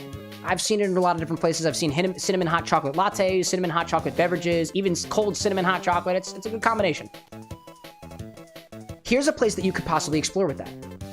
You could take cinnamon and you would just say like burnt, a little bit burnt, things a little bit burnt, right? What about burnt cinnamon? Or to take it a little bit farther away from like the charred aspect of a cinnamon stick, and it depends on what cinnamon you use too. There's Chinese cinnamon, there's Ceylon cinnamon, there's a couple different types of cinnamons out there. You could smoke the hot chocolate too. You might be able to get away with smoking it with the cinnamon, but I haven't had a lot of luck with smoking cinnamon. It just kind of tastes and smells burnt, which could be what you're going for, right? But like, what if you smoked it in some way, shape, or form? With like a specific wood or something else completely. Oh, I need burning up here. Oh, I need the burning ability. I need the burning ability to get to this place, which I don't currently have right now. Okay, I know what I gotta do. There we go, let's go back. Let's see. Cypress, like, Yuletide busting is, you're gonna fight a dragon this year, and then you're gonna climb Mount Everest. Yeah, sure you will, bud. Yeah, go for it. Go for it. Aris, welcome in, by the way. And Kit Kat's suggesting, too, chile and chocolate. Add a little bit of spice to your chocolate, right? Spicy cinnamon? I dig that. Excuse me. Dude, this Infini-Irish Coffee is absolutely doing it for me, dude. It's kind of separated a little bit, and yeah, I kind of spilled a little bit, but, you know. This is so good, dude. I really like this Infini-Irish Coffee. That's really tasty. Let me get some more water in my system, by the way, chat.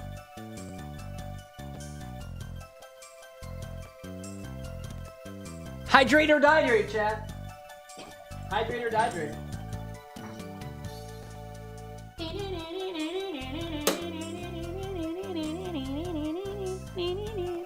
Rosewitch out there saying, Yuletide boasting is more the improbable to impossible things that come to a drunk mind. Oh, I see. Oh, I see what you mean. No, I see what you mean. This is like Uncle Gerald who gets up on the table after one too many glasses of mulled wine at Christmas and it's just like, I'm gonna tell it to the man this year. I'm gonna walk up to my boss and I'm gonna tell him to get a little bit of, you know? And then everybody's just like, all right, Jill, can you get down from there? And he's like, no, I'm not gonna get down from there. No, I'm gonna do it. I'm going to absolutely hold my crotch in front of my boss. And like, Aunt Margaret is just like, Jared, please, come on. I have to drive you home. Could you not make the car ride home awkward? And he's like, I'm gonna go to the bathroom. And then proceeds to text his coworkers drunkenly about how he's gonna do it. He's gonna do it, right? Anyways, by the way, don't do that, chat. I think that's borderline sexual harassment. So let's just like, don't do it, okay? And if your Uncle Gerald is threatening to do it, I just walk away. That's what I do. I just fucking walk away. Let's see.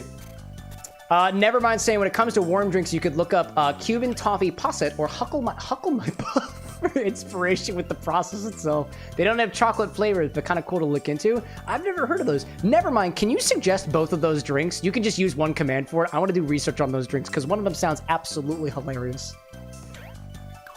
Also, where is the Mustard Mountain here? This is Mustard Mountain? This is not Mustard Mountain. I want to get the burning ability from one of these places, and I don't know where I can get it. Go up here. Anakin out there saying, might go as far as getting yourself one of those rich chocolate candy bars and melt it inside a cherry-infused marshmallow. I don't think anybody's done that before. Ooh. Getting a little bit of innovative in there. I like the sound of that. Oh my god. Oh my god. Hi there. Hi there. Hey. That was Meta Knight. What the heck was that? What the heck was that? I don't know what that was, dude. That's not where I want to be. Anyways, let's see. Callan saying, Mr. Tender, what are the notes on the Viking blood mead? So it's made with hibiscus, so it's actually kind of floral. It's got spice forward notes to it, so it's honey, it's spice. It's a spice mead. It's effectively a spice mead with some like subtle floral notes. It's pretty tasty. It's a very good like easygoing mead, but I think some people wouldn't like it very much. It really depends on who you're serving it to. But it's pretty good. I like the Viking's Blood mead. That's a pretty good one. Specifically the Viking's Blood from Dunksmjord. There might be other Viking meads out there. Possibly. Let me see. Rosewitch out there, like, the whole drunken crazy idea, a good example, the most likely could have been said in the past is that someone would, like, fist fight with God and win. Yeah, on the Christmas, was it the Christmas party? There we go. It's a vibe, chat. Let him do it. You know what, chat? If somebody drunkenly says, I'm gonna fight God, let him do it. If they win, we might all be able to become richer because of it. Oh, no. I need that. Hello there. Bloodtap, good to see you, pal. Welcome back. Cypress out there saying, if my Uncle Jared says he's going to do that, I'm going to be confused as to when I got an Uncle Gerald. No, this is a hypothetical scenario. It's hypothetical. I don't have an Uncle Gerald. But if I did, he might act like that, and I might not talk to him. You know? All right, we're blasting through here. Blasting through here. Going through here, and then we're hitting this guy. There we go. Oh, no. I need that. There we go. And I smack you. No, oh, man. How did I do that? I went through the wrong door. Let's see. Anakin's like, wait, I got something better. All right. Let it cook.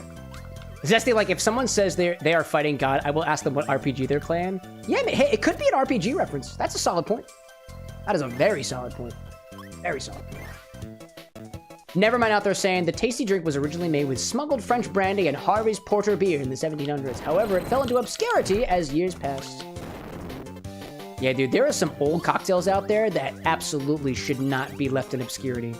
I think Greg from How to Drink did a recent episode about Prohibition, but not the way that other people have done Prohibition-style episodes before.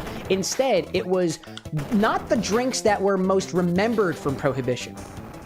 It's the drinks that were actually the most popular during Prohibition, based off of the relative count of recipes called out by name in books that were published in and around the times of Prohibition. And that was a cool exploration, dude. I wish I could tell you what those drinks were off the top of my head, but I honestly don't remember. Here. Made it. Let's see. Al out there saying, now I'm thinking about Kirby, right back at you. So, oh yeah, dude. Kirby. Right back at ya. Bam. That's a good one. I remember watching that when I was younger. That was a fun show. I had to get up so early in the morning to watch it, dude, and I was happy for it. All right, let's check the map. Where do I gotta go from here? There's only one way to go. There is only one way to go, and it's there. So I know there's something else over here. Cypress out there likes Technoblade moved up to fight God. R.I.P. Rest in peace. What are you doing here, you ass? Come at me, bro.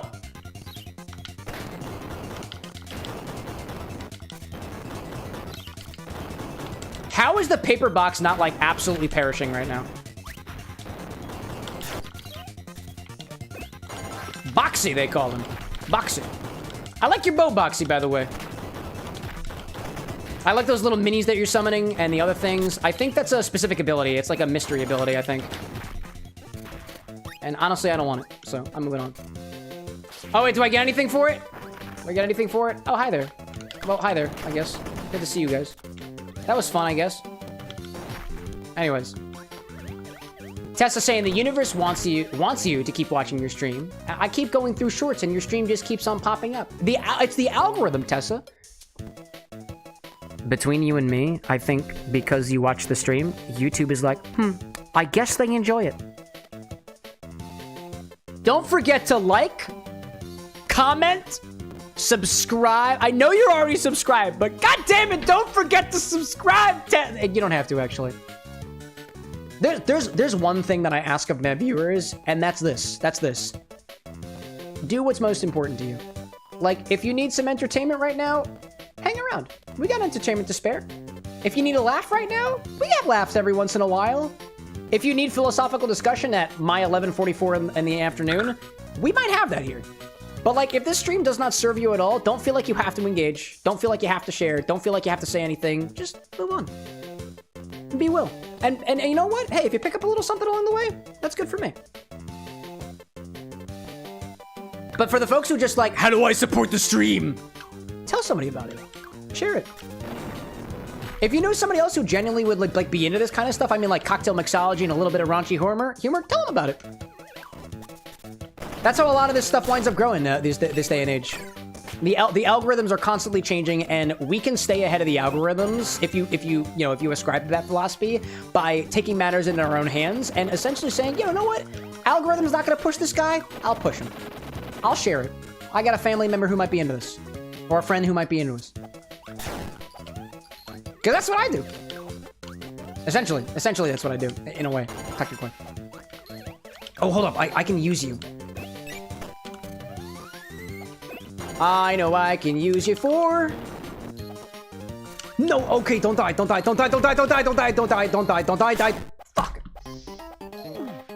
Nomad, welcome back. It is so good to see you. What do we see? Let's see. Anakin in chat is talking about this cocktail concept that they're working on.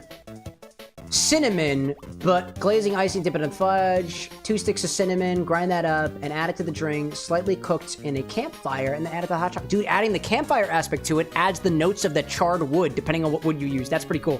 I like that. Let's see. I see Breaker out there saying, it's almost funny how I've been recommended you for every platform except YouTube. Really? That's surprising to me. TikTok has not been treating me very nice right now, chat. Let me tell you. TikTok is sad. TikTok is sad for CameroxnWithAnX right now. And this is my reason why, chat. This is my reason why. So TikTok guidelines state that they are not under the obligation to push content related to regulated goods. And might I tell you, chat, alcohol is a regulated good. You have to have licenses and stuff associated with it. You do. And so that's why TikTok decided not to have my mocktail eligible for the For You page. Think about this for a second. Recently, I post on TikTok the same time that I do on YouTube and on Instagram. The least pushed video on TikTok has been the Little Misfortune mocktail. Specifically. Does that make sense to you? Because it doesn't make sense to me. Blood type's like, a mocktail? Yeah, the mocktail. I opened up a support case because this was kind of confusing me. I thought maybe something was wrong or I wasn't following like the guidelines or something like that. So I opened up a support case and I said, hey, by the way, I'm experiencing low views. And I'm sure, don't get me wrong, I am sure that TikTok is just filled. Like TikTok support is filled with people who are just like, I don't have enough views, push my stuff out. Like, I get that, right? But I was genuinely confused about this one. So I was like, hey, TikTok, I'm having some low views. It happens every once in a while. I know, I'm a booze creator on TikTok, right? So they said, can you tell us what video in particular you're talking about? So I said, it's this Little Misfortune mocktail. And their response was, well, our community guidelines try to specifically not recommend videos that are low effort or are just kind of reposts of things that have been done other. Low effort content is not stuff that we push on TikTok. So my response was, if you want, like, I can show you the CapCut, which is their editing software, by the way. I use their editing software. I can show you the screenshots of the multi-layer edits that I do that honestly take me 2 to 3 hours to completely complete because I do the subtitles on them, I do the jumps on them, all the stuff that I do, all of that. And that's usually what my Tuesday and Thursdays are. It's not the first time that TikTok has called my content unoriginal, but this time I was just like, you've accused me of this a lot of times, and it's not true, dude. They also said specifically watermarks from other platforms, so I think I'm waiting for them to tell me, yeah, the fact that you have a chat log that has Twitch and YouTube logos, that's not good for us. Either way, I think it's kind of stupid, but whatever, dude. Anyways, let's see. I digress a little bit. Cypress saying, I'm not on YouTube very much. I found your content on TikTok. I appreciate that. Hacker saying TikTok is even worse platform than YouTube. I think it's just a target audience thing, right? Bloodtype saying, I can see the cocktail, but the non-alcoholic one, GG TikTok. My theory is that, so in the, for my original recipes, I will put a little blurb from the blog, and the blog will always talk about a mocktail, and it will always talk about a cocktail. Oh, I get sent back here. Oh, that's interesting. So in the description for the mocktail, it actually mentions how we put together the cocktail, but the content is not alcoholic at all. So my theory is that whatever algorithm that they use to determine whether or not they're able to push it out to the For You page or whatever is found that word cocktail and assumes, yeah, we can't send this to people. And granted, like, I get that, because even when I took my classes here for the Pennsylvania Liquor Control Board, I'm owner, manager, and seller server certified. It doesn't really mean anything, but I'm certified for it. Even if you have, like, you have exclusively mocktails on your menu, like, you still can't, you still can't serve non-alcoholic cocktails to minors. You can't do it.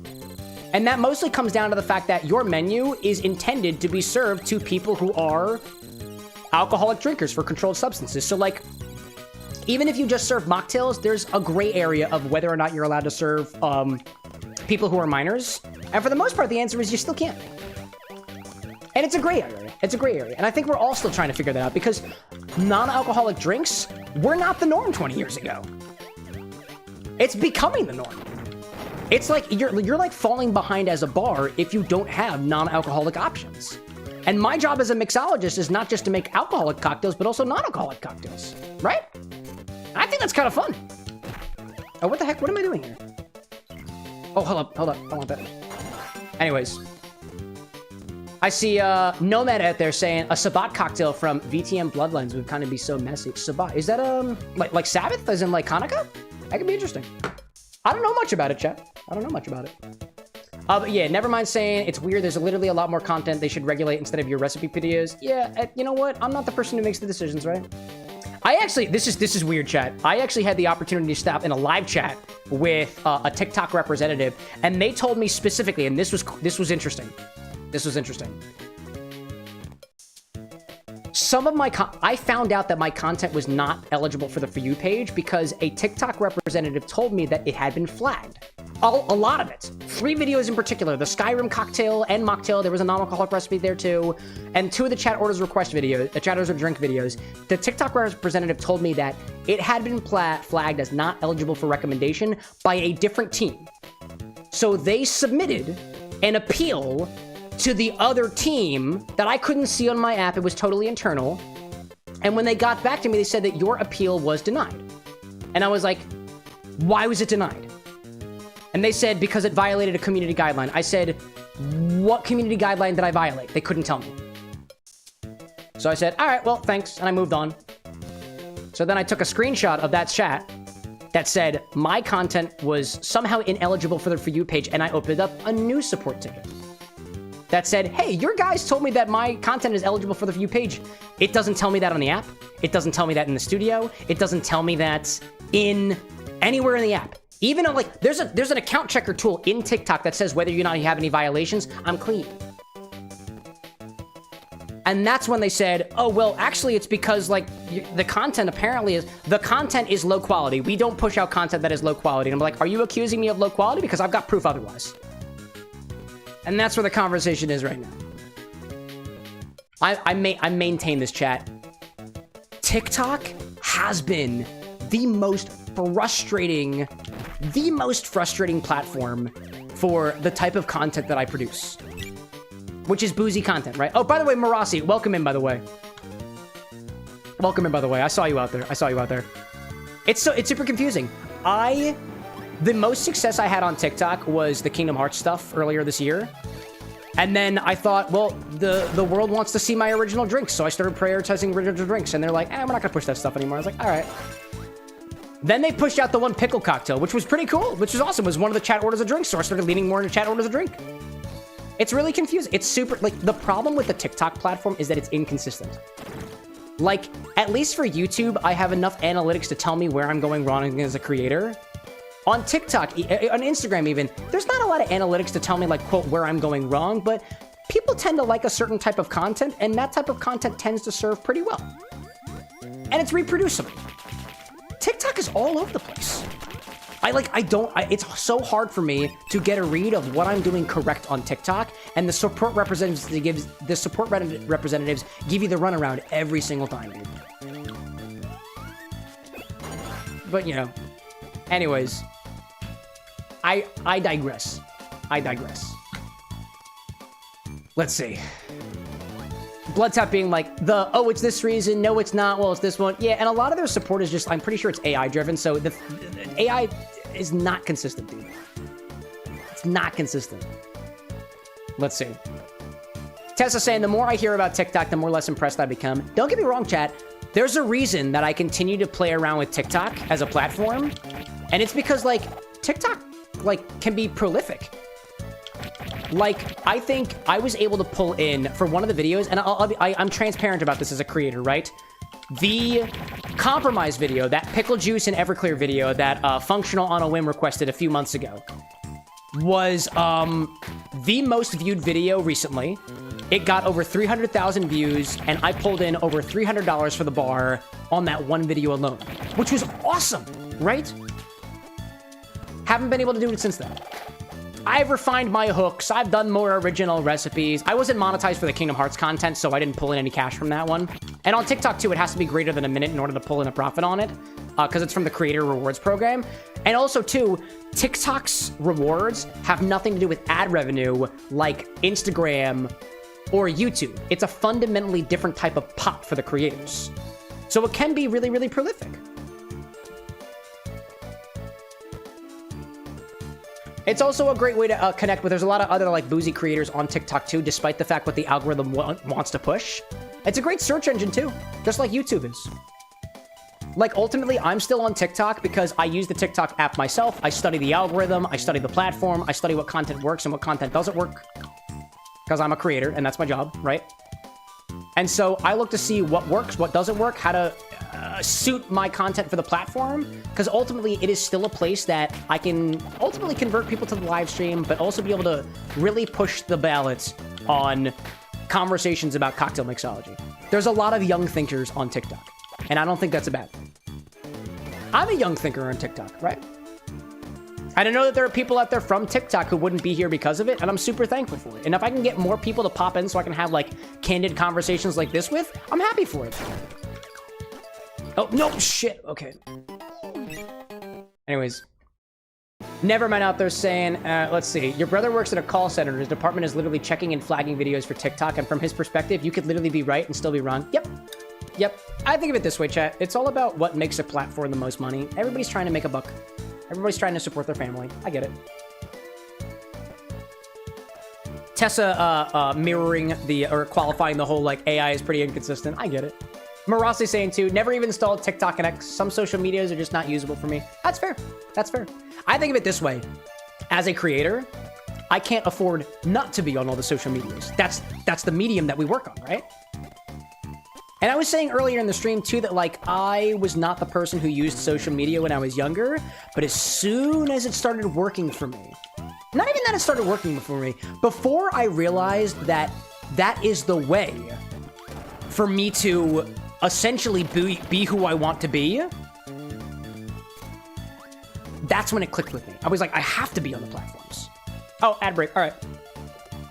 Let's see. While we're here, I'm going to put out the order command again because I'm getting a little bit low on my Infinirish Coffee. So I want to take a look at the recipes that we got so far. Right now, I'll announce it after the break, but let me share what recipes I've got from folks so far. If I call your name, please let me know that you were in chat. I will not do your recipe without you. I've got recipes from Rosewitch, I see out there, CJ, Jarvan, Entropy, Sapphire, Atlas, Lillian, Crucifix, as well as Big Callan. There we go. Big Callan's still out there. I see that. Entropy exists. Great. Anakin, like, speaking of Obi-Wan, where is he? I don't know. He pops out. Annie's like, I also exist, but I don't think you didn't make an order, did you? Technically, some of our moderators had not made orders on the stream before, so I would technically be able to prioritize a request from Annie. And I know you've made requests before. Orders, sorry, not requests. Requests are a different command. I still get it mixed up. Let's see. Hacker out there saying Twitch is shit on how it interacts with creators. Yeah, chat, dude, let me tell you, I started posting on Instagram, TikTok, YouTube, and started multi-streaming on YouTube because I streamed on Twitch for a good 3.5 years and didn't experience a lot of growth. Granted, the show is a completely different format than it is right now, so it's transformed a lot because of my interactions with other platforms, but yeah, Twitch does not have very good discovery on it. It's hard to grow on Twitch. Zesty saying you and Sapphire are both in attendance. Excellent. Tessa saying gotta find a fireweed recipe for you. Oh yeah, Alaskan fireweed, dude. I think for a while, I had a fireweed syrup in my refrigerator. I think I tossed it because I took my honeymoon over almost 2 years ago. Was it 2 years ago? No, it was a year ago. A year ago. Yeah, we took it in August. Yeah, let's see. Big Callan out there saying, I might have missed it. Did you like the balancing of the drink? I'm still learning how to balance. Let's see. Let me look at it. So, Big Callan's drink, the game, is khaki dark rum. It's dark rum, blanco tequila, lime juice, charcoal, and the blood mead, right? Loaded into the blood mead loaded into the syringe. Start the drink with no added, quote, blood. The game continued as you sip slowly, add the blood for the Saw aesthetic, as if you lost the game. Love Big Callan. No, it's fair, dude. So I would say here, there is, just from looking at the recipe, there is not a lot of, quote, balance here. And what I mean by balance here is a balance between acidity and sweetness. The dark rum is not giving a lot of sweetness. The Blanco Tequila is not giving a lot of sweetness. The Viking's Blood Mead is also not giving a lot of sweetness. Also, by the way, the blood mead is not red. It's not gonna look like blood. I'm just gonna let you know that. So you have to add something to it to make it red. We could add food dye to it too. So in terms of typical balance, I can't tell you exactly how balanced it's gonna be flavor-wise between all the different ingredients, but that 1 1/4 ounces of lime juice is not being balanced by anything else. Also, I'll give you a heads up too, Callan, just while we're talking about it. Welcome back from the ads, everybody. I was looking at some of the orders that we have here. Another note for you, Callan, is if what's inside of this glass is black, if you push something red into it, it's not going to change color. It's not going to change color. Unless we put the activated charcoal into the blood mead, the quote-unquote Viking's blood mead, it's not actually red. It's not red like blood. I promise you that. It's not. Where it looks like the black is slowly infusing into the drink as opposed to the color infusing into the black, which is not going to have much of a colorful effect. So my notes on that are, I don't think you're asking for what you think you're asking for, just because of the color of the ingredients, but we can always work with it. I get the vision that you're going for here, and it needs more sugar. It needs sweetener. It doesn't have sweetener. My recommendation, dial back on both of those spirits. Because there's 4 ounces of booze in there, and that's a little bit much. That's a little bit much for the ingredients that we got here. There's the meat in there, too. There's a lot of booze in this. So we're unbalanced in terms of the booze. We're unbalanced in terms of the sweetness. So, I got you. Callan's saying, I'm down for that. What would you add? What I would do is, I will dial back... let's see. Just as a rule of thumb, I would match the lime juice with the sweetener in the drink that is in the glass. So if you're adding 1 1/4 ounces of lime juice, 1 1/4 ounces of simple syrup. If you're adding 1 1/4 ounces of simple syrup, dial back on the rum. That dark rum is not super flavorful. So I would say 1 ounce of 1 1/4 ounces of dark rum and just 1 ounce of the Blanco tequila. Sorry, 1 ounce and... Hold on, let me see. If we take 1 1/4 ounces from these guys, it actually might learn a little bit. We might need a little bit more there. Callan's saying, do you have charcoal simple syrup? I can just add the charcoal to the simple syrup, so yeah, technically. Let's see. Eugene, welcome in, by the way. Nomad out there saying blood-related drink? Possibly. I've got bloody ingredients out there, technically. Tessa saying, too, do you have wild fireweed where you live? No, unfortunately not. Not where I'm about. Not here in Philadelphia. Yeah. To Hacker's point, add some simple syrup, add Demerara syrup. Absolutely, you can add both of those naturally. Yeah, so I would say for this recipe here, we need to dial back on the booze a little bit, add some syrup in there, and yeah, that's what I think. Think of it this way. You are creating a sour with a split base of rum and tequila. To make a sour, you need a base, you need acidity, and you need sugar. The activated charcoal does not add any flavor, it adds texture. The Viking's Blood mead, if you apply it via the syringe, is gonna subtly change the flavor of the drink over time, making it a little bit more boozy, a little bit sweeter, and honestly, the Viking's Blood mead, I think, is a little bit on the drier end, so it'll add some more body to the drink. Let's see. Anyways, let me go through. So we were on an ad break when I was looking at the various different recipes that we've got here. So it looks like Callan's drink needs a little bit of work. So to everybody else in chat, if you're in chat, let me know. CJ, I think might still be asleep. Jarvin, I think left for the interviews. Rose Witch is in chat. Entropy, I think was in chat. Sapphire is here. Atlas, I don't think I saw anything from. Lillian, I didn't see anything from. And I see Crucifix. And I see Tinker saying sup, but I don't, yeah, you don't have a drinking right now. I was gonna say, Tinker, I don't see a drink for you right here. Entropy is here. Currently, I am leaning towards Sapphire Dragon's drink because Sapphire's drink gives me the opportunity to crack open this bottle of Chocolate Crown Royal, which I haven't had a chance to test out yet. But also, on the other side of things, Rose Witch also has been requesting this recipe for a while, and I know Rose Witch is going on a trip. Rose Witch, you won't be here next week, right? Because of the time difference, right? That's what I'm thinking. So I'm kind of between Rose Witch's drink and Sapphire's drink. Rose Witch is because they're leaving in a little bit, and Sapphire because I can open up that Crown Royal bottle. So I'm gonna muddle on that for a little bit. And we'll do a little bit more Kirby. Appreciate everybody's understanding. Yeah, Rose Witch saying you're in Britain for both streams next week. Yeah, that'll do it. A piece of me really wants to do Rose Witch's drink as a sort of bon voyage. Good luck out there. Hope the travel goes well for you. Because if you guys remember, when Rose Witch made their first request on the stream, it was a shot specifically in celebration of them getting the ability to go out and see their partner by flying overseas. And I think that's beautiful, dude. I think that's beautiful. Oh, yo, it's my yellow person. Zesty like, oh no, I've got stake in both these drinks, Cam. I helped Rose Witch with hers. Oh, I forgot about that. Zesty also helped out Rose Witch with her drink this evening. Or their drink this evening. Sorry, I don't know pronouns specifically. No, that's fair. That's so cool, dude. That's so cool. Never mind saying, wait, what's Sapphire's drink? Chocolate Crown Royal finally being used. I know, right? I know. Rose Witch saying they then prefer. You got it. That was just a misslip on my part. My apologies. Oh, have I been here? Oh, hold up. Was I? Oh, hello there. Was I already here? Oh, hi there. I'm in the candy constellation and I cannot zoom in. What? Okay. Where am I now? Oh, I'm over here now. I don't know what's going on. Callan saying, are you taking drinks later tonight? If I'm still streaming, I'm still taking orders. Take your time with it, my man. We got more streams. We've got more streams, I assure you.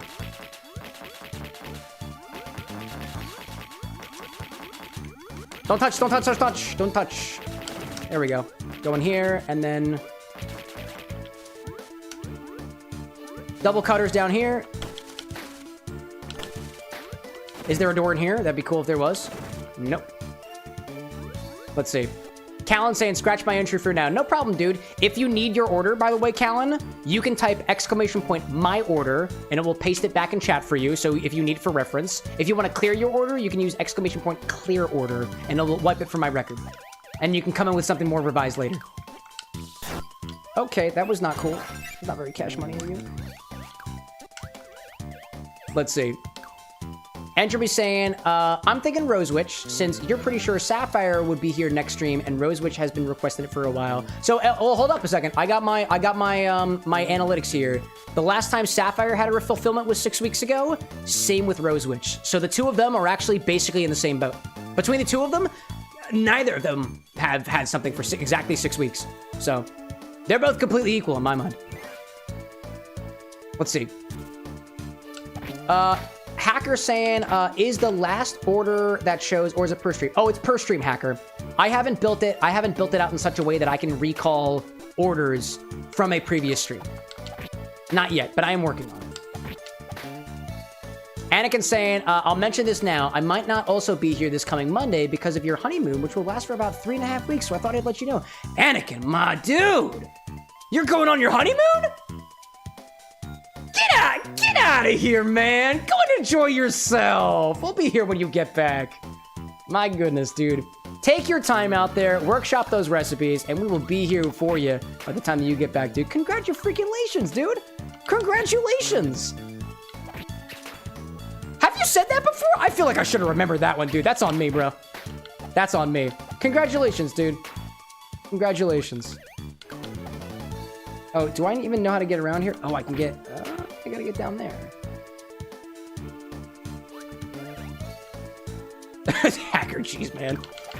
I was going like Anakin found Padme. There we go, dude. Hey, you know, technically Anakin was only Anakin starting, what, last week?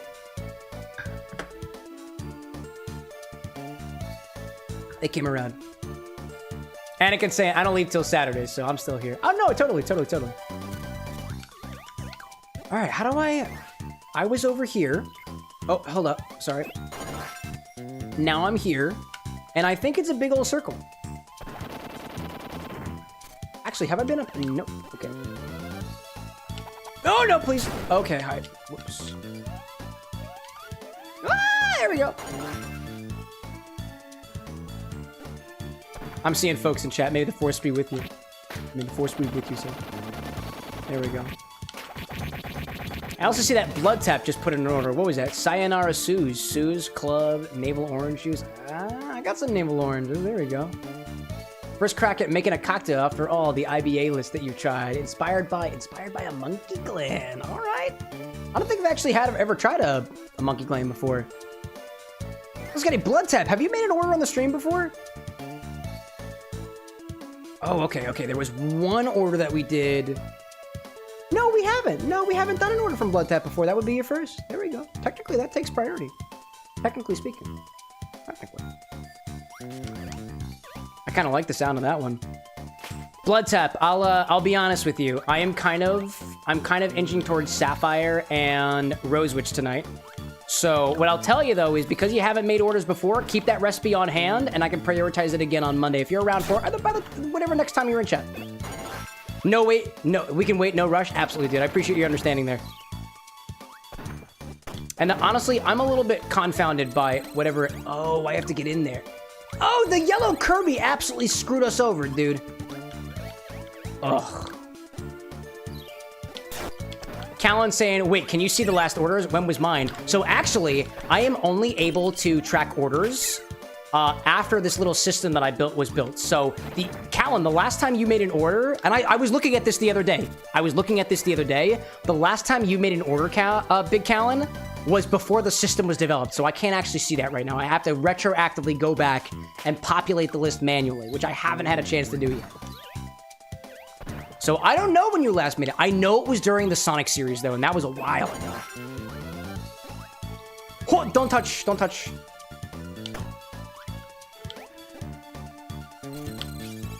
There we go. Oh, seriously? Another one? All right. Cool.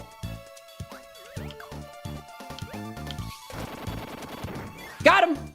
There we go. Okay, that's actually quite disappointing. Ooh, I got black spray paint. I can turn myself gray.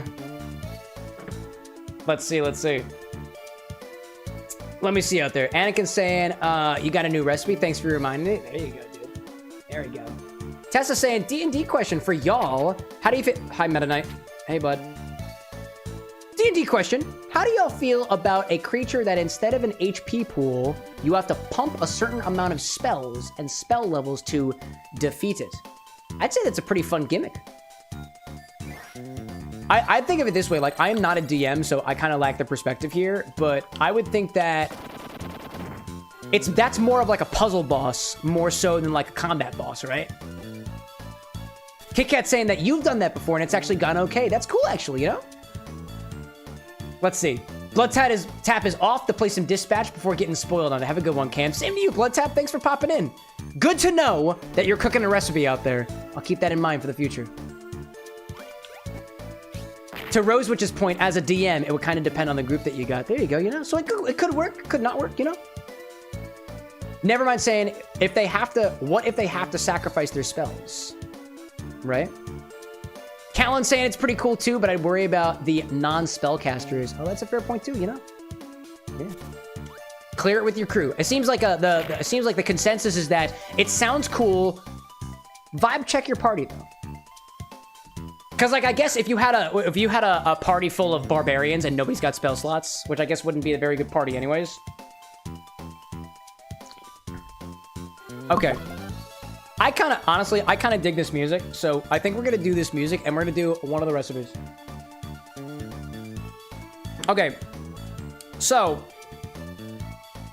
here we go, chat. We're going to do an order. But honestly, I can't decide on Rosewitch's first or Sapphire's first. Sapphire's features that Crown Royal chocolate, which I haven't yet cracked open yet. And then Rosewitch's is something that uses a floral gin with a bit of creme de violet. It's getting into aviation territory. And I do have to figure out exactly what gins I use. So when I'm gonna get both of the featured bottles. I'm gonna grab the Crown Chocolate, and I'm going to grab the Floradora as well as a floral adjacent gin, which is probably gonna be the Roku. I think that'll fit well here. I'm not gonna we're gonna pull it in a way. Let me know, chat. So here's what we got. We're gonna do this based off of intent. Crack open a new bottle or Bon Voyage. Those are your two options. I'll be back in a hot second. I'm just gonna go get the other bottles. Bon Voyage or new bottle crack? That's not what I'm deciding.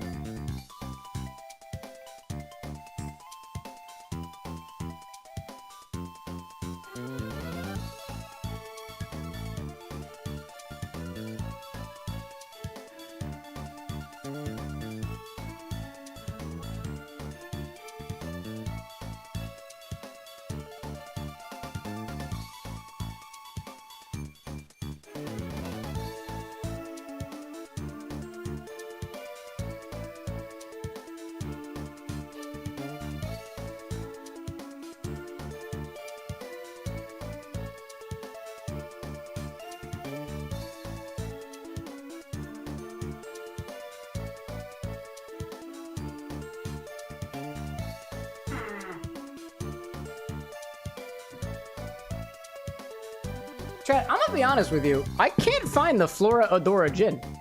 I can't find it. Hold up a second. What are we saying? Ferret's saying, I see non-voyage. Rosewitch saying, not serious. Sapphire, may I request my turn? /J. There we go. Sapphire was saying, how would you feel about a coin flip? And if Cam makes a second drink tonight, the other one gets it. Sorry about it, make a decision. No, I feel that. I can do a coin flip. I wore a coin flip, but he also got class in the morning.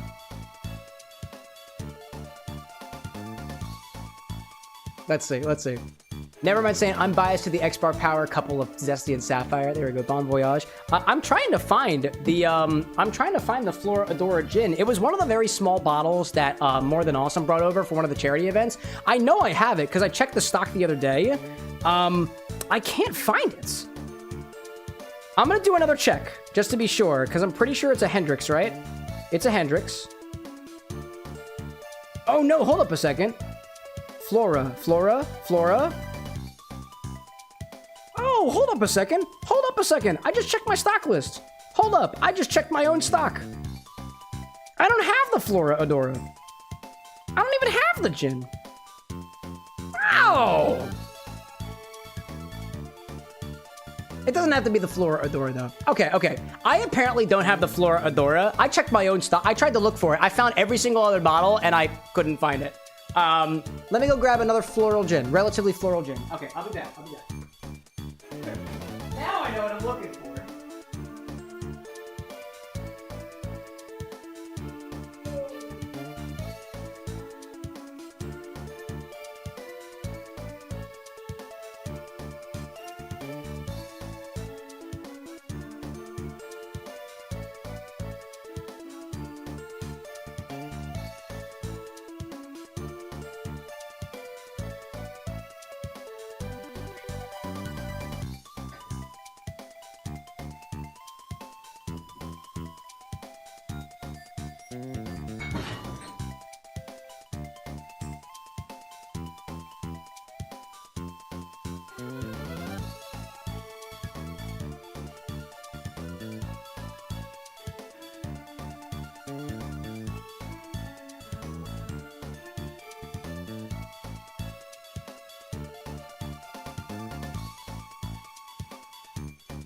Sorry, chat. It took me a hot minute. All right, I have returned. Okay. Let's see. Anakin's saying, Cam, I'll be ironic here for a second. Your spouse actually loves Padme and would occasionally roleplay as her. Oh, there we go, dude. It all works. Let's see. Hold up a second. I'm catching up with chat. That bottle is gonna pop on the back of the shelf in a couple of days. One of those? I don't think so. Possibly. Let me see. So this is what I found. And Rose Witch, let me know if this vibes. Okay. So for Rose Witch's recipe, it calls for floral gin, right? It also is paired with creme de violets and a bit of bitters and some tonic water. This is a highball style beverage. So I'm thinking I have butterfly pea flower gin, which doesn't really make the gin taste floral. It just gives it a color. I have the most floral gin that I have enough to make this recipe with is probably going to be this Roko gin, which is made with sakura flower, yuzu peel, sencha tea, gyokuro tea, sakura leaf, and sansho pepper. I think... Oh, and an egg white. I see that in there. And an egg white? Oh, I see the egg white up there. Okay, I appreciate the call out there. I was thinking... I don't want to use this purple gin because it's cheap gin that I put flowers in. How about instead... Oh, Sakura gin? There we go. We could also infuse it with a bit of butterfly pea flower, but there's not much that's going to happen with the color because that ounce of creme de violet is mostly going to turn the whole thing purple. But I wanted to throw the offer out there. We could take this butterfly pea flower and turn this gin purple-ish pink. Just being honest with you, it's not going to do very much. It might make a slightly different color, but purple's the color you want. It will be purple with the creme de violets. It might be more purple with the 2 ounces of the butterfly pea flower infused gin. Maybe. It depends. So I'll leave that up to you. If you want more flowers in it, I've got flowers to make it purple. It might turn a little bit pink, though, just because of the properties of the drink. That's what I'm thinking. I want the Sakura, though. There we go. That's what we're going to go with. Also, you know, Rose Witch, and I got this recently, and I'm going to try to get you on the upsell, so hold on a second. If you want the Sakura, I'll raise you.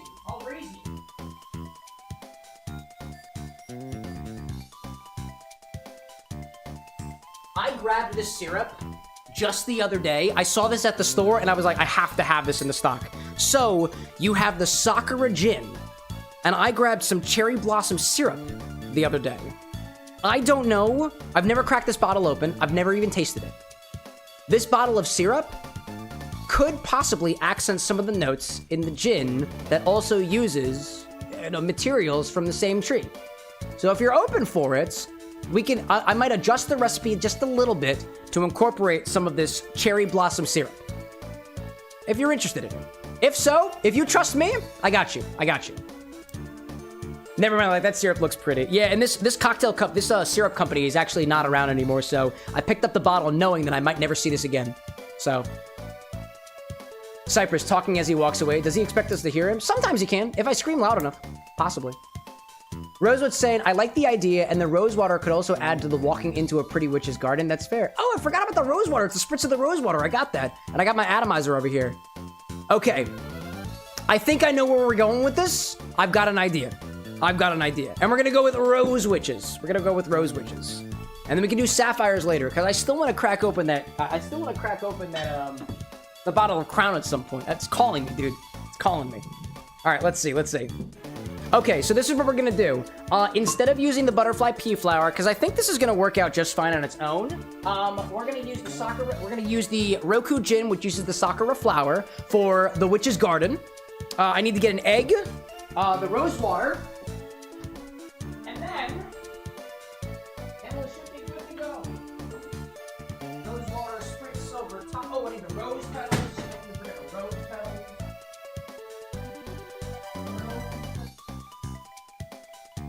I'm over here in the corner. I know you can't hear me, chat. I know you can. No, you cannot. Now you can! The Bon Voyage! There we go. I love that stuff. Let me see out there. The Bon Voyage indeed. A little small modification. A drink for the witch who's traveling to see their partner. I love it, dude. I love the concept. All right, I've got my... Oh, let me grab my egg. Got an egg over here. It's an egg white sour. Egg white sour. We love egg white sour. I like egg white sour. Some people don't, and that's fine, you know? Sapphire is saying, everything is good. I was really torn because I really wanted to see you use the chocolate crown, but I also love gin drinks, and I know how much Rose wanted to make this drink. So, just to give you an idea, chat, Rose has requested this drink 1, 2, oh my god, so that's 2 in a week, that's 2 in a week, that's 2 in a week, that's 2 in a week. Okay, so Rose has been requesting this drink every single stream since 1, 2, 3, 4, like 4 or 5 weeks ago. So many, dude. I'm here for it. Rose was saying a little about my VTuber. She used to be a botanist who studied specifically flowers and how to make them stronger, and one night learned she had magic connected to plants. Oh my gosh, that's the other part of this, chat. It's an inspired drink. Another OC inspired drink. Yes! And it's for your trip coming up. I'm so into this, dude. I'm so into this. Okay, let's see. Let me lit the recipe a little bit. We're doing a floral, let's say a floral gin. We'll call this a gin. Roku. 2 ounces of the gin. Creme de violets. We're using, I got you down here. Where are you, creme de violet? We got Giffard. Giffard creme de violet. We got 2 to 3 dashes of hibiscus lavender bitters. I have one of those is over here. I need to remind myself which one it is. Hibiscus. That is gonna be hibiscus lavender. That's bitterless marriage. Okay, cool. That's crude. I got them down here. Crude bitters. Bitterless marriage is the red one. Adawan. The green one. Lindsay. Bitterless marriage. There we go. We got that. Top with tonic water. My tonic water is off to the side over here. I got a bottle of that. I need a fresh one. Use a fresh one. Okay. Let's see. What else do we got here? Top with tonic water. I'm just doing some behind the scenes work, chat. We got to find some space for this sakura syrup. So, to that there. It's a bit of a fizz, right? So we're gonna... Okay, this is what we're gonna do. Method. Dry. Shake all except tonic water, water, wet shake, add ice, and shake again. Then strain over ice, top with tonic water. It's an egg white sour with a bit of tonic water on top of it. That's what we're going for here. So you have 2 ounces of the gin, the creme de violet. Oh, well, you know, okay, it's an egg white sour, but there's no citrus in here. So I'm going to modify this slightly with a little bit of citrus. 2 ounces of the gin, an ounce of the creme de violet. We're going to dial that back to 2.5. We're going to do 3/4 of an ounce of the creme de violet. That's going to be our sweet. We want more sweetener. We want the soccer in there, right? So half an ounce of the creme de violet. Give that floral. It's a very potent creme de violet. Actually, there's a little bit in there. Lemon. Where'd the lemon go? I don't see lemon in the recipe. It's okay. I got you. Yeah, I don't see the lemon in here for some reason. That's okay. I got you. I see what you're going for. We're gonna actually dial this back to about 1/4 of an ounce. That creme de violet is potent.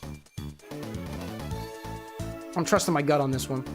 We're gonna do 1/4 of an ounce of the creme de violet. I know it originally called for an ounce, but trust in the process. Then we're gonna add half an ounce, 15 milliliters of the cherry blossom syrup. Cherry blossom syrup by Pratt Standard. If we have half an ounce of the cherry blossom in there, we're gonna want to keep the sour notes by matching with about 1/4 of an ounce of the lemon juice. Let's see. I see Rosewitch out there saying that your partner is actually more nervous about the travel than you are. Hey, that can be the case sometimes. And you're going to see them, right? Right? Do half an ounce of lemon juice. So we got 2, 3, 1/4. That works out. And then we top the rest with tonic water. Okay. And then we need the egg white in there. Don't forget about the egg white, Cam. Do not forget about the egg white.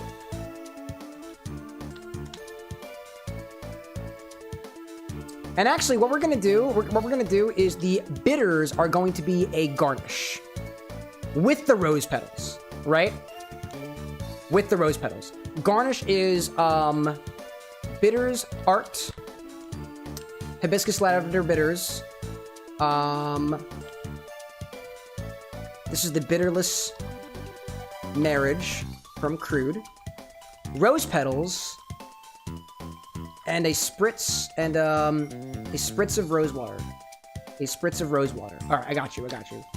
Inspired by Witchy VTuber. Inspired by. Let's see. Let's put this at the top. The Witch's Garden. The Witch's Garden. Inspired by their. Let's say the Witchy VTuber. There we go. 2 ounces of the gin, half an ounce of the cherry blossom syrup, half an ounce of lemon juice, 1/4 of an ounce of creme de violet, 2 to 3. Oh, that's going to go in the garnish. Egg white, top with tonic water, dry shake all except the tonic water, add ice, shake again, then strain over top, top with tonic water, bitters art over on top, rose petals, and a spritz of rose water, and that's what we got. Okay. Oh. We got it, chat. We did it. Now we just got to make the recipe. Okie doke. Rosewitch, can you double? I know it's a little bit hard to read up there because the text is super freaking small. Let me know if you can't read it. Let me know. Also, let me know if I missed anything. I'll say it out loud just in case it's hard to read. 2 ounces of gin, the Roku, the Sakura gin. Half an ounce of cherry blossom syrup. Half an ounce of lemon juice. 1/4 of an ounce of creme de violets. 1 egg whites. Top with tonic water. Dry shake all except the tonic. Add ice, shake again, strain over ice, top with tonic water, add as a garnish, bitters over top, rose petals, and a spritz of rose water. I think we got it. Will it still be really purple? Will it still be really, really purple? Well, because we're adding tonic water on top of it, it's not going to be super purple just because of how much volume we're going to add of the tonic water. So that's going to be a little bit of a hard sell there. Also, I did dial back on the creme de violet a little bit. It's got to be purple, right? Does it got to be purple? Because I think what I'll do is I'll dial, I think I went a little bit too forward on the cherry blossom there. If it's gotta be purple, I will swap it around a little bit. You want to be purple because your VTuber's hair is purple. Okay, let me adjust the recipe. Let me adjust the recipe real quick. Let me see. If we want this to be purple, our best bet is to go more forward on the creme de violets and a little bit less on the syrup. 15 there, there. We'll pop this down. The cherry blossom syrup is going to be 1/4 of an ounce instead. So it'll be a bit less Sakura forward, but it should help with the lemon juice. And now, come to think of it too, I was thinking if we use the butterfly pea flower, if we did that, it's going to react with the lemon juice and make it pink, which is not what we want, right? Rosewitch saying a lot of our colors are red and purple. Okay, I got you. All right, let's try this one instead. The gin, now we have 1/2 ounce of the creme de violet. It's still not going to be like a very potent purple. I think the only way that you're going to get a very potent purple color with that much volume in the glass is going to be if we add food dye. And I was actually just chatting with somebody else the other day about getting a purple drink with a large volume. And the best thing you're going to be able to do with that is get some food dye, or you infuse the tonic water with pea flower ahead of time, but you still run the risk of that lemon juice turning it pink. So it should be purple, but more of a blush purple. And if that's acceptable to you, then I think we're good to go. That's what I'm thinking. But let me know. Yeah, deep purple is going to be difficult because if anything, we have 1/2 ounce of deep purple in there. The gin is colorless. The lemon juice is yellowish.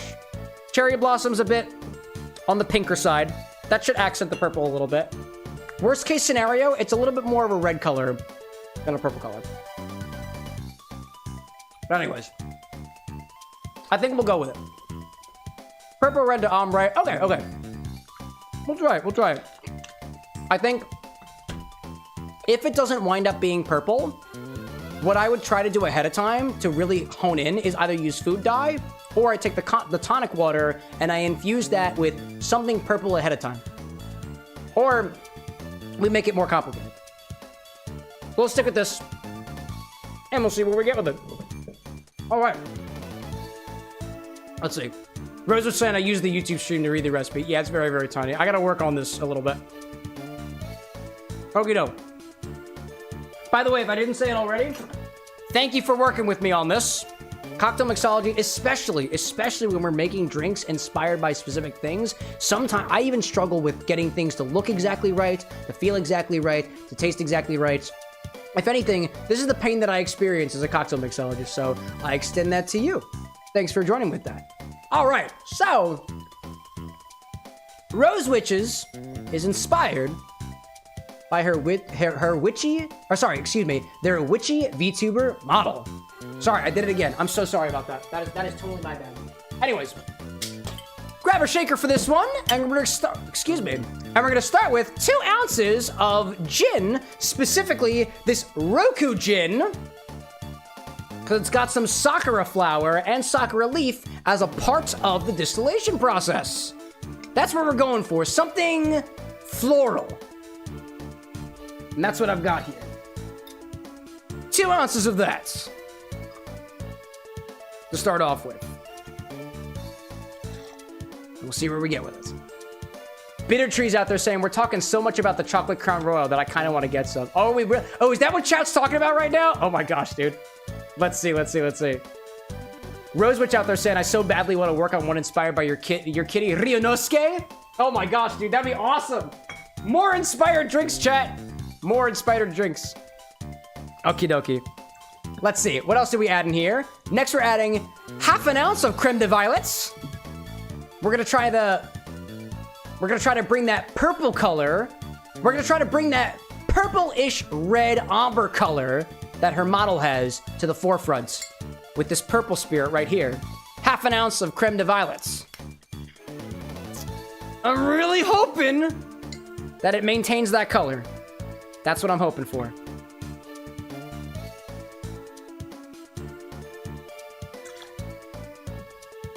So far, it looks purple in my glass, you know?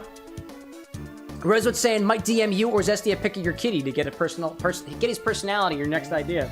There we go, dude. My DMs are open for cocktails. Yes, they are. What's next?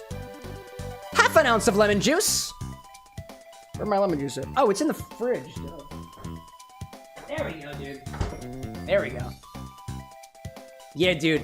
A drink inspired by your kitty, too? Yeah, man. My DMs are open for cocktail advice. That's what I do for a living. I want to talk more about this stuff. Please let me. It might take me a little while, though. I'm busy. Half an ounce of lemon juice. What else do we got? Ooh, there we go. There's the cherry blossom. There is the cherry blossom. Let me open this up real first. A quarter of an ounce of cherry blossom syrup. Apparently, to my knowledge, the company that makes this syrup has closed down, so I saw this in the store and I was like, I gotta grab this. Hello there. Get out of here. Ooh, it hurt a little bit in there. How does that taste on its own, by the way? Oh, that smell is so intriguing. Let me put that in a small little thing. I have a small little beaker that I can taste this with.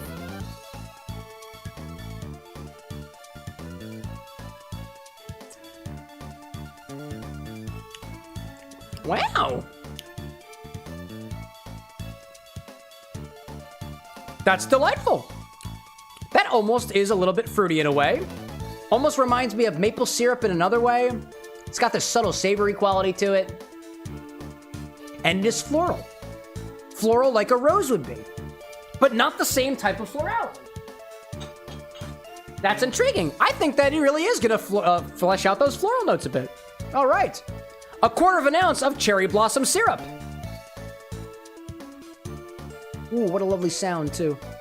He was... Let's see. What do I see? Tess out there saying that you miss having cats. Anakin doesn't like dogs. But that's you personally. That's fair. I love animals. I'm just not allowed to have animals. I'm not allowed to. Hacker out there saying, this episode is proving quite inspiring in terms of the possibilities for making VTuber-inspired cocktails. Yeah, dude. Hey, you know what? I see another VTuber out there who is apparently getting some ideas. Mr. and or Mrs. Eldritch Beast out there. Beast? Is it Eldritch? I know that you're an Eldritch bartender VTuber, but you're like a beast or... I don't know. Color me curious. Color me curious. Okay, let's see. What do we need next? Now we need an egg whites. That's what comes in here next. Hacker saying I'd have to get more syrups, though. That's fair. Or you can make the syrups. There's aspects to making some syrups. I actually still have... I'm gonna see if this works, chat. Do you remember the last time we used an egg yolk? Or rather, we used an egg white? I still have the salt, and I still have a cured egg yolk, so I'm just gonna put the yolk in the salt, just like before. Let's get the egg white in here.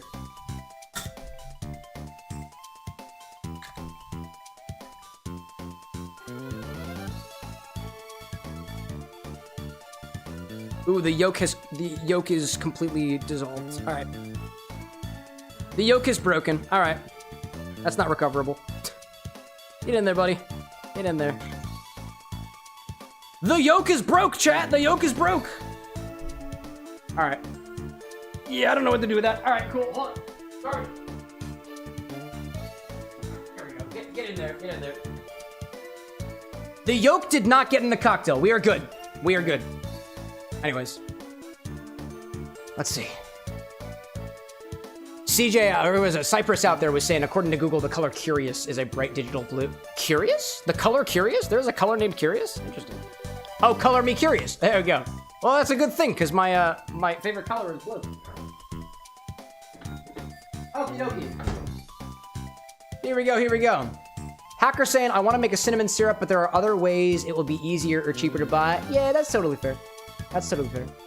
Aziel saying, raw dogging salmonella. Well, actually, there have been studies done that shows there is an infinitesimally small chance that you get salmonella from using egg white in a cocktail. There are studies on it. If you want references, DM me, and I will get the reference to you. I promise.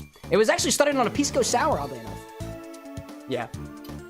But they are pretty safe. Yeah, pasteurized eggs and stuff like that. They're like, to take it from somebody else who's out there in the field, there have been bartenders out there, people like Louis Fernandez or Leandro from The Educated Barfly, who has said, yes, there is a chance that you could get salmonella from an egg white or egg yolk cocktail, but the number of egg white cocktails, egg yolk cocktails that this guy has made in his lifetime of making cocktails, not a single person has come back to him with complaints about it. But, you know, it's an ill factor for some people. And if somebody just, like, fundamentally doesn't want to drink an egg drink because it's got egg in it, I wouldn't force them. Anyways, dry shake this first, then whoa, excuse me. Dry shake this first, then add some ice to it and shake it again. Let's do it.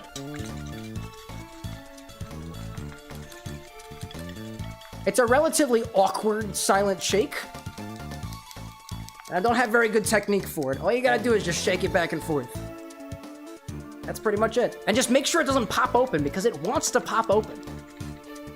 But I will not let it. Emulsify the eggy. Damn right we will. All right. Whew.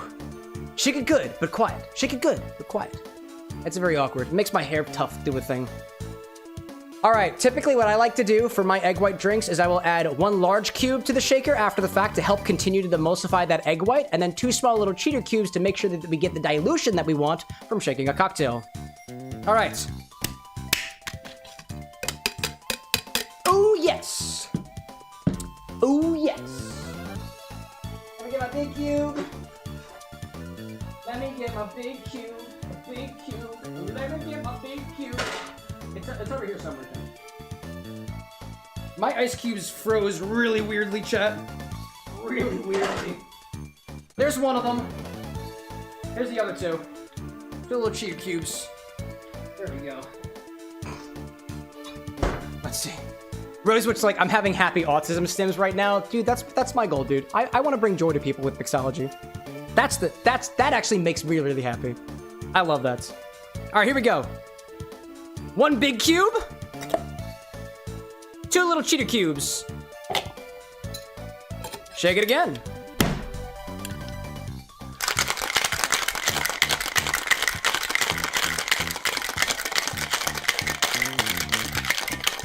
Ozio says it's camera without an X. Nah, man, that's the guy who wears glasses. I'm not wearing glasses right now.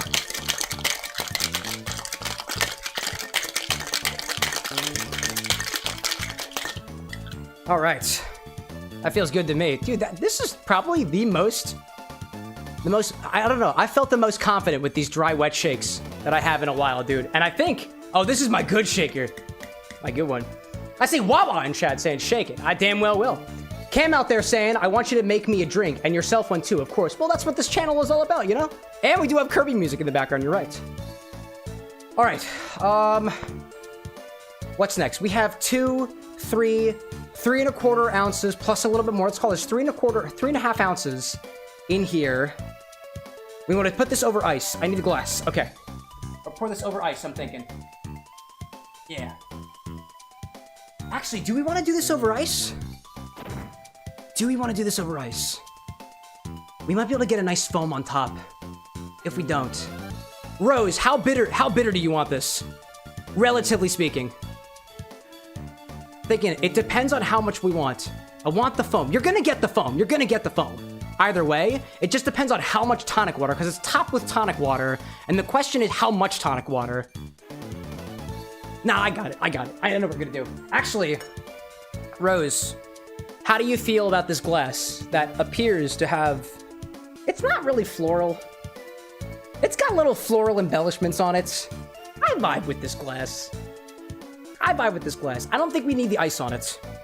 What I should have done, though, is to make sure that that tonic water is cold ahead of time, because when you're making a cocktail like this, you want it to remain as cold as possible, right? I know I've been talking for a hot second, so let me just... one final shake to that, just to wake it up a little bit. All right. Strain this into a tall glass, top with tonic water, garnish with some bitters arts. I'm using some hibiscus lavender bitters, some rose petals, as well as a spritz of rose water over top. Let's do it. Oh. Double strain this into a tall glass. It's a double strain specifically. All right, let's bring the cocktail angle over. Here we go. I'm a little bit unsure of this, chat, but we'll try our best. So first we'll do the pour. Rosewood's like, I want to steal that glass. Excellent. Okay, double strain this. Here's that. Here's the tea strainer. Over here. All right, crack it open. Oh, I see foam. Foam makes me happy. That smells wonderful, by the way. That smells delightful. Let's see.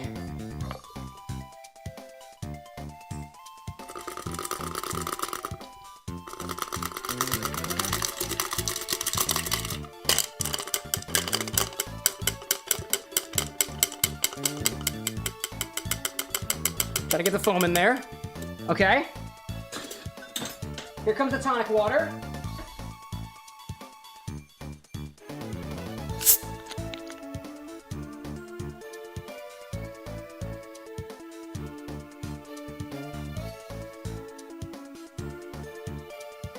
Not done yet. Not done yet.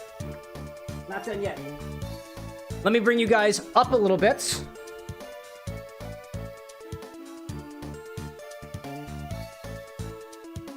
Up a little bit. Let me bring you higher. Oh, I messed up the cocktail angle. Hold up. Thank you. Okay, apparently I can't go that high. Apparently I can't go that high. Let's see, let's see. Yeah, it could probably be a bit more pink. I don't know if you're gonna get much more purple in this unless you have food dyes and stuff in it, or just more floral, more creme de violets, which might knock the whole drink out of balance. To me, it's looking like a mild pinkish color. That's what I'm looking at. All right, let's do... Hopefully we can see these bitters arts.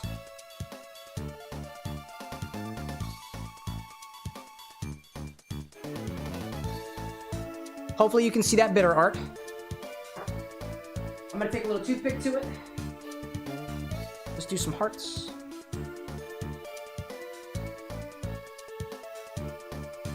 A little bit. Okay. Now let's do some rose petals. And do not forget that rose water.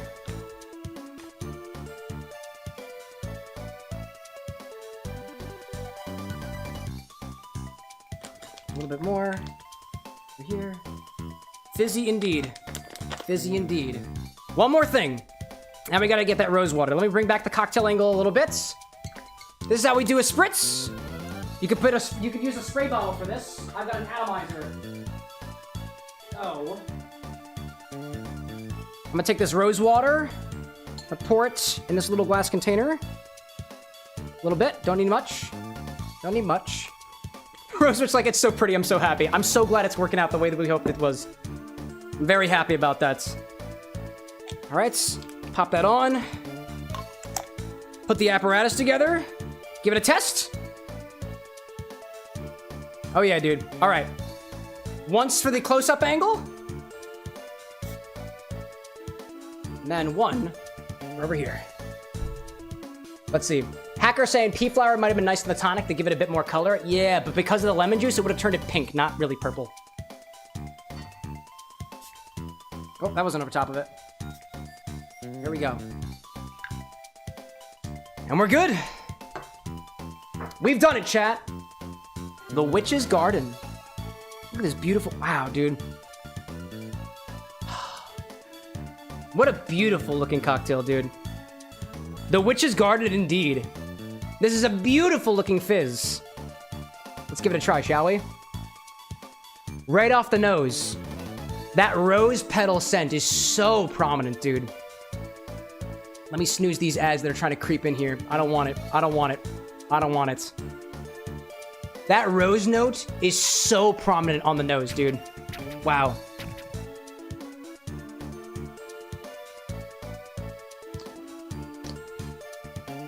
Oh, yeah.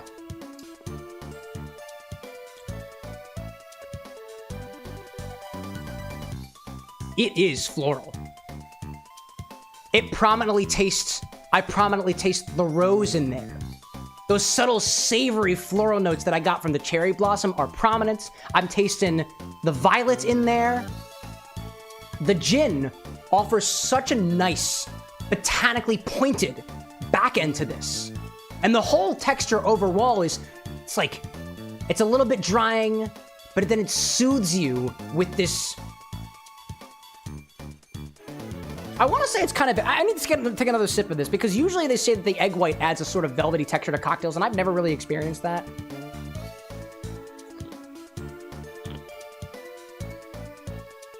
Oh, dude. It's got this pointed tannicness, a dryness on your palate that hits you quickly and then fades away to those more gentler citrusy notes that round the whole thing together. Wow, dude.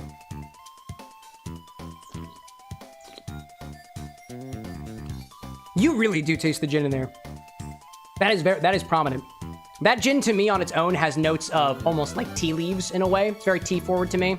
It's also got that subtle floralness to it too that I honestly didn't recognize until after I tried the cherry blossom syrup. I do see that in there now. Gosh, dude. There is just enough bitterness in here on the very end that gets you pining for another sip. Wow, dude. What do we got with this? Rosewood's like, I'm liking the drying drinks. Oh my gosh, yeah. If you're looking for the drink that's got that sort of drying texture on the end, this is that. This is that, dude. That texture at the end is a comfortable, dry, adjacent, bitter floral flavor that I'm telling you kind of makes me want to go in for another sip, which I will continue to be doing so. I honestly wasn't expecting this to be as balanced as it is in terms of the sour to the sweet. That worked out really well here. If anything, it leans a little bit more on the sour end, just a touch, just a touch. The amount of creme de violet that we added, I thought that was going to be a lot more overpowering than it actually is. But I still get the gin, I still get the sakura, and I get the rose, in addition to the floral boost from the creme de violet. I know, like, I think the color could have been a little bit more on point for your purple VTuber, but this is a beautiful drink. Beautiful presentation. The aroma is nice. The taste is nice. And it keeps you coming back, sip after sip, dude. I love it. Rosewitch's like, excuse me.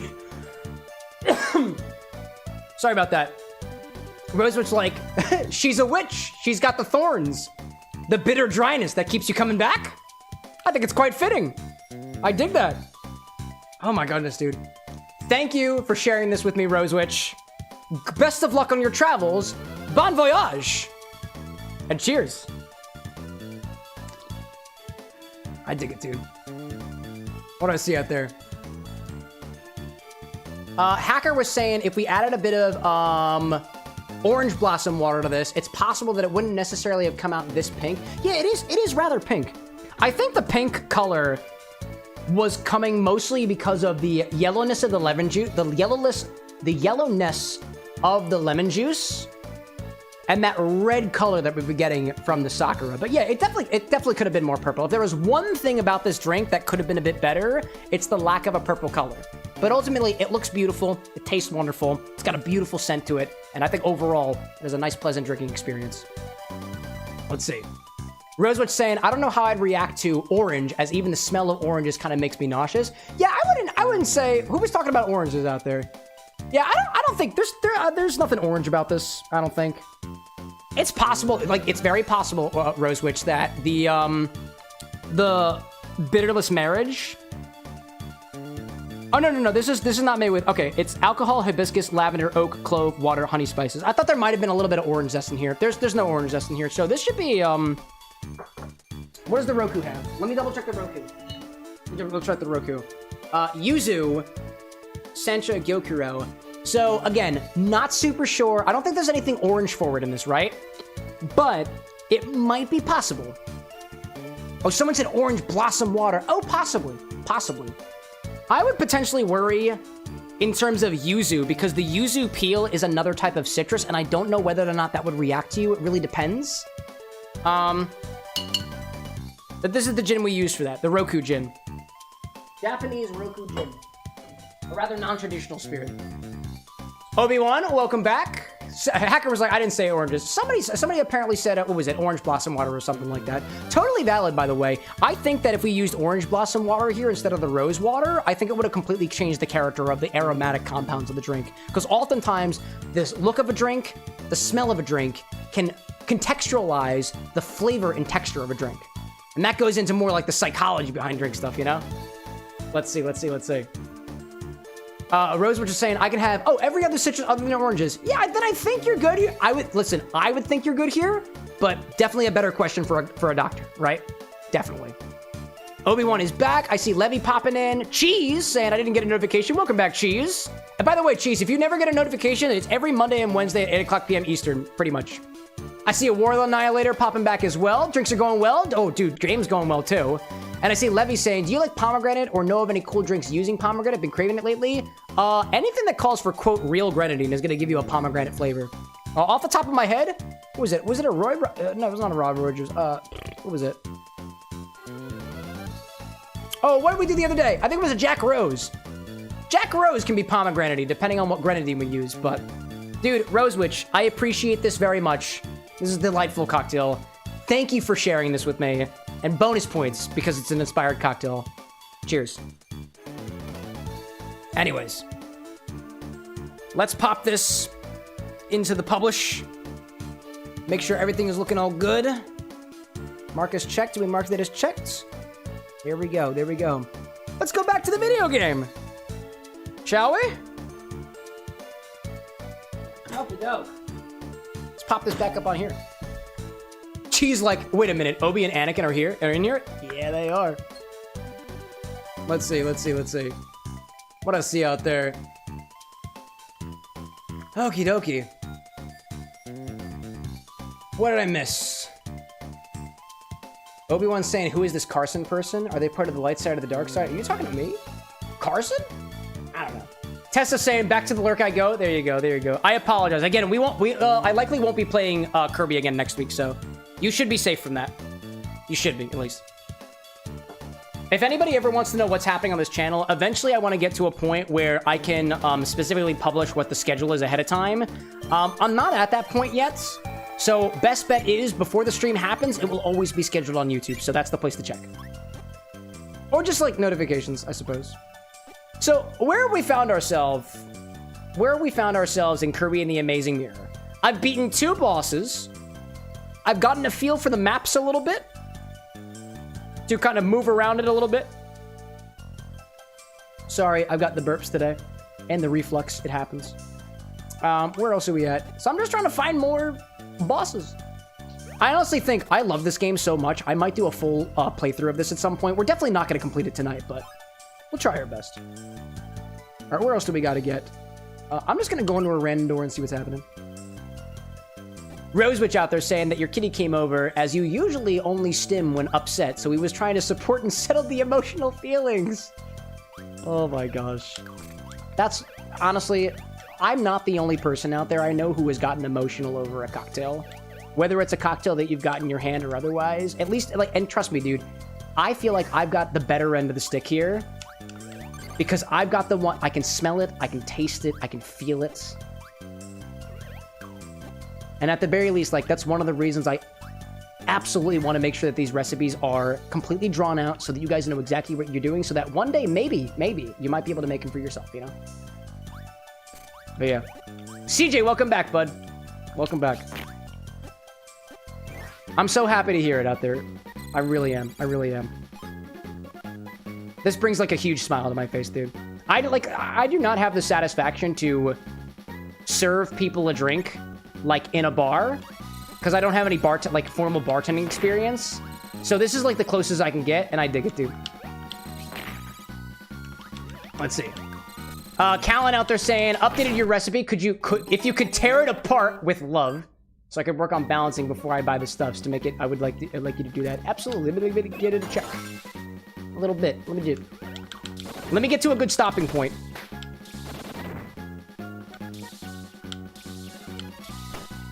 Gotcha! Oh, wait, does this send me... Oh! Where am I? Oh, Oh, I've never been here before. Oh, no, I have been here before. I have been here before. Carrot Castle. Interesting. Very interesting. Did you just box me? You ass. Haven't been here before. Let's see, let's see. She's out there saying currently a Padawan that won't be a mishap, but it looks at Master Skywalker. There we go. We got a whole Star Wars community happening in the Food Hub. It's incredible. Oh, is that an ad break? Oh, that's the perfect stopping point. All right. Callan, you can hear me? Yeah, you can. You're on YouTube. Of course you can. All right, let's see. Big Callan out there. A new game recipe. New game recipe. Skunk Down Distillery. Oh, this has got apple pie rum now. Oh wow, this is completely different than it was previously. Hold up a second. 2 ounces of apple pie rum, an ounce of apple cider vinegar, an ounce of brown sugar simple syrup. That can be put apart, right? Oh, I see you appending part 1 and part 2. You don't need to put part 1 and part 2, by the way. That was just me giving an example. I see you, though. Part 2, the syringe, Viking's blood mead, and blackstrap molasses, and squid ink in the syringe itself, right? Pinch of the coolest salt that you have. I have cool salts. I have cool salts. And then 5 drops of food dye. Okay, hold up. Hold up a second. Trying to interpret the recipe here.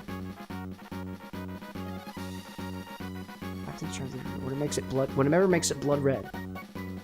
Oh, I see. Callan, what color is the syringe supposed to be? And what color is the drink supposed to be? That's my main question right now. Because I see squid ink and red food dye in the syringe, and it's still just gonna look black. It might be a darker maroon. With the squid ink, it'll turn black. With the activated charcoal, it'll turn black. It will. In a shaker tin, add the trial ingredients, then pour in a shot glass, crush it with the syringe ingredients, slowly pour as you drink. Oh, is the squid ink simple? A pinch of the coolest salt you have. There we go. Blackish red and brown. Yeah, you'll probably get that. I think you'll probably get that. I haven't had as much experience with the squid ink specifically, but you'll probably be able to get that. I see. So the trial is intentionally a sort of apple pie spiced rum with shrub-style vinegar, sugar balance, with the mead being the additive that adds more molassesy flavors, with the squid ink and the coolest sauce, so a little bit of saline, with a little bit of saline. Okay. No, like, on paper, this looks pretty good. I see that. I totally see that. What's gonna wind up happening is, I'll say that apple pie rum, depending on what you want to do with the molasses, if the molasses is supposed to specifically be playing a role in supporting the rum flavor,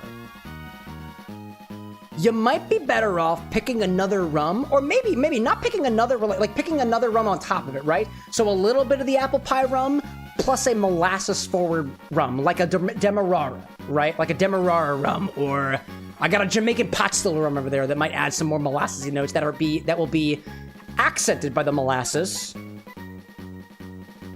Not necessarily introducing new flavors, but accenting flavors that are already there. If that makes sense. Also, the molasses is going to be hard to dissolve, so we'd have to mix that ahead of time, right? You have to mix that ahead of time. Molasses is super duper thick. You might be better off... Here, you know what? You might be better off making a blackstrap syrup. Blackstrap molasses syrup. Take the blackstrap molasses, add a bit of water to it, make that into a blackstrap molasses syrup, then add the squid ink to the blood. Just add the squid ink as an ingredient. And then it can dissolve in the blood mead or the thing. There's no need... I don't think there's need to make a squid ink simple syrup if we're using the blackstrap molasses. Oh, well, unless the blackstrap molasses is 2 tablespoons there, so it really depends on where you want to go with it, but I threw a lot at you, and the ad break is over, so I'm gonna get back to the game. Let's see. Callan saying the idea was to add new flavors with the syringe. Okay, new flavors with the syringe. Gotcha. Then I think it works that way. I think it works. Let's see. Did I miss anything in chat, by the way? Let's see. Tessa's sanity is being questioned a little bit. I mean, you're hanging out here. I question your sanity, in a way. Chat's talking about Lord of the Rings now, apparently. Lord of the Rings is your next drink-infused game. You're gonna do a fun... There we go, dude. There we go. Callan's saying, taking notes. Yeah, and granted, right? Like, it totally depends on what you're trying to go with, right? I look forward to seeing what you come up with, dude. I look forward to it. Let's see. Cheese out there saying that Lord of the Rings is cool. Facts. Oh, where am I? I don't know where I am. I don't want to leave yet. But apparently Yellow's hanging around. That's pretty cool. Oh, I haven't been up there yet. There we go. That sends me back. Haven't been over here yet. Oh!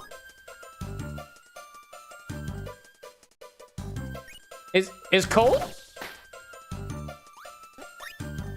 Oh, okay. I don't know how it got cold. Oh, no, I can go back here and...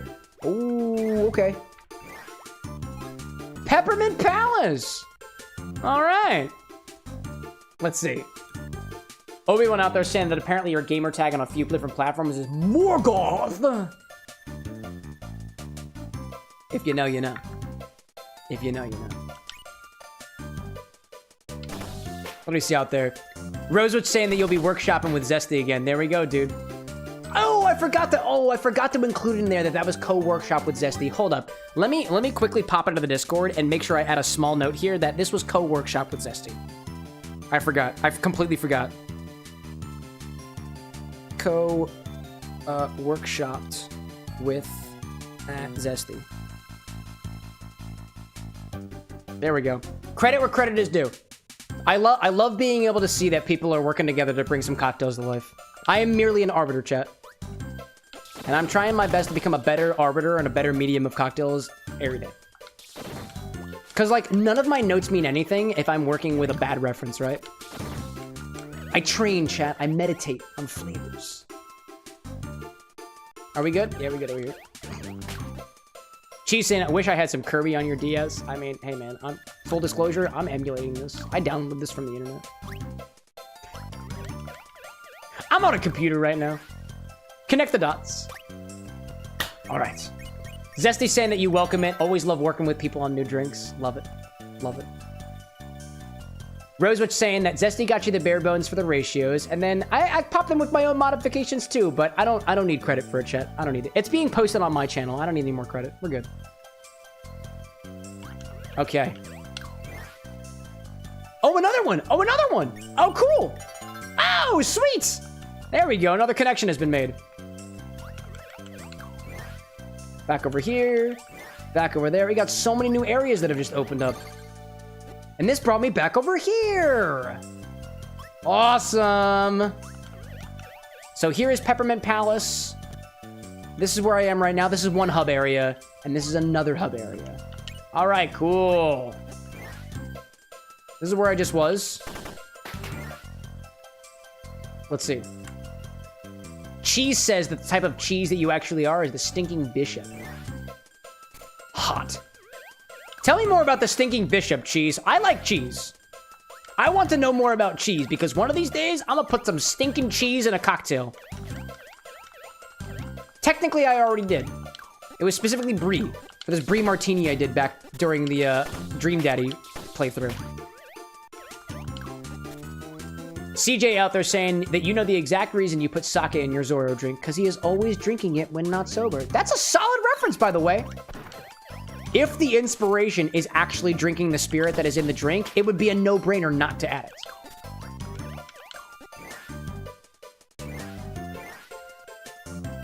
Hello there, buddy. Oh, hello there. Okay. Smack. Oh, come on now. No, please. Okay. That's fine. We're doing this now. Cheese says that the Stinking Bishop cheese is incredibly pungent, in all caps. Even stronger than, like, aged blue. Chat, did I ever tell you about my stinky cheese roommate in college? My first roommate in college. Somebody I've known for years, dude. There was a piece of this person who I roomed with that I didn't know about until after we began rooming as freshmen in college. Only after the fact, only after we moved in together and roomed for a solid year, did I find out that this man was potently into stinky ass cheese. I'm talking like, so here in Philadelphia, we have the Reading Terminal Market, which is a great place to buy various different types of cheeses. Lavender-infused Goudas, smoked cheeses, stinky blue cheeses, you name it, we've got cheese for it. And there's multiple different vendors that you can buy it from. So we shared a mini fridge, and you know, when you've got stinky cheese, you don't want it stinking up the room.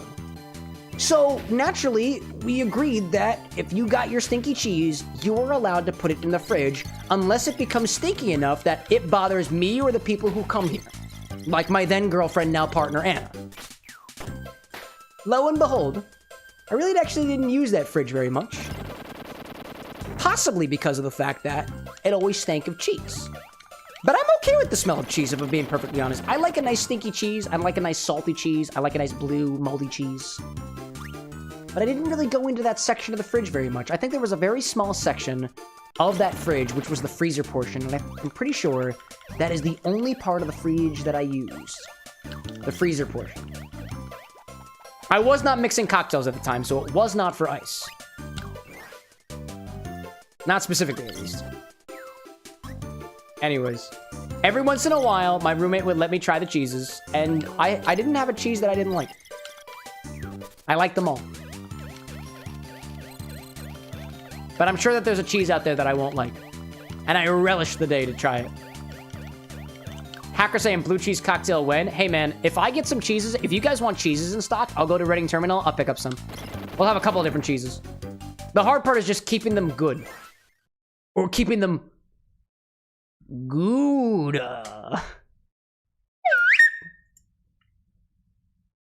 Anyways, let's see. Obi-Wan saying that you like Cambozola. I don't know what that is. Please educate me. Anakin is saying spicy jalapeno cheese. Hit it. Let's go for it. Cheese saying, I want to know a funny mistranslated cheese name. By funny, I'm curious of what you mean. The internet is a weird place. Let's see. Zesty out there saying that you're a sucker for a spicy pepper jack. Hard salami and a herb cracker. Could have that for a meal. It's good stuff. Zesty says, Cam, you're a monster for that joke. Yeah, I know it was a good one.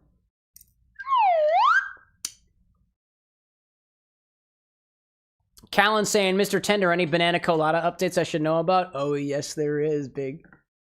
Do you remember, Callan? Why I told you we couldn't have a good banana colada? We couldn't have a good banana colada because I didn't have a good banana liqueur. Oh, dude. I've got a good banana liqueur now. We got it. This Tempest Fugit finally dropped it. Finally dropped the cash on it. We got it. We got a good banana colada, dude. Let's see. Obi-Wan saying, Cambozola is a German triple cream blue cheese. It's basically a child of blue cheese and brie, and it's amazing. Oh, I believe you. How salty is it? Like salty cheeses. All right, are we at the boss already? Possibly. Let's see. Callan, like, you can't do this to me in my Saw Cocktails era. Big, listen, man. It's been a hot minute. And I hope you've been doing well, by the way. How is that book going for you? I am very curious. This stream has changed. I think refined so much since you were here last, dude. And when I say this, like you were here last, I mean like hung in chat for a little while. Like the stream has totally changed, dude. I'm so proud of it, dude. Oh, hi there. Hi, my friends. Hi, new friends. Hi there, bud. Oh, hi there. Whiz, dog. This dude's a whiz. Oh, shoot. Ice, all right, cool. All right, that sucked.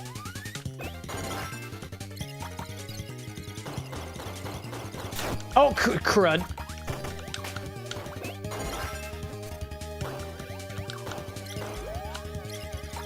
Oh, hello. It's a car. It's a car. Whoa, shit. Oh, it's a car. Oh, shoot, it's a car.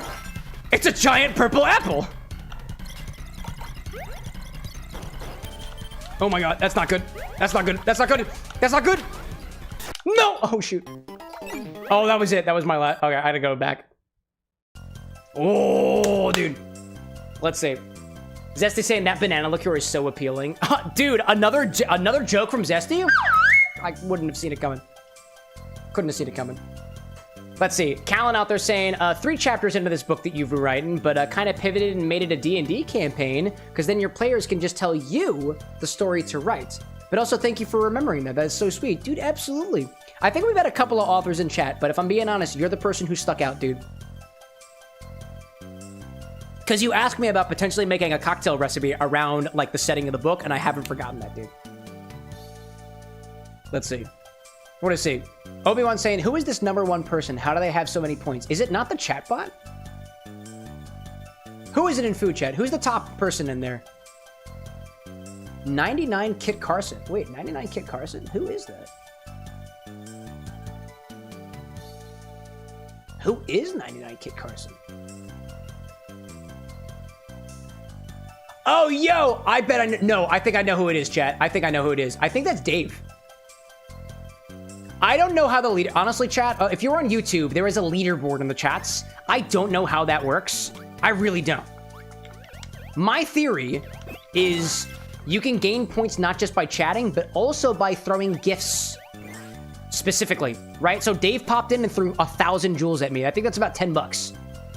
I think that popped them up on the leaderboard. That's my theory, at least. Obi-Wan's like, who's Dave? Dave Carson. They popped in here earlier with some biddies. Hacker saying the more you interact, the more points. Yeah, I get that. I get that. That's why the chatbot is so up there, because it's interacting with everybody for every command that you use. Naturally. Yo, Eugene, welcome back. Yeah, Cheese saying too, you get XP when you join and stuff like that. I'm still a little bit confused by it, but... I had the opportunity to give some feedback on the leaderboard feature for YouTube, and they were like, what do you feel about the leaderboard feature? And I was like, I think it's kind of useless. And they were like, why is that? And I was like, I have 2 different chats, and I can't keep track of the leaderboard. Nice. And it doesn't do anything for you. There we go. Obi-Wan out there renewing the board member membership, which, by the way, chat, is the highest tier that you can pay for here at the Bar of the Next. It's basically, for my folks on Twitch, that is the equivalent of a tier 3 sub. Oh my god, where did you get that from, you ass? Wow. Not you, Obi-Wan. I'm talking to the prankster. There we go. I appreciate it there, Obi-Wan. Thank you, thank you, thank you. It is because of folks like you guys that the Bar of the Next remains to be a talking point. Like, honestly, chat, I talk about you guys. I do. I do.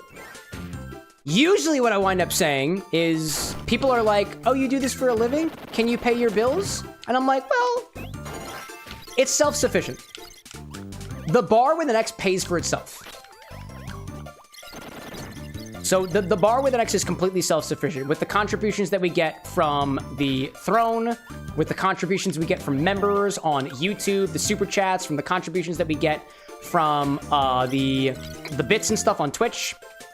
I basically don't have to pay. Here's a better articulation for this, right? When I say I don't have to pay money to run this stream, the caveat to that is I don't really make any money by this stream. It all goes back into it. We're kind of in that phase with the X-Bar right now. I do not pull a salary. And I'm really thankful for where we're at right now, and it's because of you guys, so I appreciate that. Thank you. Let's see. Anakin's like, what's the workout command again? Exclamation point redeem workout, just like Obi-Wan said. Eugene says, cool game name? Do you mean the name of this game? If anybody ever wonders what game we're playing, you can type exclamation point game in chat and it should tell you exactly what it is. But this is Kirby and the Amazing Mirror. Let's see. Tess is like, you mean this? Oh.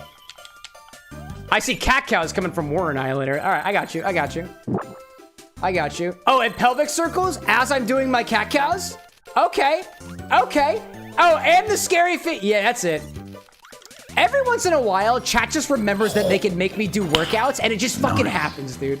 It just fucking happens. Obi-Wan with the super chat. Dude, congrats on being self-sufficient. Thank you, thank you. This was a bucket list goal of mine last year. And I achieved that earlier this year when I decided to quit my job, so. Oh, and we got a breathalyzer. Okay, hold up. So I'm doing my cat cows and my pelvic circles and my cat cows and my pelvic circles. And then I gotta do my scary feats when I do my breathalyzer. Tesla's like, you accepted your fate long ago. I gave you guys the ability to do this to me. You play in my games. Wait, hand flicks. Okay, hold up, hold up. Oh, shit. I knocked the batteries out of the breathalyzer. Hold on, I still have scary feet I need to do. I still have scary feet. I need to find the battery. I need to find the batteries. I have not yet taken my breathalyzer yet. Oh shit, there were 3 batteries. I only found 2. Okay, what other workouts do I got? Boys dance, I got the hand flicks. I can't do the hand flicks if I'm trying to put things in here, so hold on the hand flicks. Remind me if I don't. I gotta find this other battery. I found the other battery. Okay. All right, hold up. I gotta turn this thing on again. What was the other one? Oh, boys dance. All right, cool. I can do that. Turn it on. All right. Wait, okay. I know how to hold this. I just gotta use my teeth, you know? Hold up.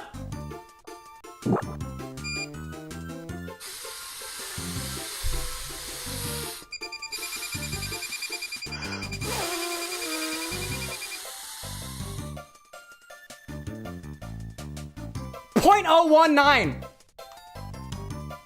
You got it. And now I do my lunges. There we go. I got you. Obi-Wan, we added, fuck, what did we add to the infinity bottle today? Gee whiz. Oh, garlic vodka! Obi-Wan, you missed it! It was entropies! We got it, dude. We got garlic vodka in the bottle. Absolutely incredible. Let's see. Callan saying you quit your job? Awesome. Oh my god, dude. Yeah, I quit my job, dude. I quit it a few months ago, and I'm so much more happy for it, dude. I am just as stressed out as I was, but I'm doing what I want to do. Because I like a nice challenge. Oh, okay. Thanks for making sure. Chat, actually, do you guys remember the Doki Doki stream where the stream after I told you guys that I had sore legs because of the stream, because of all the squats? Anna was so proud of you guys. Rosewitch, like, I remember Silk Song, the craziness of us messing with boss fights. I mean, I don't mean to... Actually, I'm not gonna say anything. I'm not saying anything. Anything, dude. I'm not saying anything. Not saying anything. Fuck, no, not the hand flicks! No! Not the hand flicks! I have to take my hands off the controller when that happens! No! Alright, now we're back into it. I can recover from this. Cat cows, I got you. I got fire. Bitch is gonna get flamed on. Flamed on, dude! Flamed on! What did I tell you? Flamed on! No, get out of the way. Okay. We're doing so good. This is going so well. Yes, dude! As I cat cow to victory! There we go. Man, let's see. Yeah, everybody gets 3 redemptions per stream for Work That Body. I'm just letting you know. And they're, I think it's not glitched, possibly. Annihilator, like, so what were you saying about messing with Cam during boss fights? Yeah, exactly like that.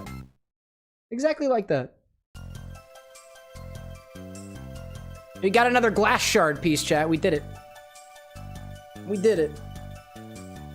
I do my pelvic circles and a little bit of a dance. We did it, chat. Let's see. CJ says, garlic vodka, I'm cool. Instantly falls asleep somehow, and that's how you woke up 4-ish hours later. Hey man, I'm just happy you're here, CJ. I'm happy you're here. We're glad you're here. Come stay a while. You can make shapes and objects with your sounds. Transmissions from a smile. Cheese saying, is there a way to see all the commands? There's a help command, but I'm gonna be honest, it's not that good, and the programmer fucking sucks! It's me, the way they chat. I'm the one who programs the commands. Actually, technically, it's the Sob who wears glasses. Which is also me, by the way. It's also me. If you guys have, like, legitimately, chat, if you guys, I assume, are a lot more sober than I am, typically, if you got suggestions on how to make it better, please. Please tell me. Rosewood saying, can be kind to your other self. Chat, one of these days, I told y'all what I'm gonna do, right? I'm gonna kill him. This is not as horrible as you think, chat. I am going to end CameroxnWithAnX. And this is how I'm gonna do it. This is how I'm gonna end my alter ego. Obi-Wan with the kindness. 5 memberships. What a guy.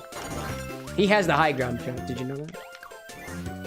I am going to tattoo an X on my arm when I reach 1,000 followers on Twitch, which we're really close to, by the way. We're really close. Water? That's a good idea, actually. And once I tattoo an X on this body, there will never be a CameroxnWithAnX.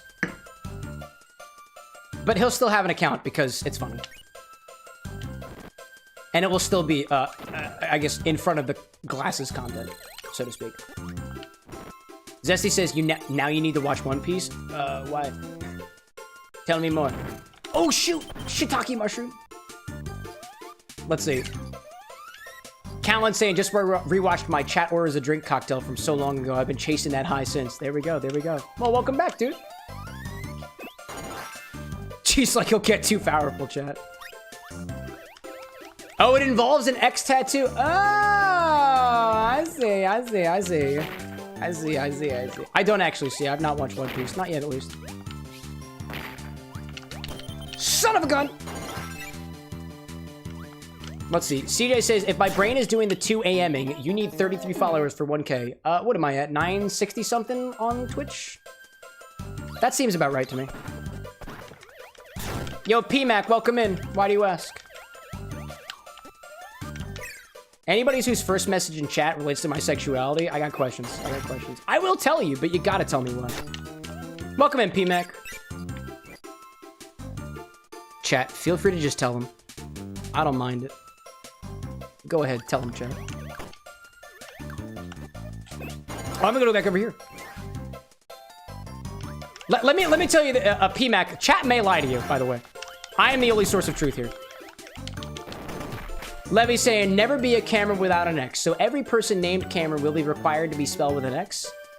No, I'm not saying, like, overall there will never be a CameroxnWithAnX. I'm saying that this CameroxnWithAnX will cease to exist because he will always have an X on. That's the implication. Let's see.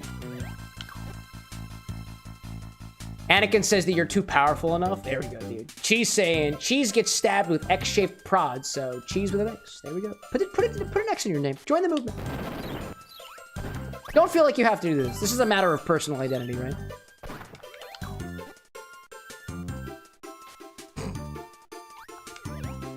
Chat, I'm so sad. PMAC didn't tell me why he wants to know if I'm bisexual. That makes me so sad. PMAC was in here for the short, and they weren't in here for the long. And I'm all about the long here on this channel, chat. I'm very honest about my sexuality. Unless it seems like some rando from the internet is gonna use it as, like, homophobic fuel, you know? Obi-Wan's like, he learned the truth. What did you tell him, Obi-Wan? He only is for you, PMAC. Oh, okay. For Obi-Wan? Yeah, sure. I'm not gonna lead you astray, Obi-Wan. I assure you, I am not pansexual because of you, specifically. That happened way long ago. Hacker, like, remember, chat. Cameron likes it long. Say it again, chat. Louder. So that the folks across the street can hear it. I'm a fan of long cocktails. Which is technically an inaccurate statement, because at least in cocktail terminology, I like short cocktails. Those tend to be the more boozy ones. Levy saying, why Cameron with an X and not Cameron with a Y? Because X's are cool. That's it. X's are cool. Son of a roly-poly! I feel that there is more to learn here. Hello there. Cameron, Obi-Wan says Cameron likes it long. I think they heard. I hope so. I have a reputation to uphold, right, chat? Right? But oh my god, Cheese Jace, their name to have an X in it. I now dub thee Cheese with an X. As all things should be. Welcome, Cheese with an X. Phantom, welcome in. Kirby stream? Yeah, dude. Yeah, dude, you know it. Gosh, I didn't know how many Kirby fans were out there, chat. This is awesome. This is one of my favorite Kirby games. The one above this is Kirby Air Ride. Tessa saying, I'm listening to this as I read a story, and all I heard was, I like long cocktails without the tails. Without the tail? Hey, no, I didn't say tails. I didn't say without the tails. I didn't say without the tails. You heard that in your head. I have a lack of experience in that regard. I've been dating Anna for 11 years, but I guess, frankly, that's none of your business anyway, so who's to say? Phantom out there saying, this reminds me of Failboat Kirby Air Riders. What is a failboat? I'm not familiar with that term. Strooper saying, what was the other Kirby game? Oh, Kirby Air Ride. I have a favorite Kirby game, and it is Kirby Air Ride. It is not this one. Although this one was also something I played a lot when I was younger. What is going on here? What the heck is going on here? Is that a gun? Are there guns in Kirby games? There are certainly cannonballs. Let's see. Phantom saying Failboat, the YouTuber whose chat calls him father because it's funny. Oh yeah, dude. Nah, I don't know that person. I actually saw, there was a creator I was watching when I was still a little bit earlier on trying to get some creator advice, and he was like, yeah, my chat calls me daddy, and I was like, yep, no, this ain't my kind of content. I was like, no, it's somebody's thing, chat, but it ain't my thing. That's fair, but I wouldn't take it away from you, chat. You like what you like, and that's fine. Let's see. Oh, Warren Islander says, I was delayed for Tails cam. Oh, did I really? Oh, did I say cock and then Tails? Yeah, it happens, chat. Sorry, I'm pansexual. Oh, shit, I gave it away, dude. Obi-Wan with the kindness. Was that Tech? Teo? 48. Teo 48, if you're out there. Obi-Wan got you, buddy. Anyways. Zesty says, in the newest Kirby game, you can deep throat a vehicle. Oh, that's Kirby in the Forgotten World, right? Yeah, dude. That's called Big Mouth mode. They don't call it Deep Throat anymore because it's a Nintendo game. Oh, hi there. Oh, yo, an actual bomber plane? Incredible. Look at me, Mom! I'm a fighter jet! Wait, where's Ryan? Yo, Brenny, what's up, dude? Welcome back. Ryan would totally get a kick out of this one.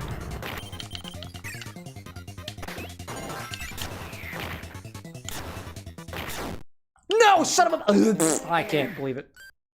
There we go. Let's see. Annihilate I can with the reveal. Chat, I'm very public about my sexuality, all right? Sometimes dicks get me off. Sometimes vag get me off. Sometimes boobs do. What else you want me to say? How much more explicit do you want me to be with it? Okay? By the way, chat, it started with legs. Okay? Okay? And a lot of people have legs.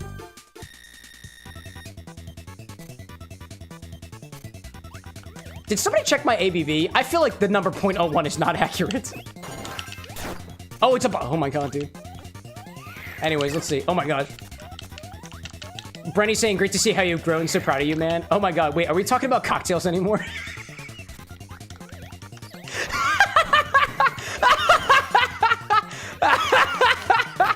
Oh my god, it's so good to see how you've grown. Bro, context. Oh my gosh, man. It's so good to see you, Brenny. It's good to see you back here. Yeah, man, the bar with an X has changed a lot, I think. It doesn't look like things have changed, but behind the scenes, everything is completely different. Completely different. Where's my missiles, chat? Oh, there's my missiles. That's what I wanted.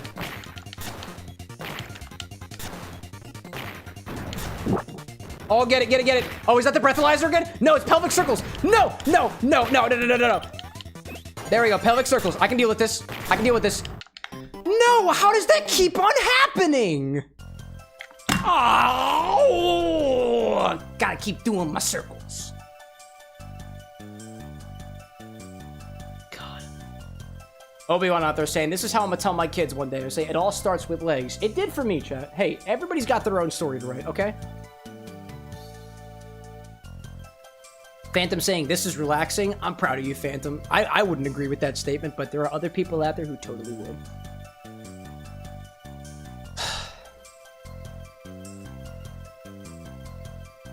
Anyways.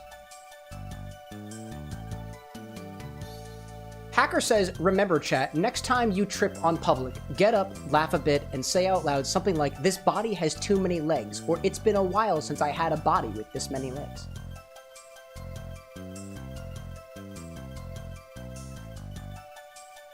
Says the Eldritch Demon Monster VTuber out there who has, I don't even know how many legs. Which is just fine, by the way.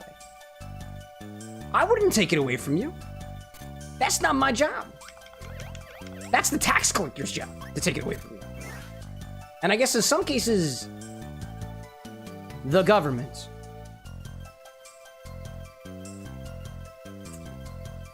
Anyways, Hacker says, how many legs do you want it to be?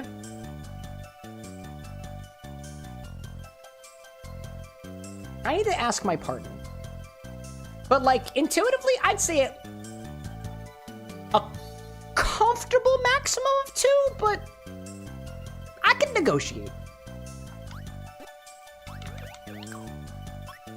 What was I doing? Where the hell was I? Chat, how did I get here? Oh my gosh, let's see. Anakin out there saying it all started with abs for you. There we go. War Niner says, what? A comfortable maximum. Hey, you know, I mean, well... Chat, do people typically have more than 3 legs? Feel free to be explicit with your explanation. Actually don't. Wait, actually don't. My moderators could get very angry at me. Zesty says, you got here by poor choices in charisma. Hey, you know, where we just talking about earlier that something, something, something, I curse you out? I can't do it. I can't do it. Nah, you're right. You could say that one of my earliest poor decisions was streaming. You could. I think there are people in my life who would agree with you. Oh my gosh. Let's see. Annihilator's like, you're open to negotiation. I am open to negotiation. You know, a lot of things are open to negotiation, chat. A lot of things. Not everything, but a lot of things. A lot of things. Hacker, like, there are people with more than 2 legs out there. No, I mean, like, possibly, you know? Alexa, are there people with more than 2 legs? While extremely rare, there have been documented cases of humans born with extra limbs. These cases are typically the result of severe genetic disorders or congenital abnormalities and often pose significant challenges for the individuals affected. All right. Yeah, you know what, chat?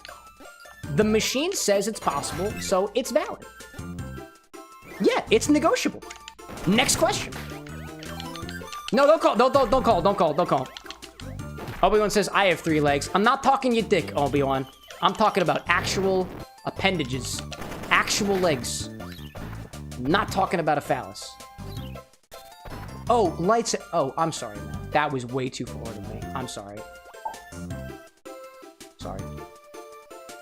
Cheese with an X out there says, Cam, I've been workshopping a D&D class around bartending called Bard College of Cocktails. I'm pretty sure there is a Bard College of Mixology or something out there. I would say that a lot of good things build upon things that already exist. Check that out. I think it's a 5e class, I think, right? Let's see. Obi-Wan says, we keep that in the board member chat until more people join. No, not true. There are no phalluses in the tier 3 sub-channel chats. There are none. And if there are some, I will delete them. Personally. Or the auto model gets to them. There are no phalluses. There might be lightsabers, though. Lightsabers are totally okay. So long as they are not plasma phalluses. Unless... No, just kidding. Nope, I'm not going there. I'm not going there. How is this conversation devolved, chat? Never mind. It's like, I just got back. What the hell are we talking about? I don't know, dude. It all tends to spiral out of control, especially when somebody asks me about my sexuality. That's when it tends to devolve. Gosh, let's see. Anyways. Chat, I gotta say, I think the Kirby and the Amazing Mirror stream has brought out the best of it. I think so far, in the last couple months, the chats that have brought out, the games that have brought out the best of us are Kirby and the Amazing Mirror and Date Everything. There is no in-between. I look back so fondly on the Date Everything teams, chat. We gotta get some more Date Everything back in here at some point. I know, some people are workshopping Date Everything cocktails, dude. I'm here for it. I'm here for it. I'm here for it. I want to do more Date Everything cocktails, dude. Hacker says, speaking of phallic glasses, hold up, I have to pause the game for this. Here in Mexico, at least, there are glasses for micheladas that have that as a shape. Oh, dude. Did I ever tell you about the time I got to tour around England in a singing choir thing in high school? Belgium. Specifically, Bruges was the place where our directors had to warn us that there is a candy shop that sells anatomically correct white chocolate, dark chocolate, milk chocolate. They encouraged us to not dawdle. There wasn't an encouragement specifically to contribute to the local economy, but they said it is a thing. You're all of age to buy chocolate. So some members of our group bought some chocolate. Chocolate schlong and chocolate nacho schlong. Chat, we've all got something, right? It's just a factor of being human, or Eldritch Beast in Hacker's case. And possibly multiple, in either case. Anyways. Tooth, welcome back, by the way.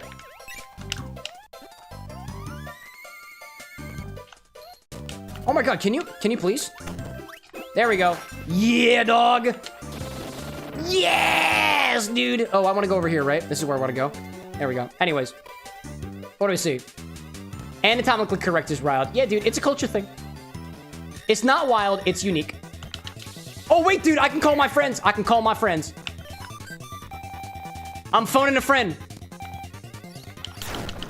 Son of a gun, dude.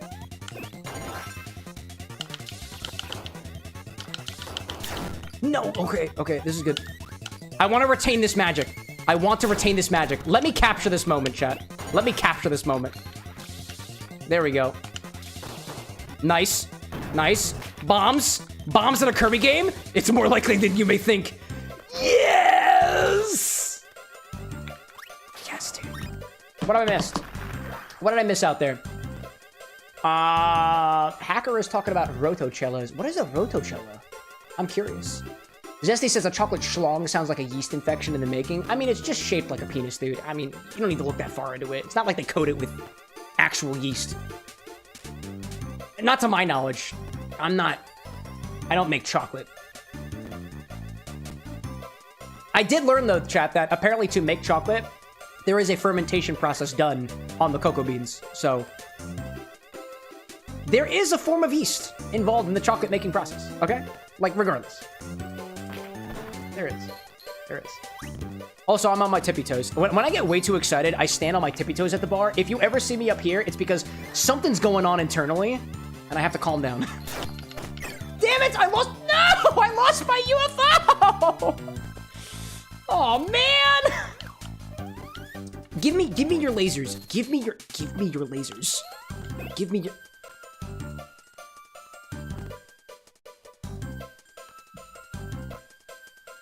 Was that thing not shooting lasers? Ugh. Anyways. Hacker saying it's like a michelada, but in a mini tank for water, like the ones we have for houses in here. It's like a michelada, but in a mini tank for water. You just put a mini... Wait, you put a... Hold up. Sorry, I'm confused. Can you try that again? Phantom, don't spam my chat, bro. Why Bionicle, man? Why? Spam my chat and I'm taking you outside. Anyways. Obi-Wan saying too, to confirm, they have to ferment the beans to help bring out the flavor before they roast them. Phantom says, Bionicle was peak and you feel the need to spam the chat for it. Cool, man. Don't do it again, bro. Or I'm timing you out, okay? Be chill, be courteous to the people around you, okay? Bionicle's cool, chat. There are Bionicle video games. We can have a constructive conversation around this. Or we can just fucking sleep it off. That's fine, too. Alright, cool. That was nice. Let's see. Tooth being like, Bionicle was sick, not gonna lie. Hope we missed, hope they keep them going. Dude, we'll get to it. We'll get to it.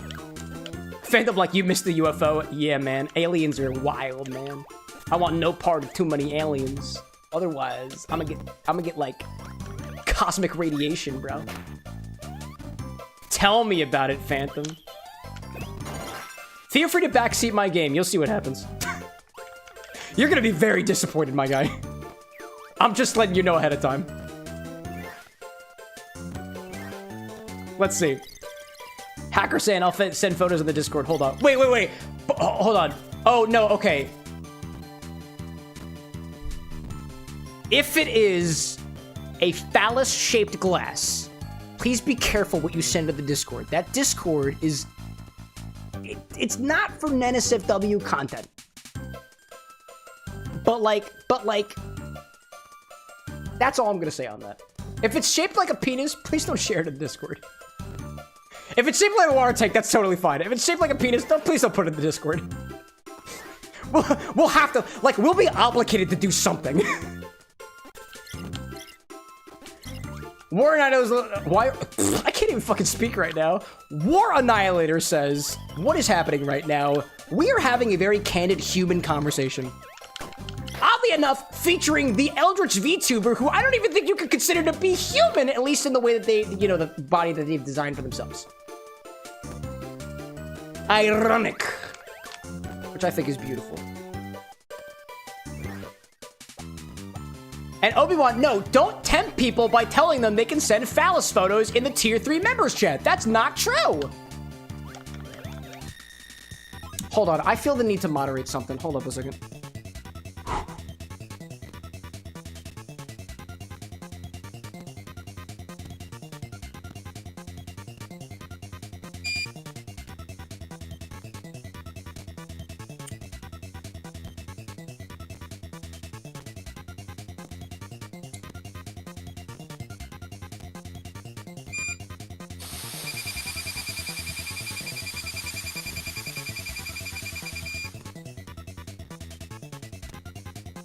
.016. I'm even less drunk than I was previously.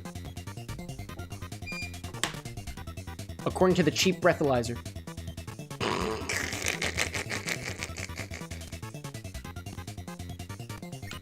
Alright. Kill this man! Oh my god, are you kidding me? Why would you stop midway through your... Gee whiz, dude. Gee whiz. Standing push-up. Are you at a time like this, dude? At a time like this? Yeah, dude. Watch me. Watch me, watch me, watch me. Watch me, watch me, watch me. Watch me go! Oh god, no! Okay, I'm still doing the push-ups. I'm still doing the push-ups. I'm still doing the push-ups. There we go. Standing push-ups and scary feet, chat. Scary feet. Ooh, I so love video games. Wow. Anyways, what are we talking about? Tinker saying, how's your drink, Cam? I'm like halfway through it, too. It's good. Rosewood says, Cam, how is the cocktail tasting now that it's been a little bit and it might be a little bit warmer? Oh, no. Good question. Good question. It's leaning more into the gin notes now than it was previously. And it's coming across the palate not as tart as it did. It's getting a little bit sweeter over time. Just a little bit. So it's evolving a little bit. It's becoming a lot more gin forward with those subtler notes of floral than it started out with. So the creme de violet is taking a little bit of a backseat now as things have warmed up a little bit. Solid question, by the way. Solid question. Let's see. Tooth saying, I've never actually played a Kirby game. Are they fun? Yeah, I'd say so. Depends. Let's see. Alex, welcome in. If you're here during the live stream, feel free to say hey, yo. Phantom, by the way, vibe checking you. I'm about to vibe check you, dude. You're spamming the chat, and you're also saying chug. This is not that type of channel, my guy. That is your final warning, by the way. I will vibe check you. I am not afraid. Unless somebody else gets to you first. Anyways, let's see. Yeah, Kirby games are kind of fun. This one here feels a little bit more like map puzzle. Puzzly in a way where it's a lot of navigation. Collectathon navigation, which I like these types of games.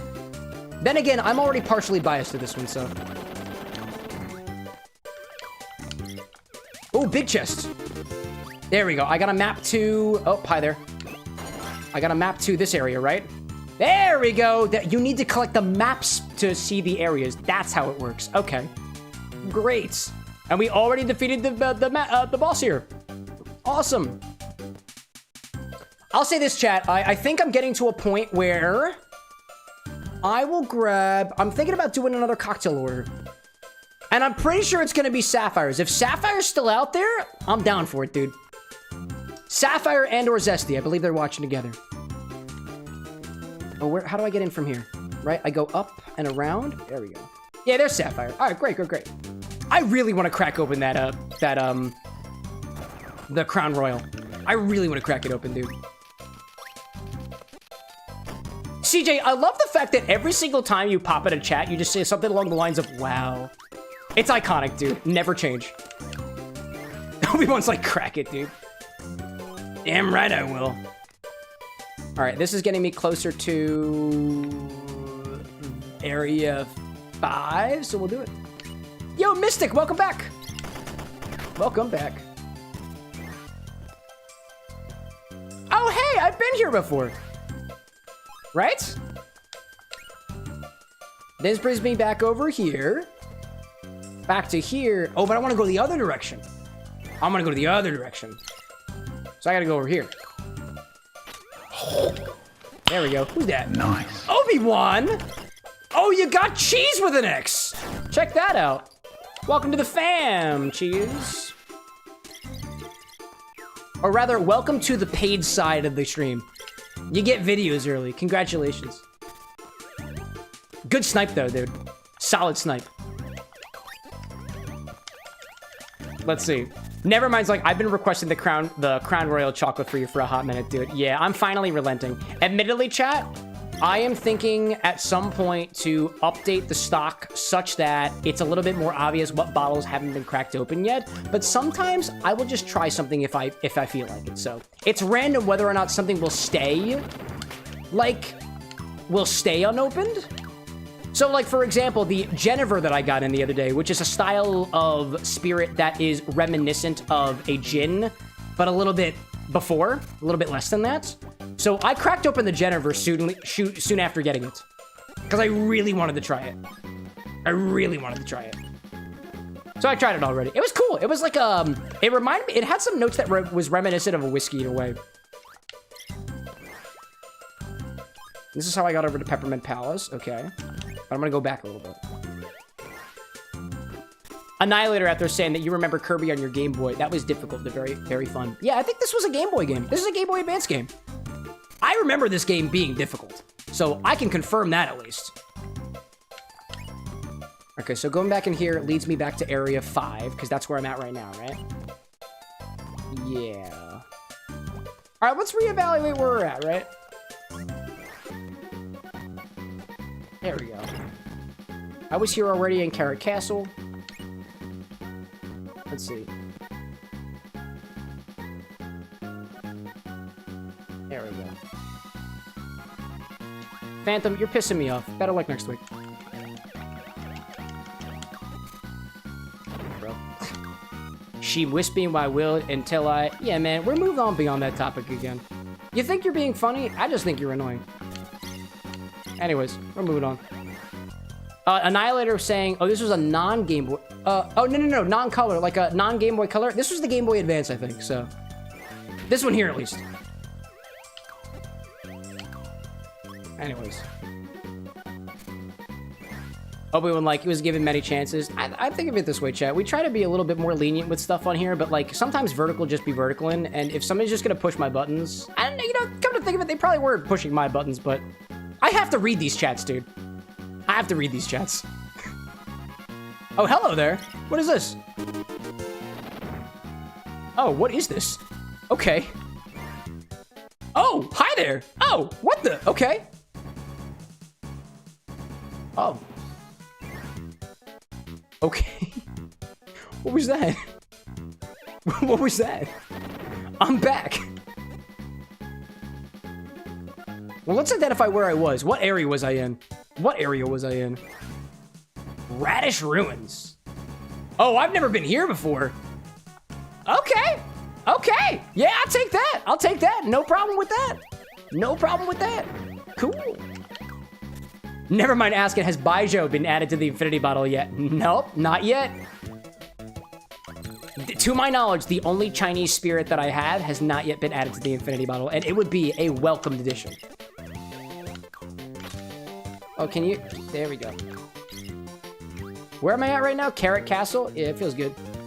This gives me Mystic Manor, but oh, shoot. Oh, shoot. Oh, shoot. Shoot. Shoot, baby, shoot. Shoot they oop. Oh, fuck. You can also do that too, by the way, but don't do it as my instruction. Can you not?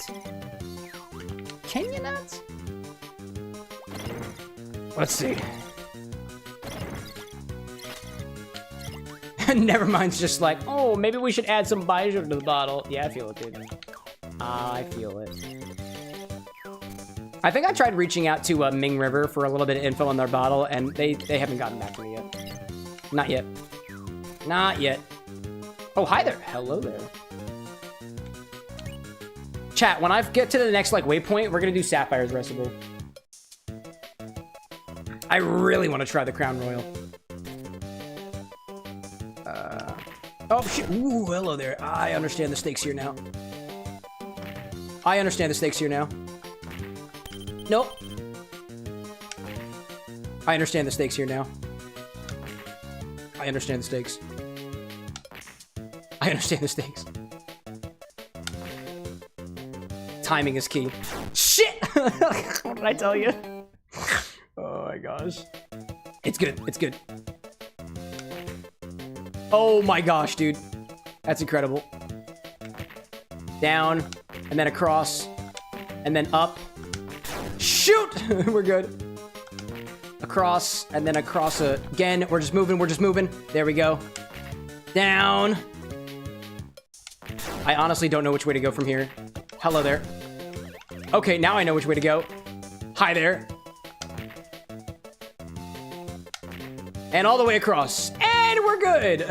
I don't have a map for here. That was wild, dude. Donkey Kong vibes. Dude, with the barrels, right? Gosh. Cheese with an X out there saying, I feel like the Infinity Bottles went from good to crazy, back to good, then back to crazy, and then to infinity. Yeah, dude, to infinity and beyond, so they say. But I can't say that because Disney would hurt me. Financially. Legally. Oh, you're kidding me.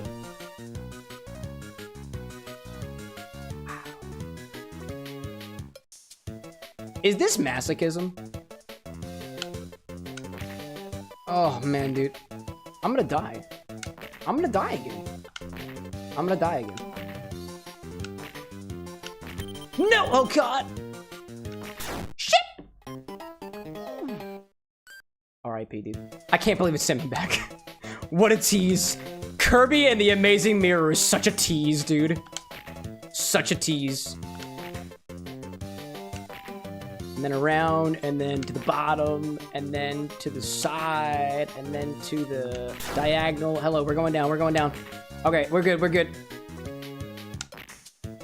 Yeah! Oh, wait, no, is this gonna be another tease? This is gonna be another tease, isn't it? Trust the process. Oh, God, don't trust the process, actually. Do not trust the process. Not in that way. If you trust the process will kill you. What the heck? Where did these Gordos come from? Where did that one come from? I'm moving on. I'm moving on. I'm moving on. What is this bomb? What is this bomb? What is this bomb? Bomb?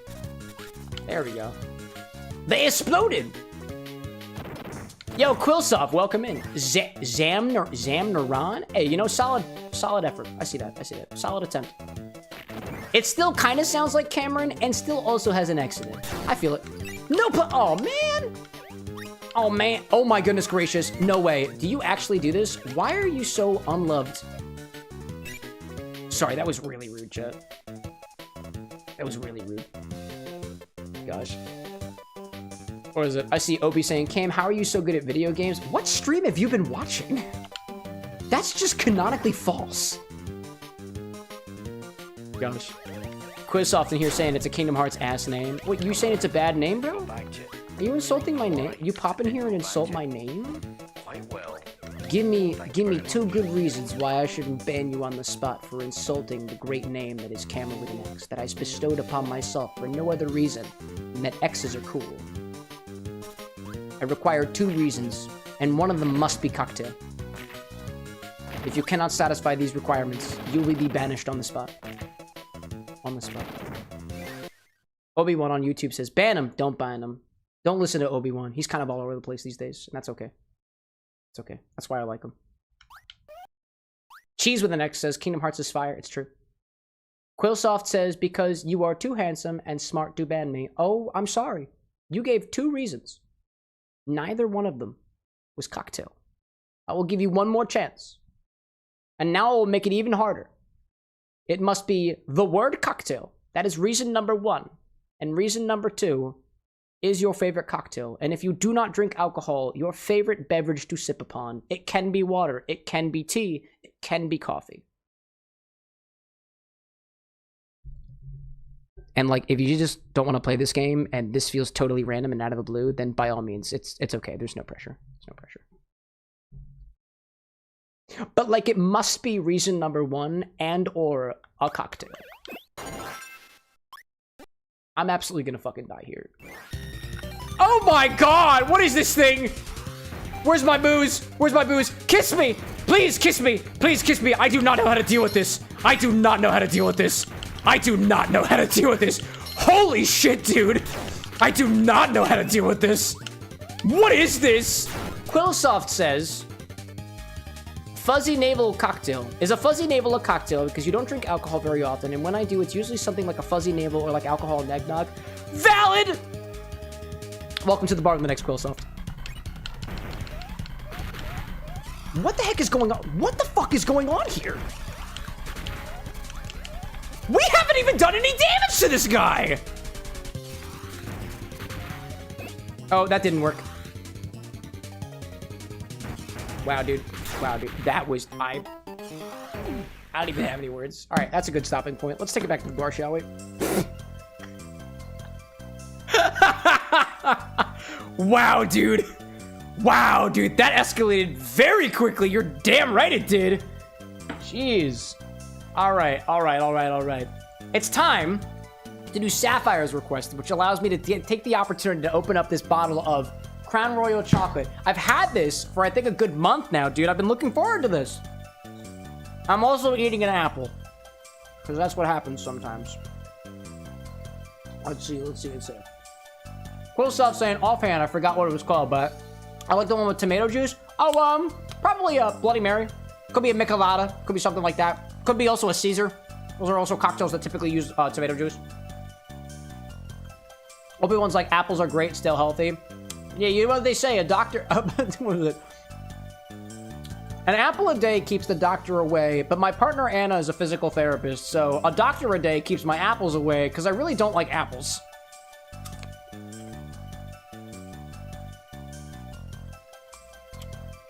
Quillsoft out there saying that you got a cocktail that you really like. It uses, you really like tequila rose. Oh, dude, strawberry and tequila and cream. Oh, yeah, classy. Classy. Let's say Sapphires. Chocolate crown, whipped cream vodka, almond liqueur, coffee liqueur, heavy cream. There we go. Shake and strain into a chilled coupe glass with a dark chocolate syrup rim. I gotta get a couple of ingredients. I gotta do a little bit of prep work, chat. Please excuse me. Let's see. The Crown Royal is a brand of whiskey. This is chocolate whiskey. It is Canadian whiskey, so I believe it has no E in it, right? No E in Canadian whiskey. Why? It's just how it is. Just how it is. Whipped cream vodka. We've got Pinnacle. Almond liqueur. We've got amaretto. Amaretto is a type of spirit. Amaretto. Almond liqueur. What was it? That's D'Amore. D'Amore. Coffee liqueur. We've got Camorra, I believe. That's the one that I got over here. Camorra's, of the 2 cheap coffee liqueurs I have, that one is my favorite. But Mr. Black triumphs over all else. Ounce of heavy cream. Method is shaken and strain this. Chilled coupe garnish with the chocolate syrup rim. Dark chocolate syrup rim. I got that specifically for zesty now that I think about it. Dark chocolate syrup rim. Additional chocolate almond bar for garnish. Oh, chocolate almond bar for garnish. I have a chocolate almond bar. I think it's a Feastable, actually. Right? Right? I think I have that. I think I have a chocolate Feastable. Chocolate almond Feastables, I'm pretty sure. And dark, what was it? Chocolate almond bar. Feastables. Excuse me. All right, shake and strain, chilled coupe. Dark soda rim. There we go. Okie dokie, I think we got everything. This one is called the Almond Coffee Kiss. Finally, a reason to crack open this Crown Royal chocolate flavored whiskey. Blended and infused with the flavor of rich velvety chocolate. People in the communities that I roam in said that this is kind of mid. It might not be that good. I don't know. I want to try it. All right, chocolate whiskey, Crown Royal, whipped cream vodka, the Pinnacle, Amaretto D'Amore, coffee liqueur, I got the Camorra, heavy cream is in the fridge, dark chocolate syrup rim, the almond bar. Cool. Let me pop this on the screen. Sapphire, let me know if there was anything about this that is missing. Let me go grab the Pinnacle whipped and the dark chocolate syrup, and then we'll be back with this in a hot second. I think I got everything. Feel free to correct me if I'm wrong. Let's make another cocktail!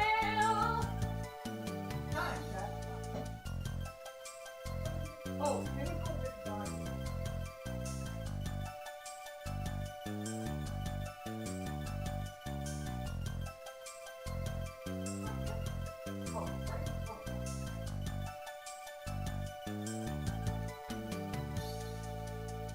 I was like, where the heck is my Pinnacle whipped vodka? And like, I couldn't find it. It was right in front of me the whole time. Let's see. I see, what is chat talking about? Close like a hot second, I'll give you a cold half hour. Hey man, I'll take all the time that I can get. I'm gonna die one day, probably. Oh, I forgot the Feastables. Hold on, I gotta get the Feastables. It's in the, oh, chat. Oh, God. Oh, no. I gotta go into the box, chat. I have to go into the box. Oh, man. I gotta go into the box, chat. You see, I have an entire box of candies, and every single time I have to take out a candy for this stream, I have to go into the box of candies. So, excuse me, as I find the Feastables in here somewhere. I found cookies and cream. I found dark chocolate sea salt. It's at the bottom. What are you guys canoodling about over there? Move quickly? Nah, man, you're not getting anything past me. Let's see. Sapphire saying that you like the chocolate even more than the blackberry one. Love that one. Could drink the chocolate one with just ice. Would you think the chocolate syrup would be better rimmed or drizzled on the inside? Personally, I do a rim because it gives the drinker the choice of whether or not they want to add the dark chocolate syrup to it. If it's on the inside, it looks really pretty, but it will be a part of the drink regardless of whether or not the drinker wants it. So I'm more of a supporter of optionality. But I don't know. I've never tried it, so I wouldn't know. That's my thoughts. Found it.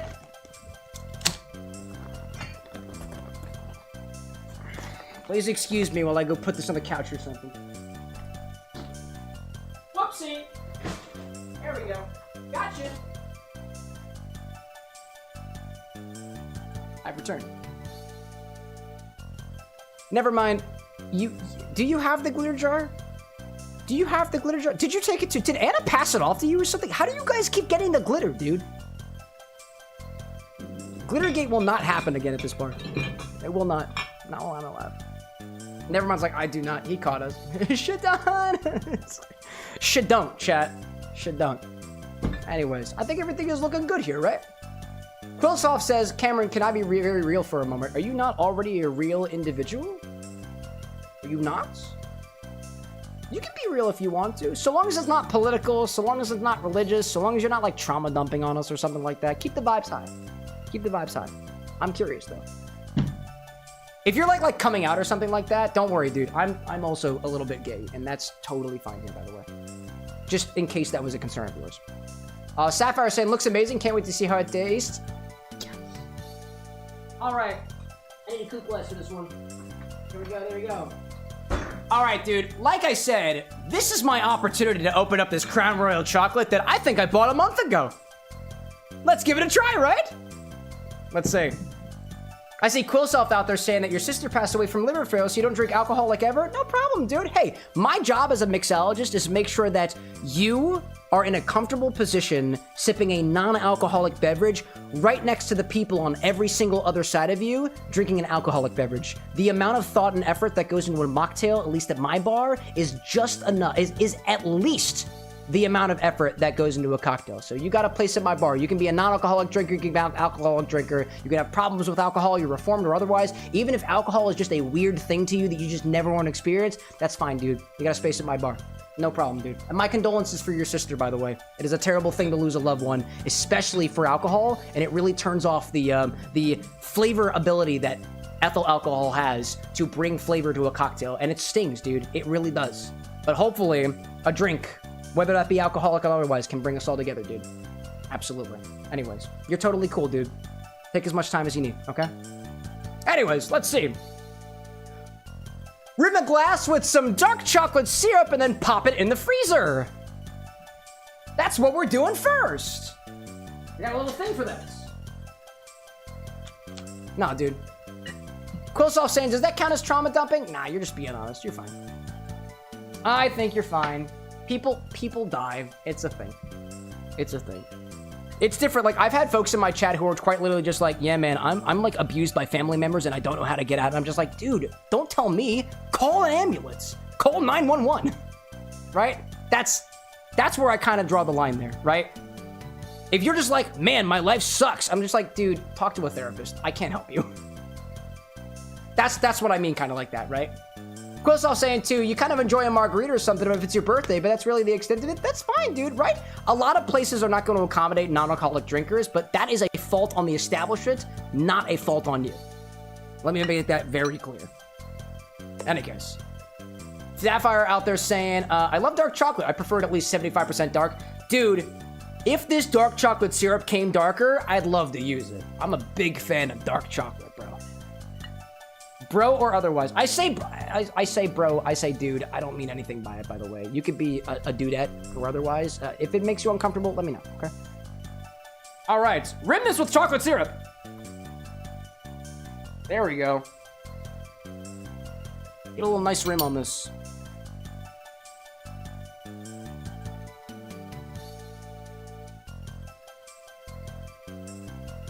Being relatively gentle with this. I don't want to go too much on it. I'm not going to go too much, because I don't know how thick the syrup is, because I don't think I've rimmed with it before.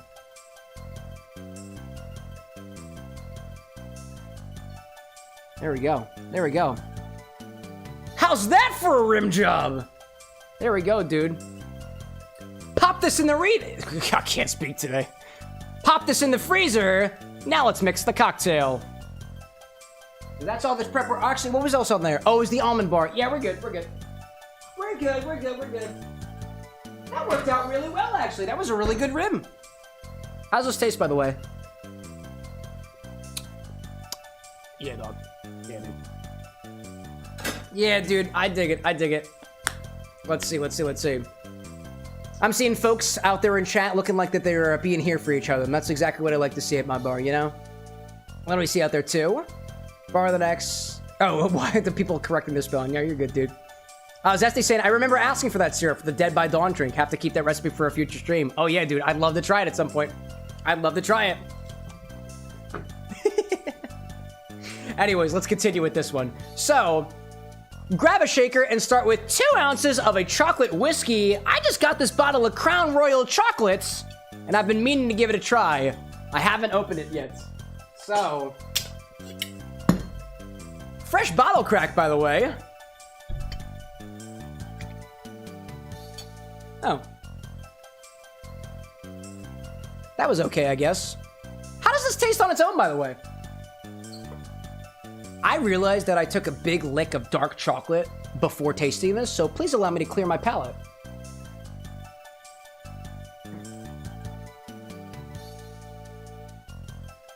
Let's see. Oh, I want to say too, Rose Witch out there is saying when my buddy Lycos was here, one of my content partners, I have a podcast with him too, is not typically an alcoholic drinker. When he was on the stream, we've had some orders from the audience that was specifically a mocktail just for him because he was on the show. But we do mocktails, we do cocktails. Anytime that I do an original recipe, I will do a cocktail and a mocktail every time. And then it's so that I can become a better mixologist because I'm still in my early days. Let's see, how does this smell? How does it taste? Ooh, I smell the chocolates!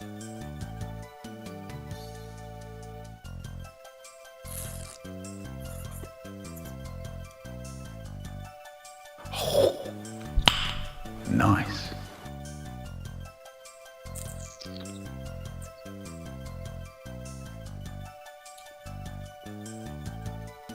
That's got a flavor reminiscent of like a dark chocolate candy bar. It's a little bit caramelly, I find. It's a little bit caramelly, I find, from the whiskey base. I get a similar dryness that I feel like when I have like cocoa. And it's a little bit sweet too. That's delightful. I'd sip this over ice too, to be honest. That's delightful. Wow. Let's see. Obi-Wan out there sending out a membership. I appreciate that. Thank you very much. Thank you very much. What else do we see? Quillsoft asking if I've seen the bartender anime. Glass of God? I haven't watched the whole thing. I am working my way through it very, very slowly. I'm studying the episodes. Admittedly, I haven't really studied it that far, but I'm trying to take my time with it, you know? What do I see? Nevermind said, wait, I just remembered. You said you were streaming the white chocolate infusion the other stream. How was it? It's done. It's done. Yeah, never mind. I shouted you out at the very beginning of the stream, so I straightened it out. It is sweet.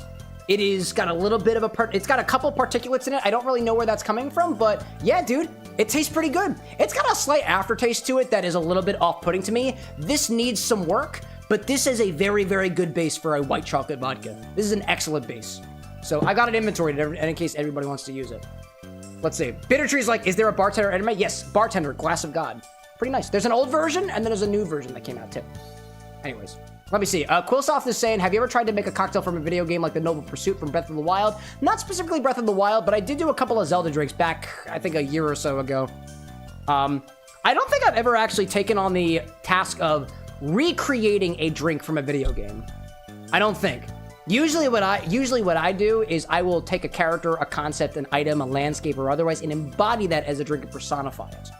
Although recreating a drink from a game, I don't think I've technically done that yet, but that's still on the cards. We still got room to grow. All right, where's my measuring jigger? Oh, it's over there? All right, cool. 2 ounces of that chocolate Crown Royal.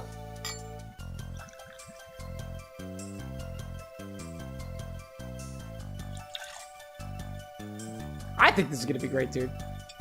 Oh, Rosewitch says Skyrim wine. No, you know what? You're right. You are absolutely right. You're absolutely right. You're absolutely right. I did do drinks from Skyrim, the Velvet LeChance, and the spiced wine. Yeah. Quillsoft asking too, have you ever tried Malort? Yep, I got 2 full bottles of it, bro. I got 2 full bottles of it. So yeah. Let's see. Zesty saying YouTube took a dump, apparently. Oh, YouTube's not working? Okay, what did YouTube do to you guys? What did YouTube say? YouTube says to me that... Hold up, let me look at... YouTube says to me that everything is okay, so... But hey, you know what? We also got the Twitch, too, for anybody who's having trouble over there. You also got that, too. Anyways, let's see. My apologies to everybody who's watching on YouTube where YouTube took a dump. Everything looks good on my side so far, but, you know, obviously let me know. Okay, let's see. War Annihilator was saying, was after your Genocide Undertale playthrough. What was that about? I think I might have missed that one. Possibly. That's okay. We're moving on from here. We got a recipe to do. Let's do an ounce of whipped cream vodka. Whipped cream vodka? I mean, I've got... Yeah. I'm using Pinnacle Whipped. That's what I got. Stay hydrated. There we go. Appreciate that. Quillsoft in chat saying, the Kirby. Soak a marshmallow and cotton candy flavored alcohol and consume. I assure you, I'd put a lot more effort into a cocktail than just that.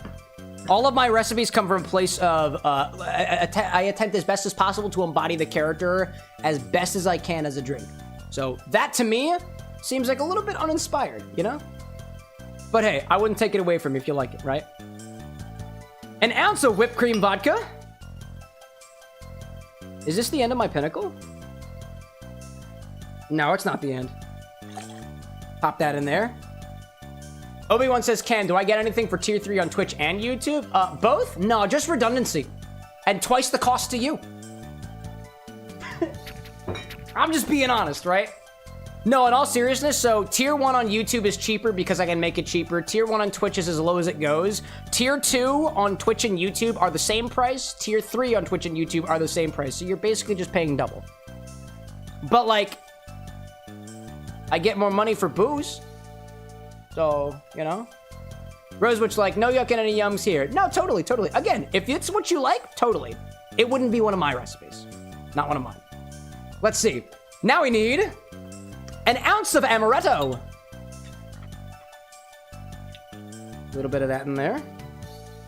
Sweeten things out a little bit.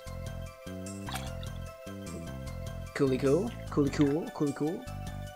Zesty saying watching Cam in 480p on your TV right now. Yeah, I need to look at the OBS settings because apparently I can make the quality higher. I haven't played around with it because admittedly I've been a little bit consumed by other tasks. So now we need an ounce of coffee liqueur.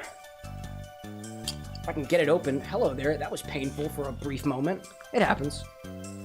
An ounce of coffee liqueur. Dude, this cocktail is going to be decadent. I can already tell. Never mind saying that YouTube vertical is having some issues. I see that out there. I see that. eFootball, welcome back, by the way. Might I remind you, you were timed out last time. Might I remind you, you were still on thin ice. Let's see. Yeah, stream quality is dropping. Is stream quality dropping? Let me check. Everything looks good on my side, y'all. Everything is looking good on my side. If there are some weirdness happening, it is possible it is on the encoder's end. I'm watching things, though. I'm watching things.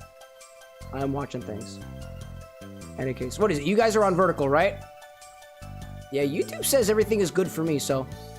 YouTube is saying everything good for me, so I'm just gonna keep on doing the show as I've been doing.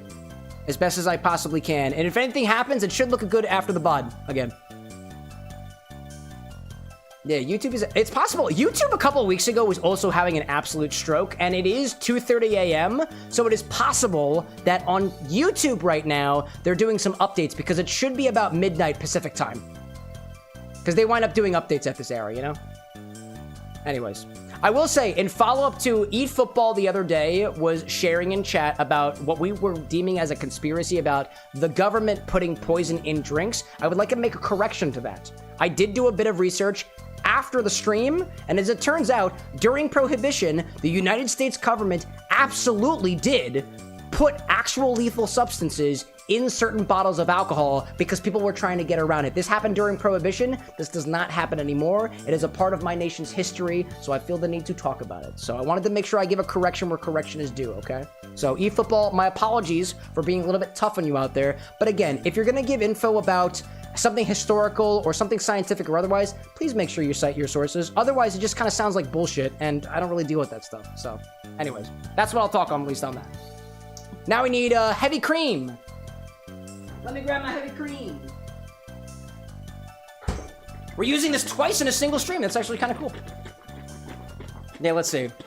What are we seeing? Yeah, YouTube is apparently having some trouble for folks out there, so I apologize. It looks like it's YouTube shitting itself. Previously, the last time we had a problem like this, eventually it did fix itself, and I'm watching the Twitch right now, and everything looks okay. So if anybody is on YouTube and you're having trouble watching, if you type !Twitch, there should be a link to bring you over here in case that enhances your viewing experience a little bit, because we're live on 3 different places. Yeah, but if it's lagging, it doesn't look like it's on me right now, because everything looks... I'm looking at both of my dashboards right now, so everything looks really good on my side. Wouldn't be the first time things shit themselves and I can't see it, though, but what I plan on doing is I'm going to continue the show as normal, and we'll see where we get with that. But I do appreciate everybody's feedback, by the way. Anyways. An ounce of heavy cream. Oh, dude, I can't wait for this one, dude. Let's see. I got my chocolate whiskey, whipped cream vodka, amaretto, coffee liqueur, heavy cream, and we should be good to go. Dark chocolate syrup rim, and the chocolate almond bar. Excuse me. There we go. Throw some ice in here and shake it around. Put you over there. What am I stepping on over here? Oh, it's just a towel. Oh, dude, that chocolate rim looks great, dude. Sapphire is saying, everything working fine now. Hate how we can't watch Twitch on our TV. Used to be able to use a Roku or something like that. Oh, I'm sorry about that, y'all. I'm sorry. Hackers like, quality is upgraded to 240p. Appreciate the update, y'all. There we go. Get some ice in there. Throw some ice in here and shake it around. If I didn't say that already, which it's possible I did. There we go.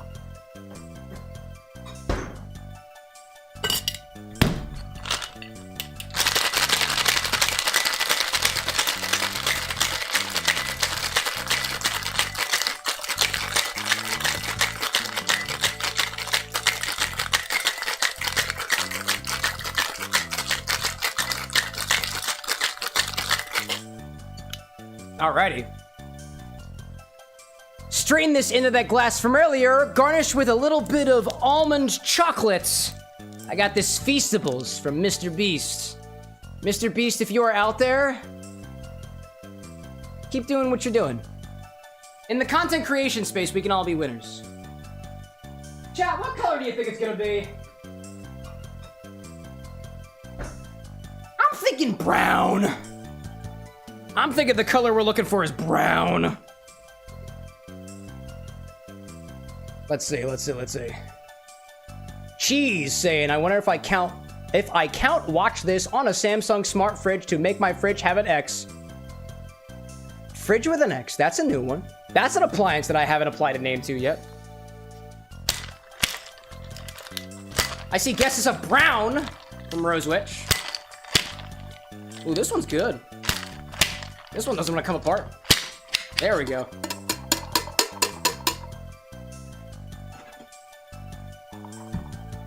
I'm thinking brown. Coke color, says Hacker. Oh my gosh.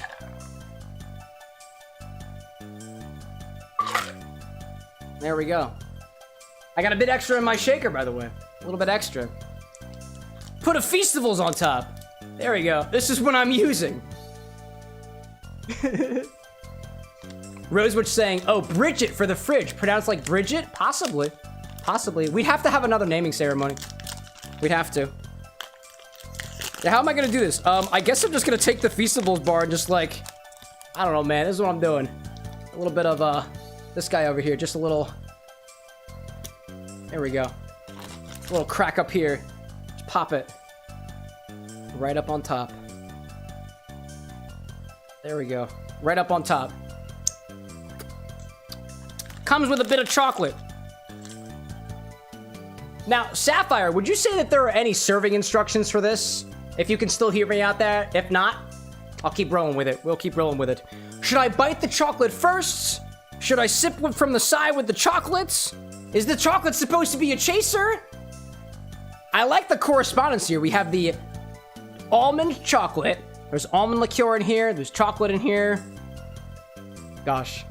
Rosewitch's like, we got so many pretty cocktails here today. They were all pretty good. They were all pretty tasty, all things considered. And we had a little bit of fun with the first one. Okay.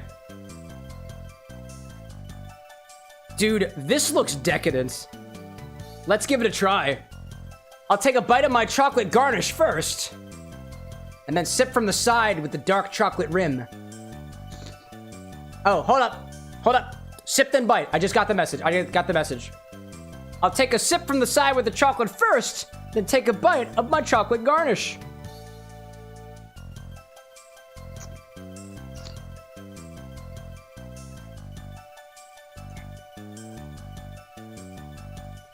Mmm.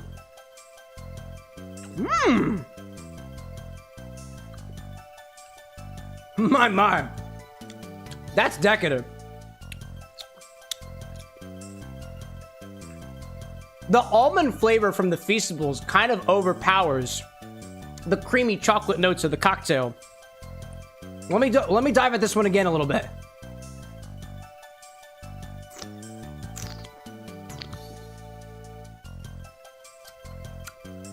That's mighty cream forward, cocoa forward. Not necessarily a sweetened chocolate.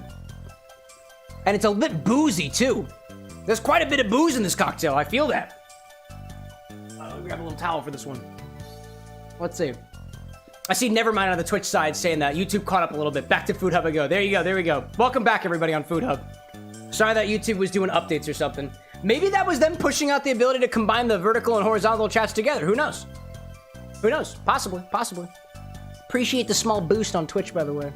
It helps. It helps the analytics. Bezos would be happy.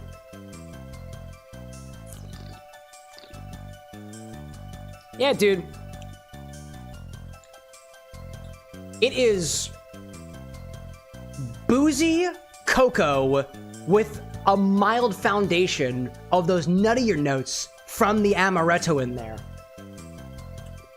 I really like that. This gives me a lot of vibes of like a White Russian in a way. The booze level is on point. The flavor of the cocoa is on point. The cream is on point. And it's nice and cold, and it's got a nice smooth texture to it too.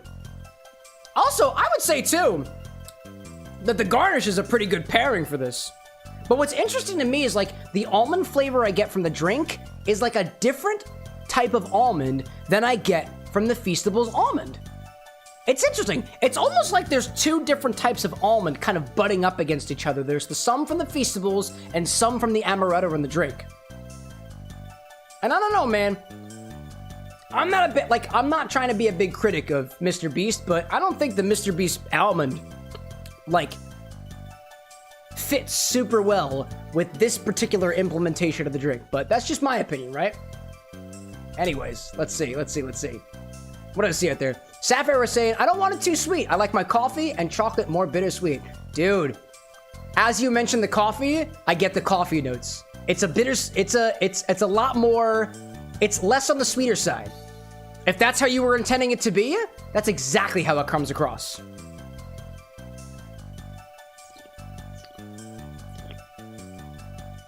Naturally, you get a bit more when you sip from the side with dark chocolate rim, but all in all, there is like a, how would I describe this?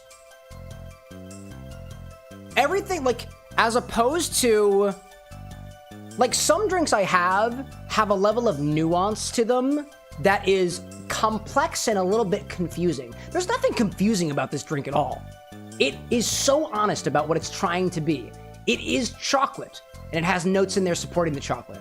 It's got nuttiness to it, and it has notes in there supporting the nuttiness. It's got cream to it too, almost kind of like a latte, right? All of those notes are all working together in harmony.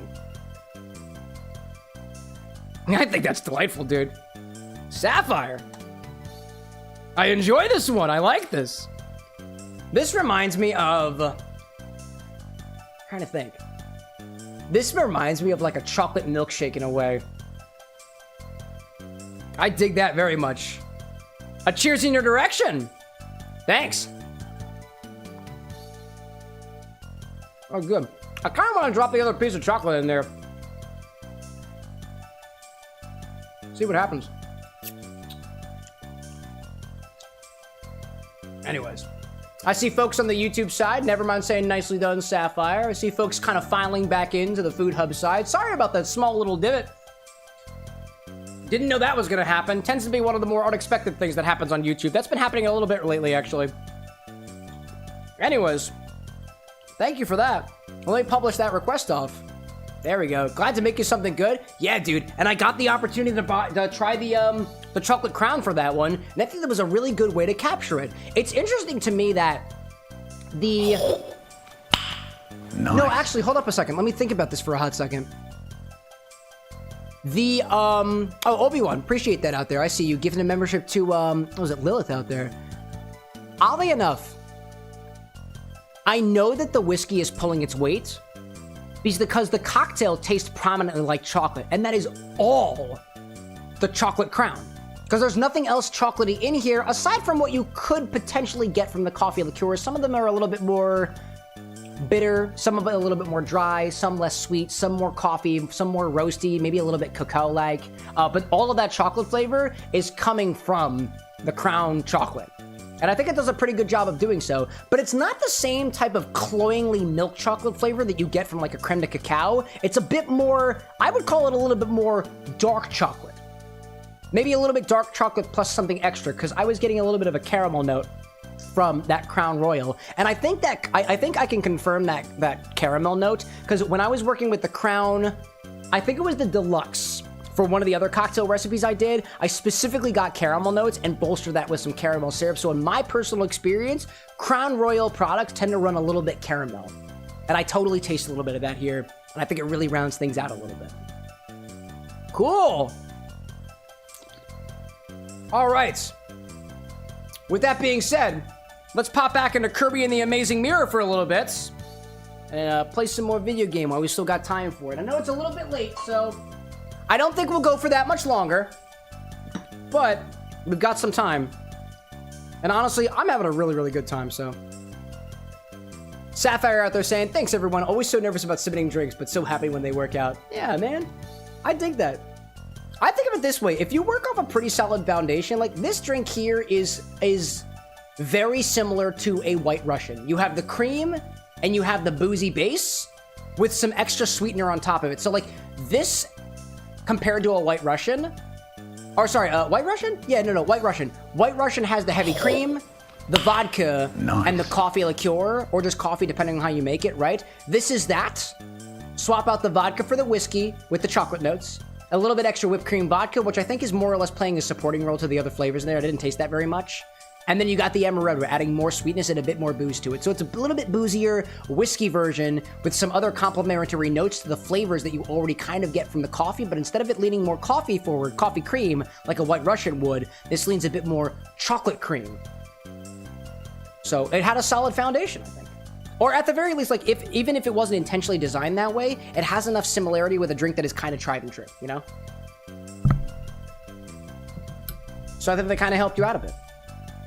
Not necessarily saying that it needed the help in a way, but like, yeah, you know? Either way, I'm enjoying it. All right, so where do we go from here? I feel like I didn't get the chance to explore a little bit more with the ice area over here. Did I miss some of these? Yeah, I didn't even go this way, so. Excuse me. So let's pop over here a little bit. Anakin out there saying, watch Obi-Wan gift out 50 of those memberships, and then Obi-Wan like, YT senses the dark side inside you, Anakin. I mean, let me tell you, dude, like, so purely based off of what I've been able to see, this is the highest number of memberships that we have seen on YouTube since I started streaming, since I started multi-streaming on YouTube, since we got monetized. So thank you for your support, Obi-Wan. Because I think it's you doing most of the heavy lifting there. Not all of it. We got a couple of folks out there. I see Mark out there with the investor membership, as well as Renzo too, but Obi-Wan's doing a lot of heavy lifting with that, and I greatly appreciate it. Obi-Wan's like, give me a good reason and I will. Listen, man, I'm not trying to coax more money out of you, so that's just not my game to play. If you got any extra stuff to spend, dude, I'm sure you'll give it willingly. I'm not here to try to convince you. I'm just going to keep delivering you the content that I do and hopefully run a good show. Also, don't feel like you got to be pressure for the people around you to spend money. I get the feeling that you've been drinking a little bit, you know? People regret things when they're drinking, chat. I get that. I regret, honestly, I've had a couple moments on the stream where I regret the things that I say when I'm streaming. I try my best to apologize after the fact. It's happened a couple of times. There we go, get over here, and then I go over there. Oh, hello there. I want that. Do I want to go this way? Oh, there's two different areas. All right, I'm going in here. We're going in here. I don't know if it worked, dude. Oh, Obi says I'm actually sober as a rock right now. My apologies. That was not an accusation. It was just an assumption on my part. Man. Bitter saying, never look at your bank account after having fun night of drinking. I've learned this. Oh, yeah, dude. I felt that. When I got back, dude, when I got back from New York, after going to... So, this was my journey through New York City when I went there for the Absinthe event. It was... I went to an Irish pub nearby the event because I was a little bit nervous, so I got a little bit of liquid courage in the form of a Guinness at a local Irish bar, which was delightful. Hi there, hello there, goodbye. Afterwards, I had a few absinthe drinks at the Absinthe event. There was 1 drink, there was 2 drink, there was 3 drink, there was a shot. After that, I made my way to Amor y Amargo, where I had a Negroni-style riff cocktail. I also had a pour, I think a 2-ounce pour of the bartender's favorite Fernet, which was very tasty. Afterwards, I went to a bar after the fact and bought, I think, a beer. Called my mom for a bit, making sure she knew that I was okay because she was worried about me in New York all alone. Hello there, goodbye there. I'm moving on. Oh, I need food. And then I also saw, actually, at this bar that I was at where I was having the, I was still apparently on the phone with my mother because at this point she started filling in the story for me. I saw a bottle called, like, Squirrel or something like that. Obi-Wan, appreciate, by the way. Little membership for Gustavo. But I thought it was a liqueur, but it was just a white wine, and I asked them to mix it with, I think it was Bombay Sapphire. It was not good. And I don't remember whether I drank it anyway. And that was the last drink I had in the evening. So, that was it. In any case, that was my journey, you know? Let's see. Obi-Wan out there saying, we will keep tonight, Cam. I did 1 instead of 50. That's fine, dude. Like you said, the holidays are coming up. A time for giving. And you know, chat, we do a charity event twice a year, and we have our next charity event coming up in the month of December. We're currently planning out the details. There will be more formal details when we continue, as we get some more details to share with you guys. Probably going to be, if I recall, I think it's going to be like mid-December, so like 14, 15, something like that, I think. So if you got excess cash, chat, don't give it to me. Give it to charity. I don't know what the charity is yet, to be honest, because we're trying to do it with Jacksepticeye's Thankmas, and we haven't seen any announcements for that yet. All right, do we? Oh yeah, I found my way to a goal. Oh, there could have been another area. Ah, I see. So if I went to the other place, I would have gotten there, you know? Sapphire is saying, have you had the Bombay Red? It's very berry forward. Dude, I've actually never had a bottle of Bombay here. Not yet. Not yet. I don't have any Bombay bottles here at the Bar of the Next, despite the fact that it's made locally. I've been thinking about it, chat. I've got an idea. The idea is I kind of just want to DM some local brands and just see like if they just want to throw some bottles in our direction. I think it could be cool. When I was at the Absinthe event, I had the opportunity to talk with some other like creators out there, folks who are like legitimate influencers. I mean like people who get paid to travel, like, and post videos and reels.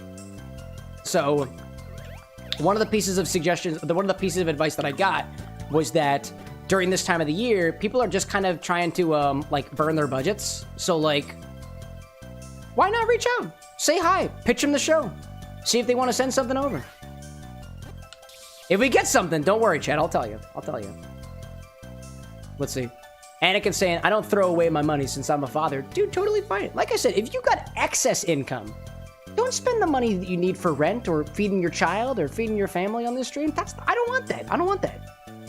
If you have excess income, as in like, you're just like, I want to give this to a good cause. I want to give this to something I like. I want to give this because it's a luxury. That's the money I want. That's the money I want. To the people out there like struggling to pay bills or who are like feeding their family with that cash, I don't need that. You need that.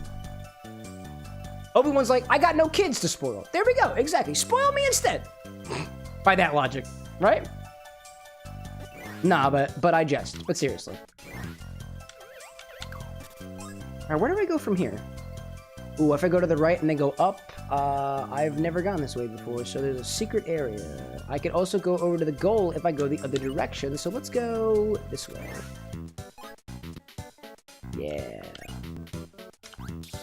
I just gotta find the right area. Oops, hello there. Laser. Oh, no laser. All right, fine. No lasers then. That's fine. Let's see. Cheese out there saying, Cam, I feel like YouTube is 10 minutes behind. You'll probably hear this 10 minutes later, but here's an idea. Click the live button or reload your page. That might help. That might help. It also might just be catching up, and that's just kind of the reality of the situation.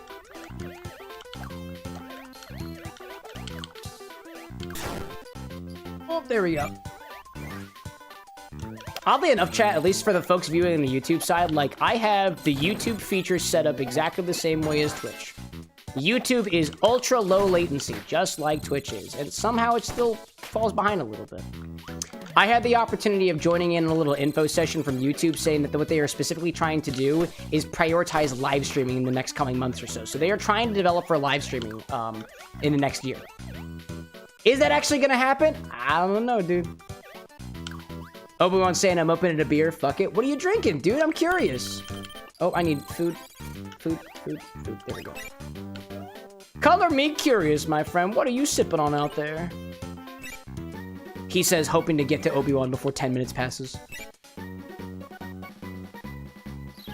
Hop down here, get a little food. Roly-poly.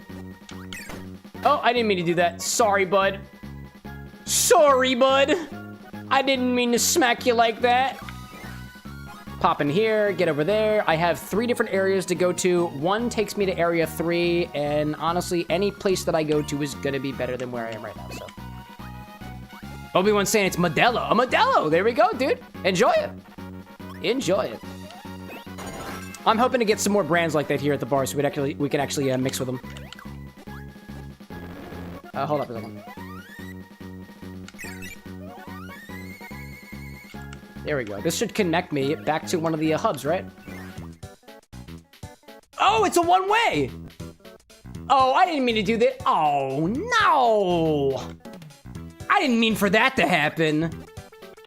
All right, well, is there more spaces to explore? Hi there. I don't like the way you look. Nah, I don't want to be here. I don't want to be here. Do I want to be here? I don't want to be here. Oh, but if I go down, I could get to a big area and connect everybody together. All right, this could be good. This could be good. This could be very cash money, but I don't know. Oh, that's not where I want to be. All right, hold up. Hold up. That's not cash money. Is that where I want to be? No. Oh, maybe it is where I want to be. I actually don't know yet. Oh, I kicked the bottle over. It's fine. Sorry, chat. I've been drinking. That's not where I want to be. Actually, chat, I'm still having a good time. I have to use the bathroom. Hold up. Ad break. Peace.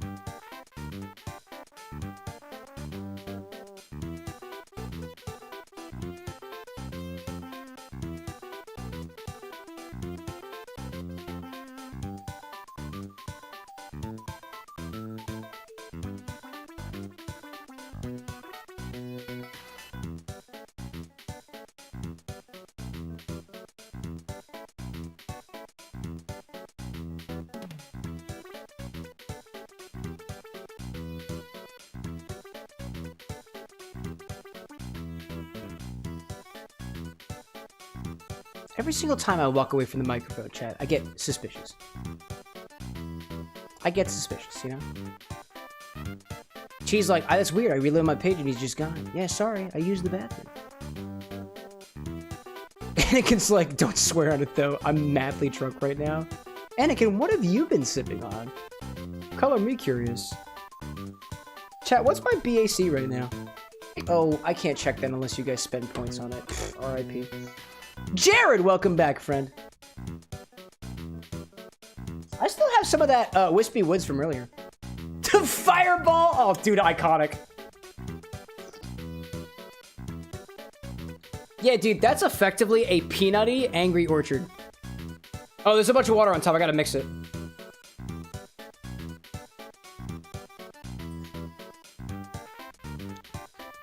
Yeah.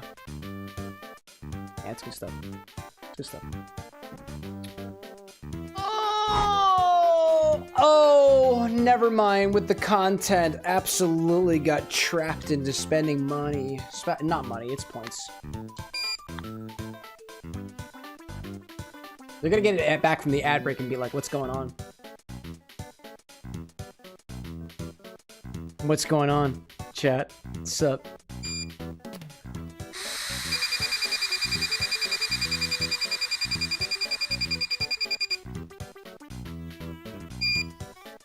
Oh, 0.038. 0.038. I am inebriated, mildly.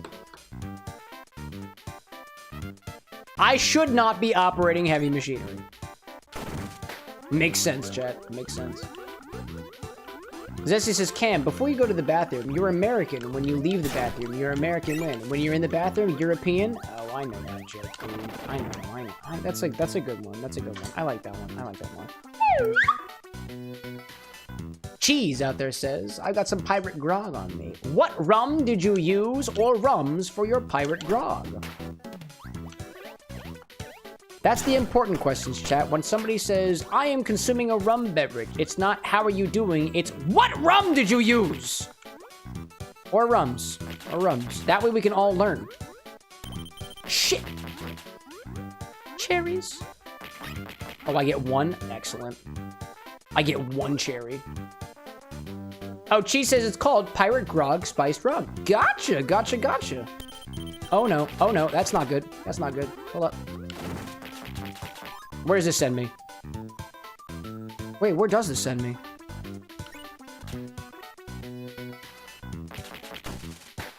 This definitely doesn't send me where I want to go.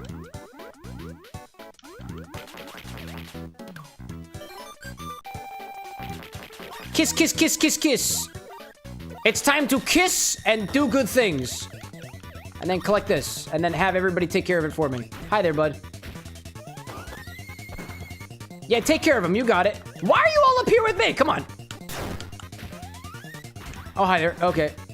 Give me a nut. Give me a nut. Nut. Can I have nut? Can I has nut, please? There is hammer, but I require nuts. Never mind, like, since Kirby literally has infinite space inside of him, isn't he considered heavy machinery since you're controlling him? Next question. I don't think I should legally answer that question. Am I really operating Kirby? Maybe.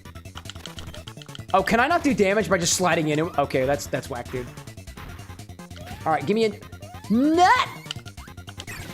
Yeah, nut's good, chat. Nut's real good. Hammer.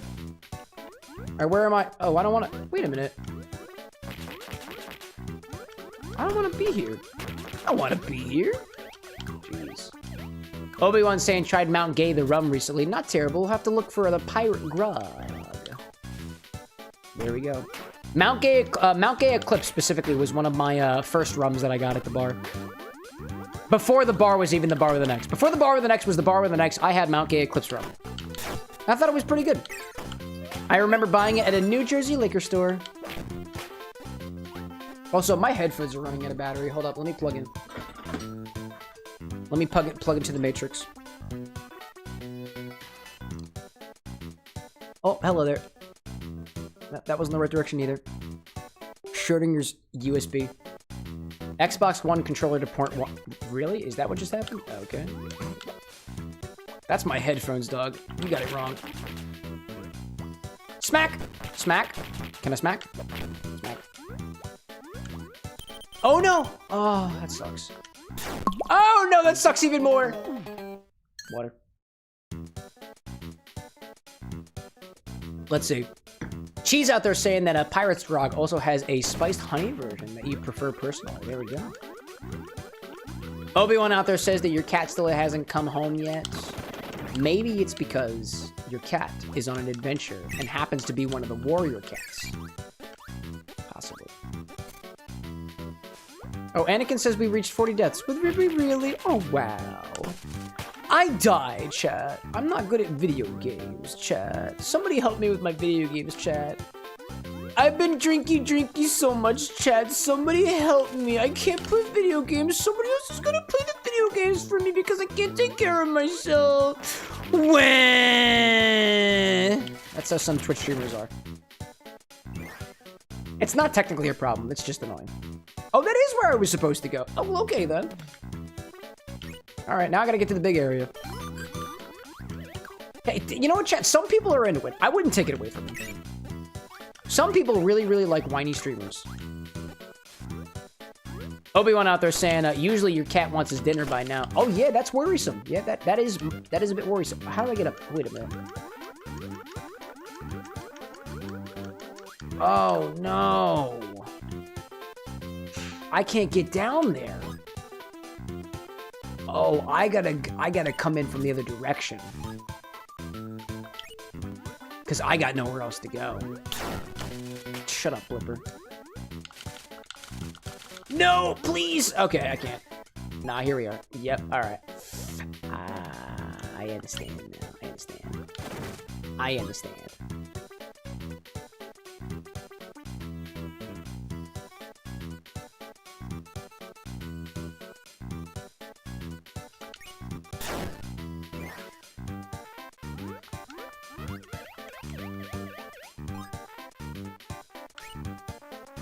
I don't want to be here. I've got no purpose being here anymore. I thought I had a goal. I don't have a goal anymore. I gotta go home. I gotta go home, chat. Sorry, I've been drinking. Anakin says, yeah, he's drunk just as much as I am. No, the breathalyzer said I'm in the yellow. I'm not in the red yet. Then again, it's a cheap breathalyzer. Do you really believe the breathalyzer, chat? I don't believe the breathalyzer. I call BS on the breathalyzer. Aziel, welcome back, bro. we're still going. We're still going, dude. All right, where the hell to go from here? Okay, this is where I'm at so far. Moonlight Mansion. I can't click buttons. R button.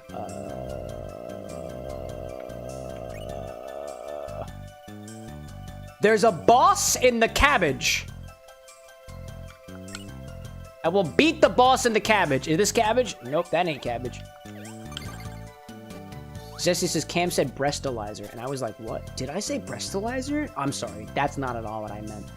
I do not have something that I can blow into to tell me my cup size. Unfortunately. Last time I took a measurement of my cup size, I stretched my nipple out as far as it could possibly go and used a tape measure with a fellow man in the boys' dressing room in high school. And apparently, according to that measurement, I'm a B cup. He was an A cup. It was a proud day for the WithAnX family. Is this cabbage? That's not cabbage. Are you cabbage? You're not cabbage either. Anyways. Nevermind says, Cam casually saying he doesn't believe in the breathalyzer as I just spent 3,000 points on it in this stream. I don't believe it, chat. But hey, you know what? My interpretation of my current status is nothing.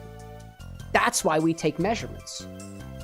I can't just assume the sugar content of tart cherry juice.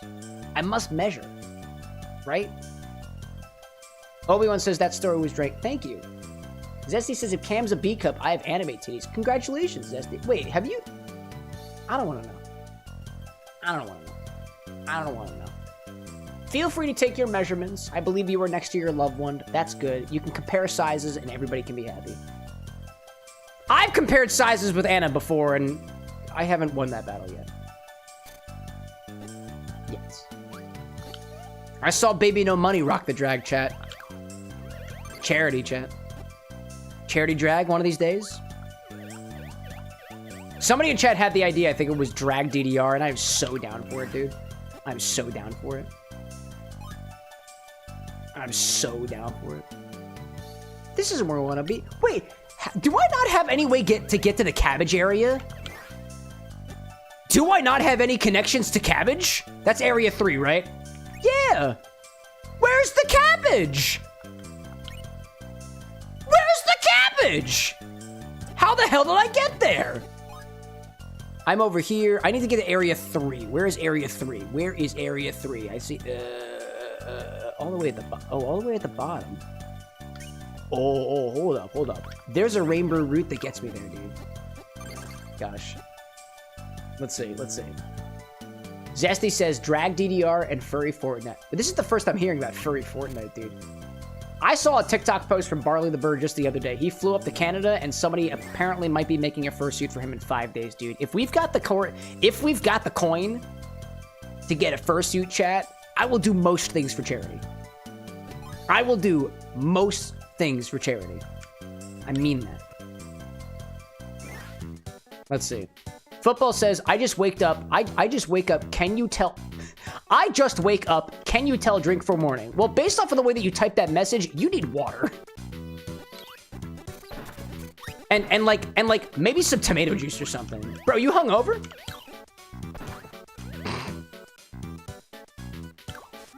Were you not here earlier till like when I told you that like, hey bro, I made a mistake, you were right? Like, did that just gloss over you? Yeah, chat. Apparently, I did my research. The government did wind up poisoning people during Prohibition, so my bad. We had another black mold incident.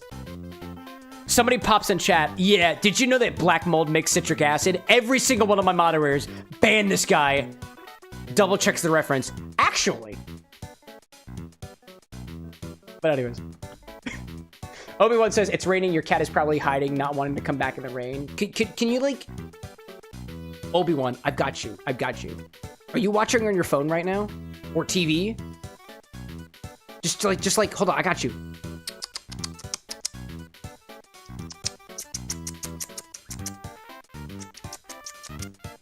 I got kettle corn too. I don't know if that helps. I can try my best. Phone? Let me know. This could be a group effort. Chat, if we all... Cat just called you cat. Oh my god. If we all... together, we might be able to bring Obi-Wan's cat home. I legally have to inform you that the efficacy of this procedure is low. Anyways. Let's see. Zesty says, what would be your fursona? Mine's a possum. I eat trash. I look scarier than I truly am. I believe that my fursona is a sea lion. A seal. Chad, you ever hear a sea lion scream? Or just speak? It sounds like a grown man screaming. It's just beautiful. Am I going to the right place? I'm not going to the right place. Wait, I just noticed. Does the map give me proximity? Does it give me proximity?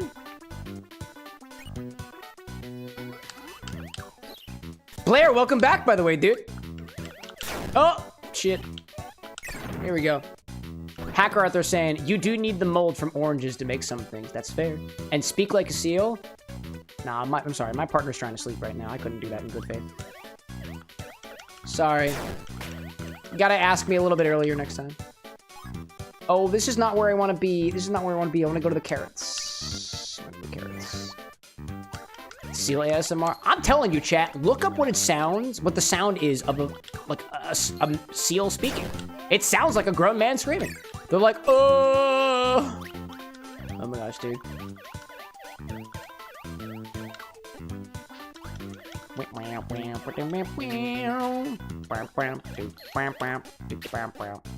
Anakin says carrots. Were you not here earlier?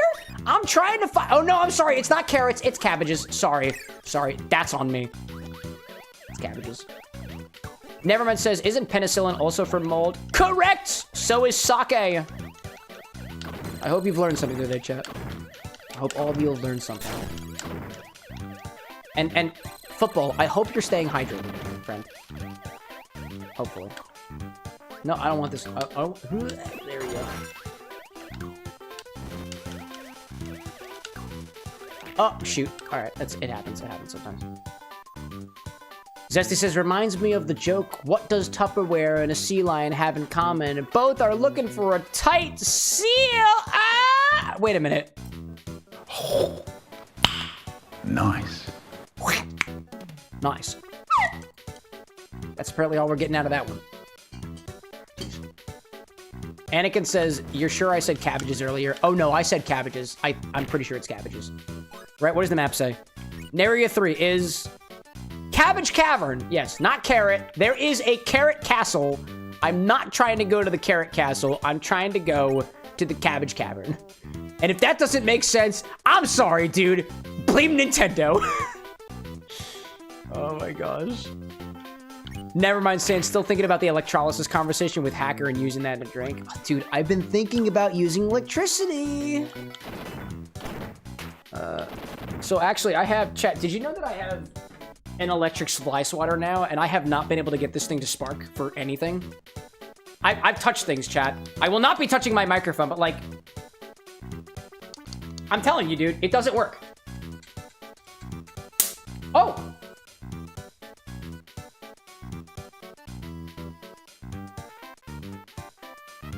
That was new.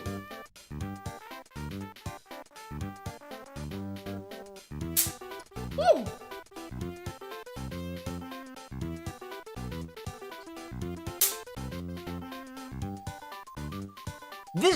Chat, I've had this thing for like 2 weeks. This is the first time I've seen it working. That's incredible. All right. It works. Thank you, Internet, for helping me see the error of my ways. Oh, shit.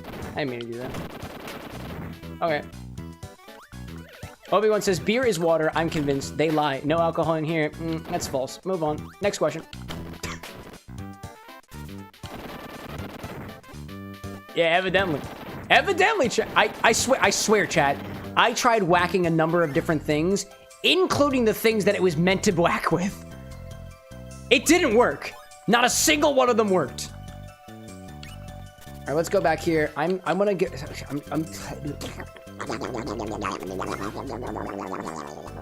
gotta get the Cabbage Cavern, not Carrot Castle, chat. That's what I'm trying to go for. Cabbages, chat. Cabbages. There we go. Obi-Wan says, I'm not even feeling it now, Mr. Krabs. Hey, don't talk about Mr. Krabs. Oh, breathalyzer again. That's a good idea. Oh, sorry, I turned it off. We are close to the cabbages, chat.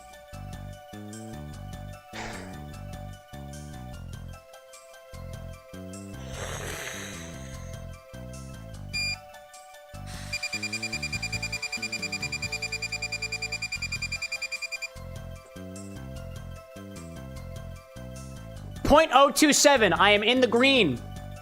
Apparently, I am still, relatively speaking, sober. Take that as you will, Internet. Football says, is that cold coffee on the table? I mean, the coffee could be hot if I turn the machine on again, so possibly. Peter Tree's like giving that breathalyzer the stink eye because I don't believe it. Honestly, I don't believe it either, Chad. It's a $20 breathalyzer. What do you think? Honestly, this is my question, and this is a totally serious question. Does this breathalyzer, this $20 breathalyzer, hold up in a court of law? I don't know. I'm not a lawyer. None of my business. But I'm curious. All right, there is a way to get to the Cabbage Kingdom from here. I will find my way to the cabbages. Cheese says, fly swatters have three... Excuse me, I have to say this in my cheese voice. Cheese says, fly swatters have 3 layers. 2 metal layers, metal with 2 T's, L and an E. And 1 charged metal layer, also with 2 T's and an LE. Metal to some folks in the South. It only works when the metal touches the charged layer or something conductive fills the gap. Like a human body or finger.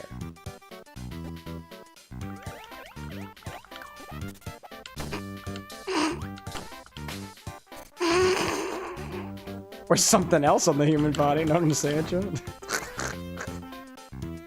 could be made of chocolate for all I know. I don't know. I don't know. Whew, throwback. I made my way to the cabbage cavern again. I did it.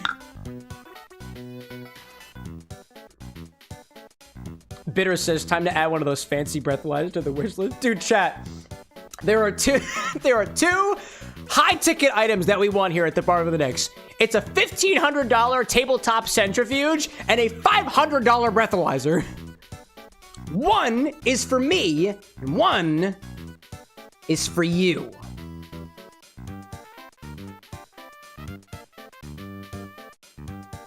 Yeah, I want the centrifuge too, never mind. Anyways, hacker, like, it's better than nothing, I guess. I don't know, but like, does it hold up in a court of law? I don't know. I don't know. I don't know.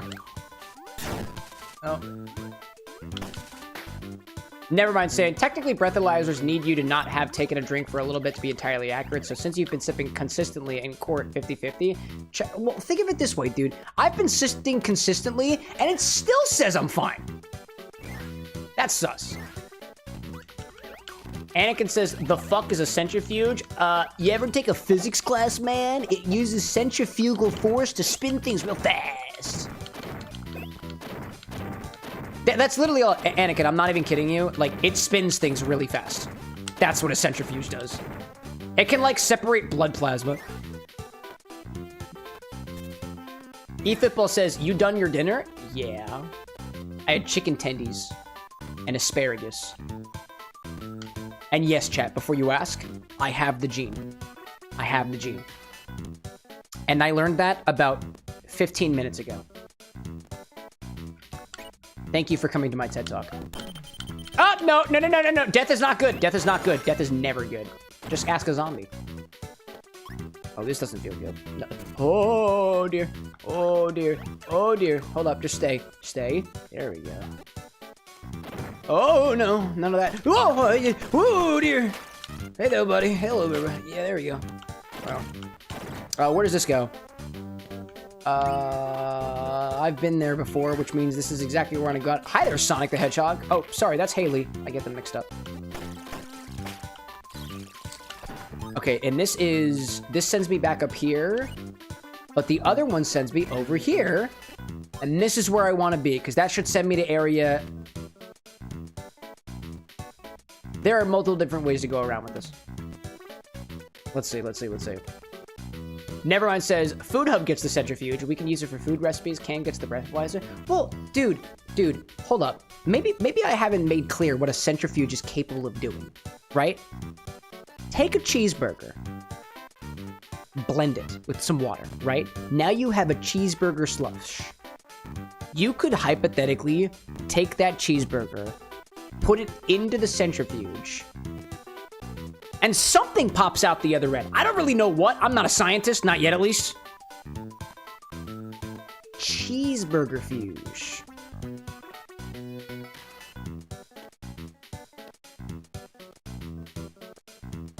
It makes a blood sausage. We'll take blood from the blood store and put it in the centrifuge so we can make plasma cocktails. Which doesn't feel like it would be approved by the FDA, but, you know. Football's like cheeseburger drink with a smiling face. Dude, it's more realistic than you may think. Cheeseburger cocktail? It's more likely than you may think. Savory cocktails are a whole freaking category, dude. Oh my gosh, I'm gonna die. I'm actually gonna die. Wow. Nevermind says to get pea liquid and pea butter. Pea as in the green thing. Yeah, I see you. There you go. Now you're thinking. Nevermind says modernist cuisine uses the centrifuge, like separating peas into 3 different. Oh, that's what you were talking about. Yeah, I didn't read the first message. My apologies. It happens. No, roly poly. Yeah, dude, there's so much you can do in a centrifuge, dude. There's so much you can do. Can you guys get out of my way? Thank you. Oh, yes! Yes! Another connection has been made. Chat, this game is so fun. Oh my god, it's 3:30 in the morning. Awesome. Let's see. Zesty saying, working on a chicken cocktail for Thanksgiving theme, so a cheeseburger one isn't that far out. Nah, dude, savory cocktails are a thing. We were talking about it on Monday. It's a thing. Or at least it can be. Radish ruins, okay. Oh, I haven't done radish very much. That's pretty cool. This brings me back over here. I've unlocked a new area. Yes, dude. But I'm still in the cabbages. I'm still here for the cabbages. Oh, actually, that was all the cabbage that I want to experience. No, actually. I want to get to the boss. I want to collect the mirror piece, and if I can collect the mirror piece, that will be the end of the stream. Because I should probably go to sleep. Probably. Zessy's like, never get a radish in your ruins. That's fair. Nevermind says, from experience, which has been more chaotic, Monday or Wednesday? I think Monday. I really don't have much to go off of there. It feels like some of the, they both have their own special level of crazy sometimes, but I feel like Monday is a little bit more stressful for me. Overall. Wednesdays are my favorite days. Everything cool happens on a Wednesday. Always has been. Okay, I gotta go.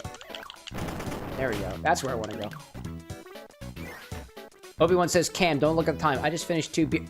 Did you just suckle down 2 Modelo's in the last 30 minutes? Actually, that actually seems super feasible. Come to think of it. As you were. Oh, there we go. There's Obi-Wan with the membership. So there was 1. He said 1, and then he took 2 beers. Now there's 5. That makes 6. Remember that. Zesty says, the wood pegs are able to go to new places if you hit them with a hammer or use a rock power. Yeah, I know. I haven't, oddly enough, I have not had a rock power or a hammer power. Oh, look, rock power. Oh, gosh. You're mine now. Bitter Tree says, haven't heard the phrase suckle down in a while. Is it? It might not be a phrase, you know? It might not be a phrase. Oh, yo, Firewolf got one. Yeah, you got Firewolf. Oh, that's awesome. eFootball says, Black Friday market, ? I don't know how to answer your question. Black Friday market? Yes. Yes, football. Black people shop at the market on Friday. Google it. Also Thanksgiving, okay? Like, I don't know what you're asking me there. I don't know what you're asking. I'm trying to be of help here, but I can't. I don't know. I don't know. Anyways, let's see. Obi-Wan says, should I not open a 3rd yet? I mean, hey man. Oh my gosh, I need help. I need friends. I need kissy power. Kiss me! Oh, and a 1-up too? That's so kind of you. That's so kind of you all. Wow, bro just got consumed. Wow. Obi-Wan says, Cam, this is a family stream. You're right. No, it's not. No, it is not. This is not a family stream. I'm a potentially inebriated fella on the internet. I curse. I make sounds. It's not for kids.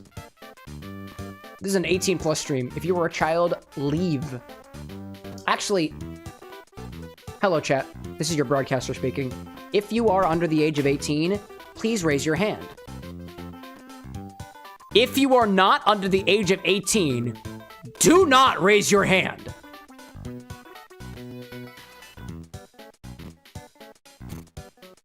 Now we wait. Oh, there we go. It's time, chat. It's time. It's time to hammer a boss character. Oh, it's like you almost said yes, though. Nope. Zessy's like, this isn't a beaver stream because Cam don't give a damn. Oh, where's my slide whistle? Hi there.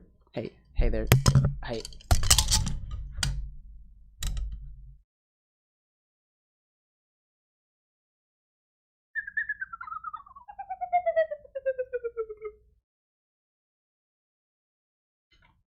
That was a new slide whistle. Alright, where are they? Cheese out there says, I made a drink called The Trick, and it's half good, half bad. Using layering, it starts out like a very strawberry schnapps, then give you sweet and sour sauce with the touch of pepper. Do you mean like the stuff that I can get from a Chinese restaurant? Because sweet and sour sauce, like the duck sauce in a cocktail, sounds delightful.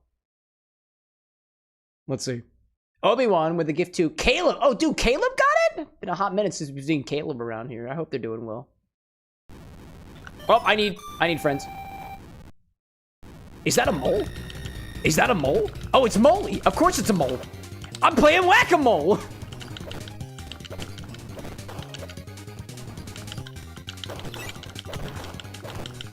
I'm playing whack-a-mole in a Kirby game. This is wild, dude. Oh, jumping jacks. Let's do it, dude. Half jumping jacks. It only requires my legs. Where's the mole? Where's the mole? Where's the mole? Whack the mole. Dude, that was so easy. Dude, that was so easy. Yes!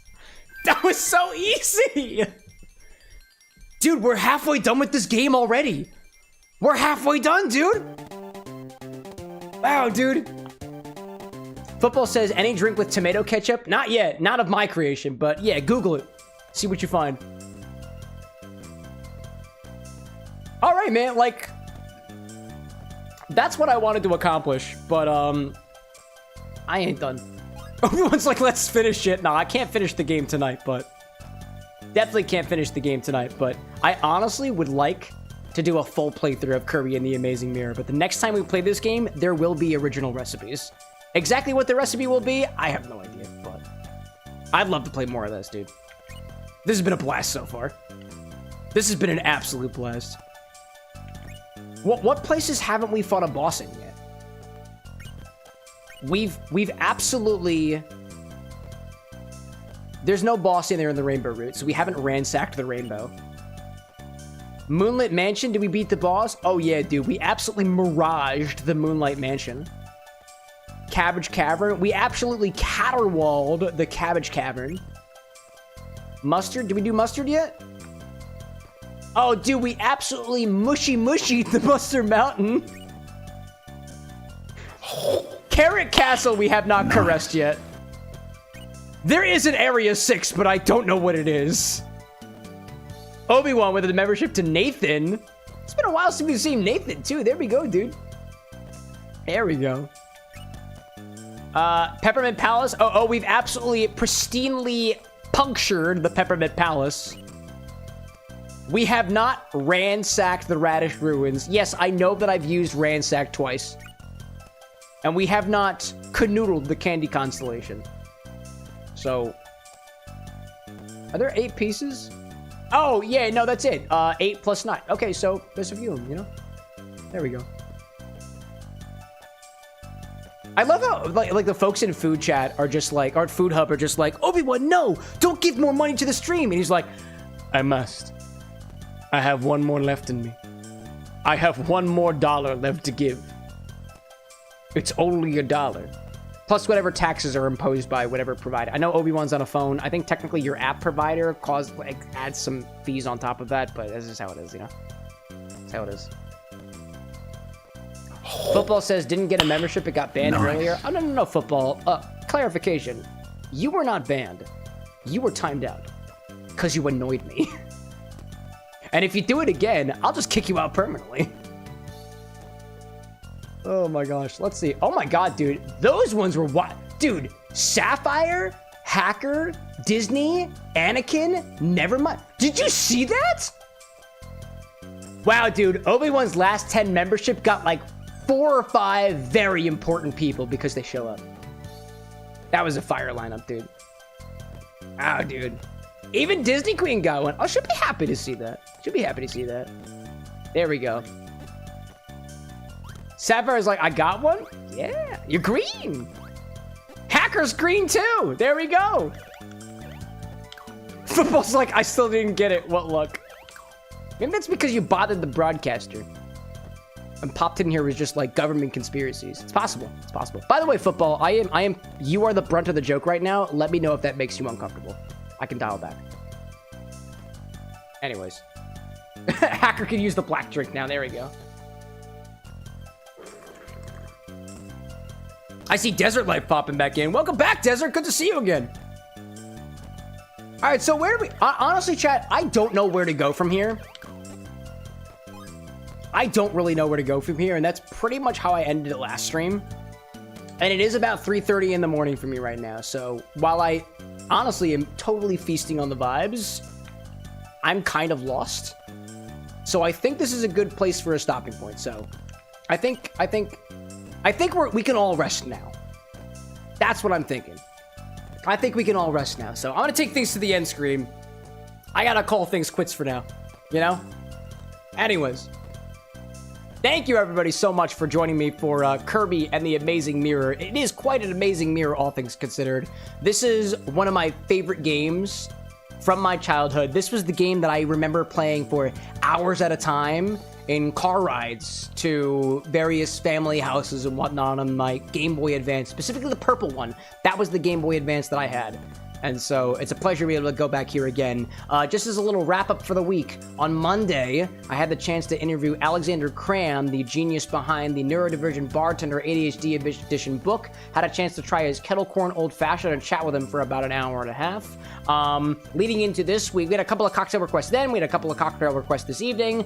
Today's stream featured in the very beginning a Whispy Woods cocktail inspired by Whispy Woods from Kirby's Dreamland, who does not make an appearance in this game, but it felt like an appropriate reason to grab some Angry Orchard hard ciders from the store, so those are on the stock website now. I also announced a couple of new additions to the Bar with an X stock website, including a new tequila, we got a new bourbon, we got a new absinthe liqueur out there as well, and a number of other things too. For more information on that, go to CameroxnWithAnX.com/STOCK for the new stock here in the bar for orders that you might have in the future. The Infini-Drink this evening, the Infinity Edition this evening was some garlic vodka, redeemed by Entropy from Explorer Spirits. That got added to the Infinity bottle for Infinity number 83, which we'll pick up on again on Monday. We made an Infinity Irish coffee, an Infini-Irish coffee, which was actually pretty tasty. We moved into our first order for the night, which was from Rose Witch, who's going away for a little bit.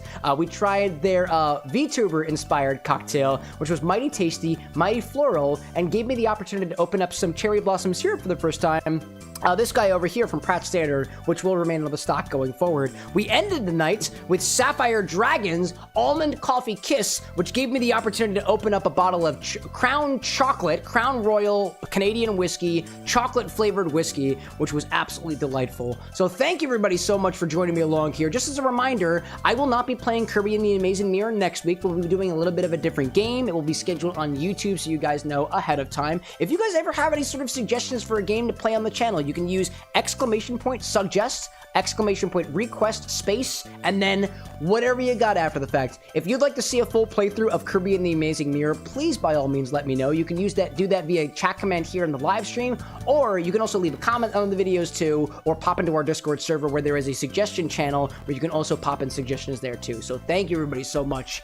I'm a little bit winded, but it looks like I got a couple of folks over here who are keeping up with me over here. So to everybody joining me at the very end, I see Desert Life, Bitter Tree, Sapphire, Cheese, Zesty, Obi-Wan, Football, Nevermind, Anakin, and a couple other folks as well who I'm sure are lurking out there. Take care, everybody out there, and I'll see you again on Monday. It was a pleasure being your bartender this evening. If the moon is shining where you are, have a great rest of your night. If the sun is shining where you are, have a great rest of your morning. I don't know what time zone you're in, dawn, evening, twilight, or otherwise. If you've got a cocktail in your hand, great. If you've got a mocktail in your hand, great. Tea, coffee, or some other beverage of your choice. I hope you're sipping it well, and thanks for joining me here at the Bar with an X. So until then, y'all, bye.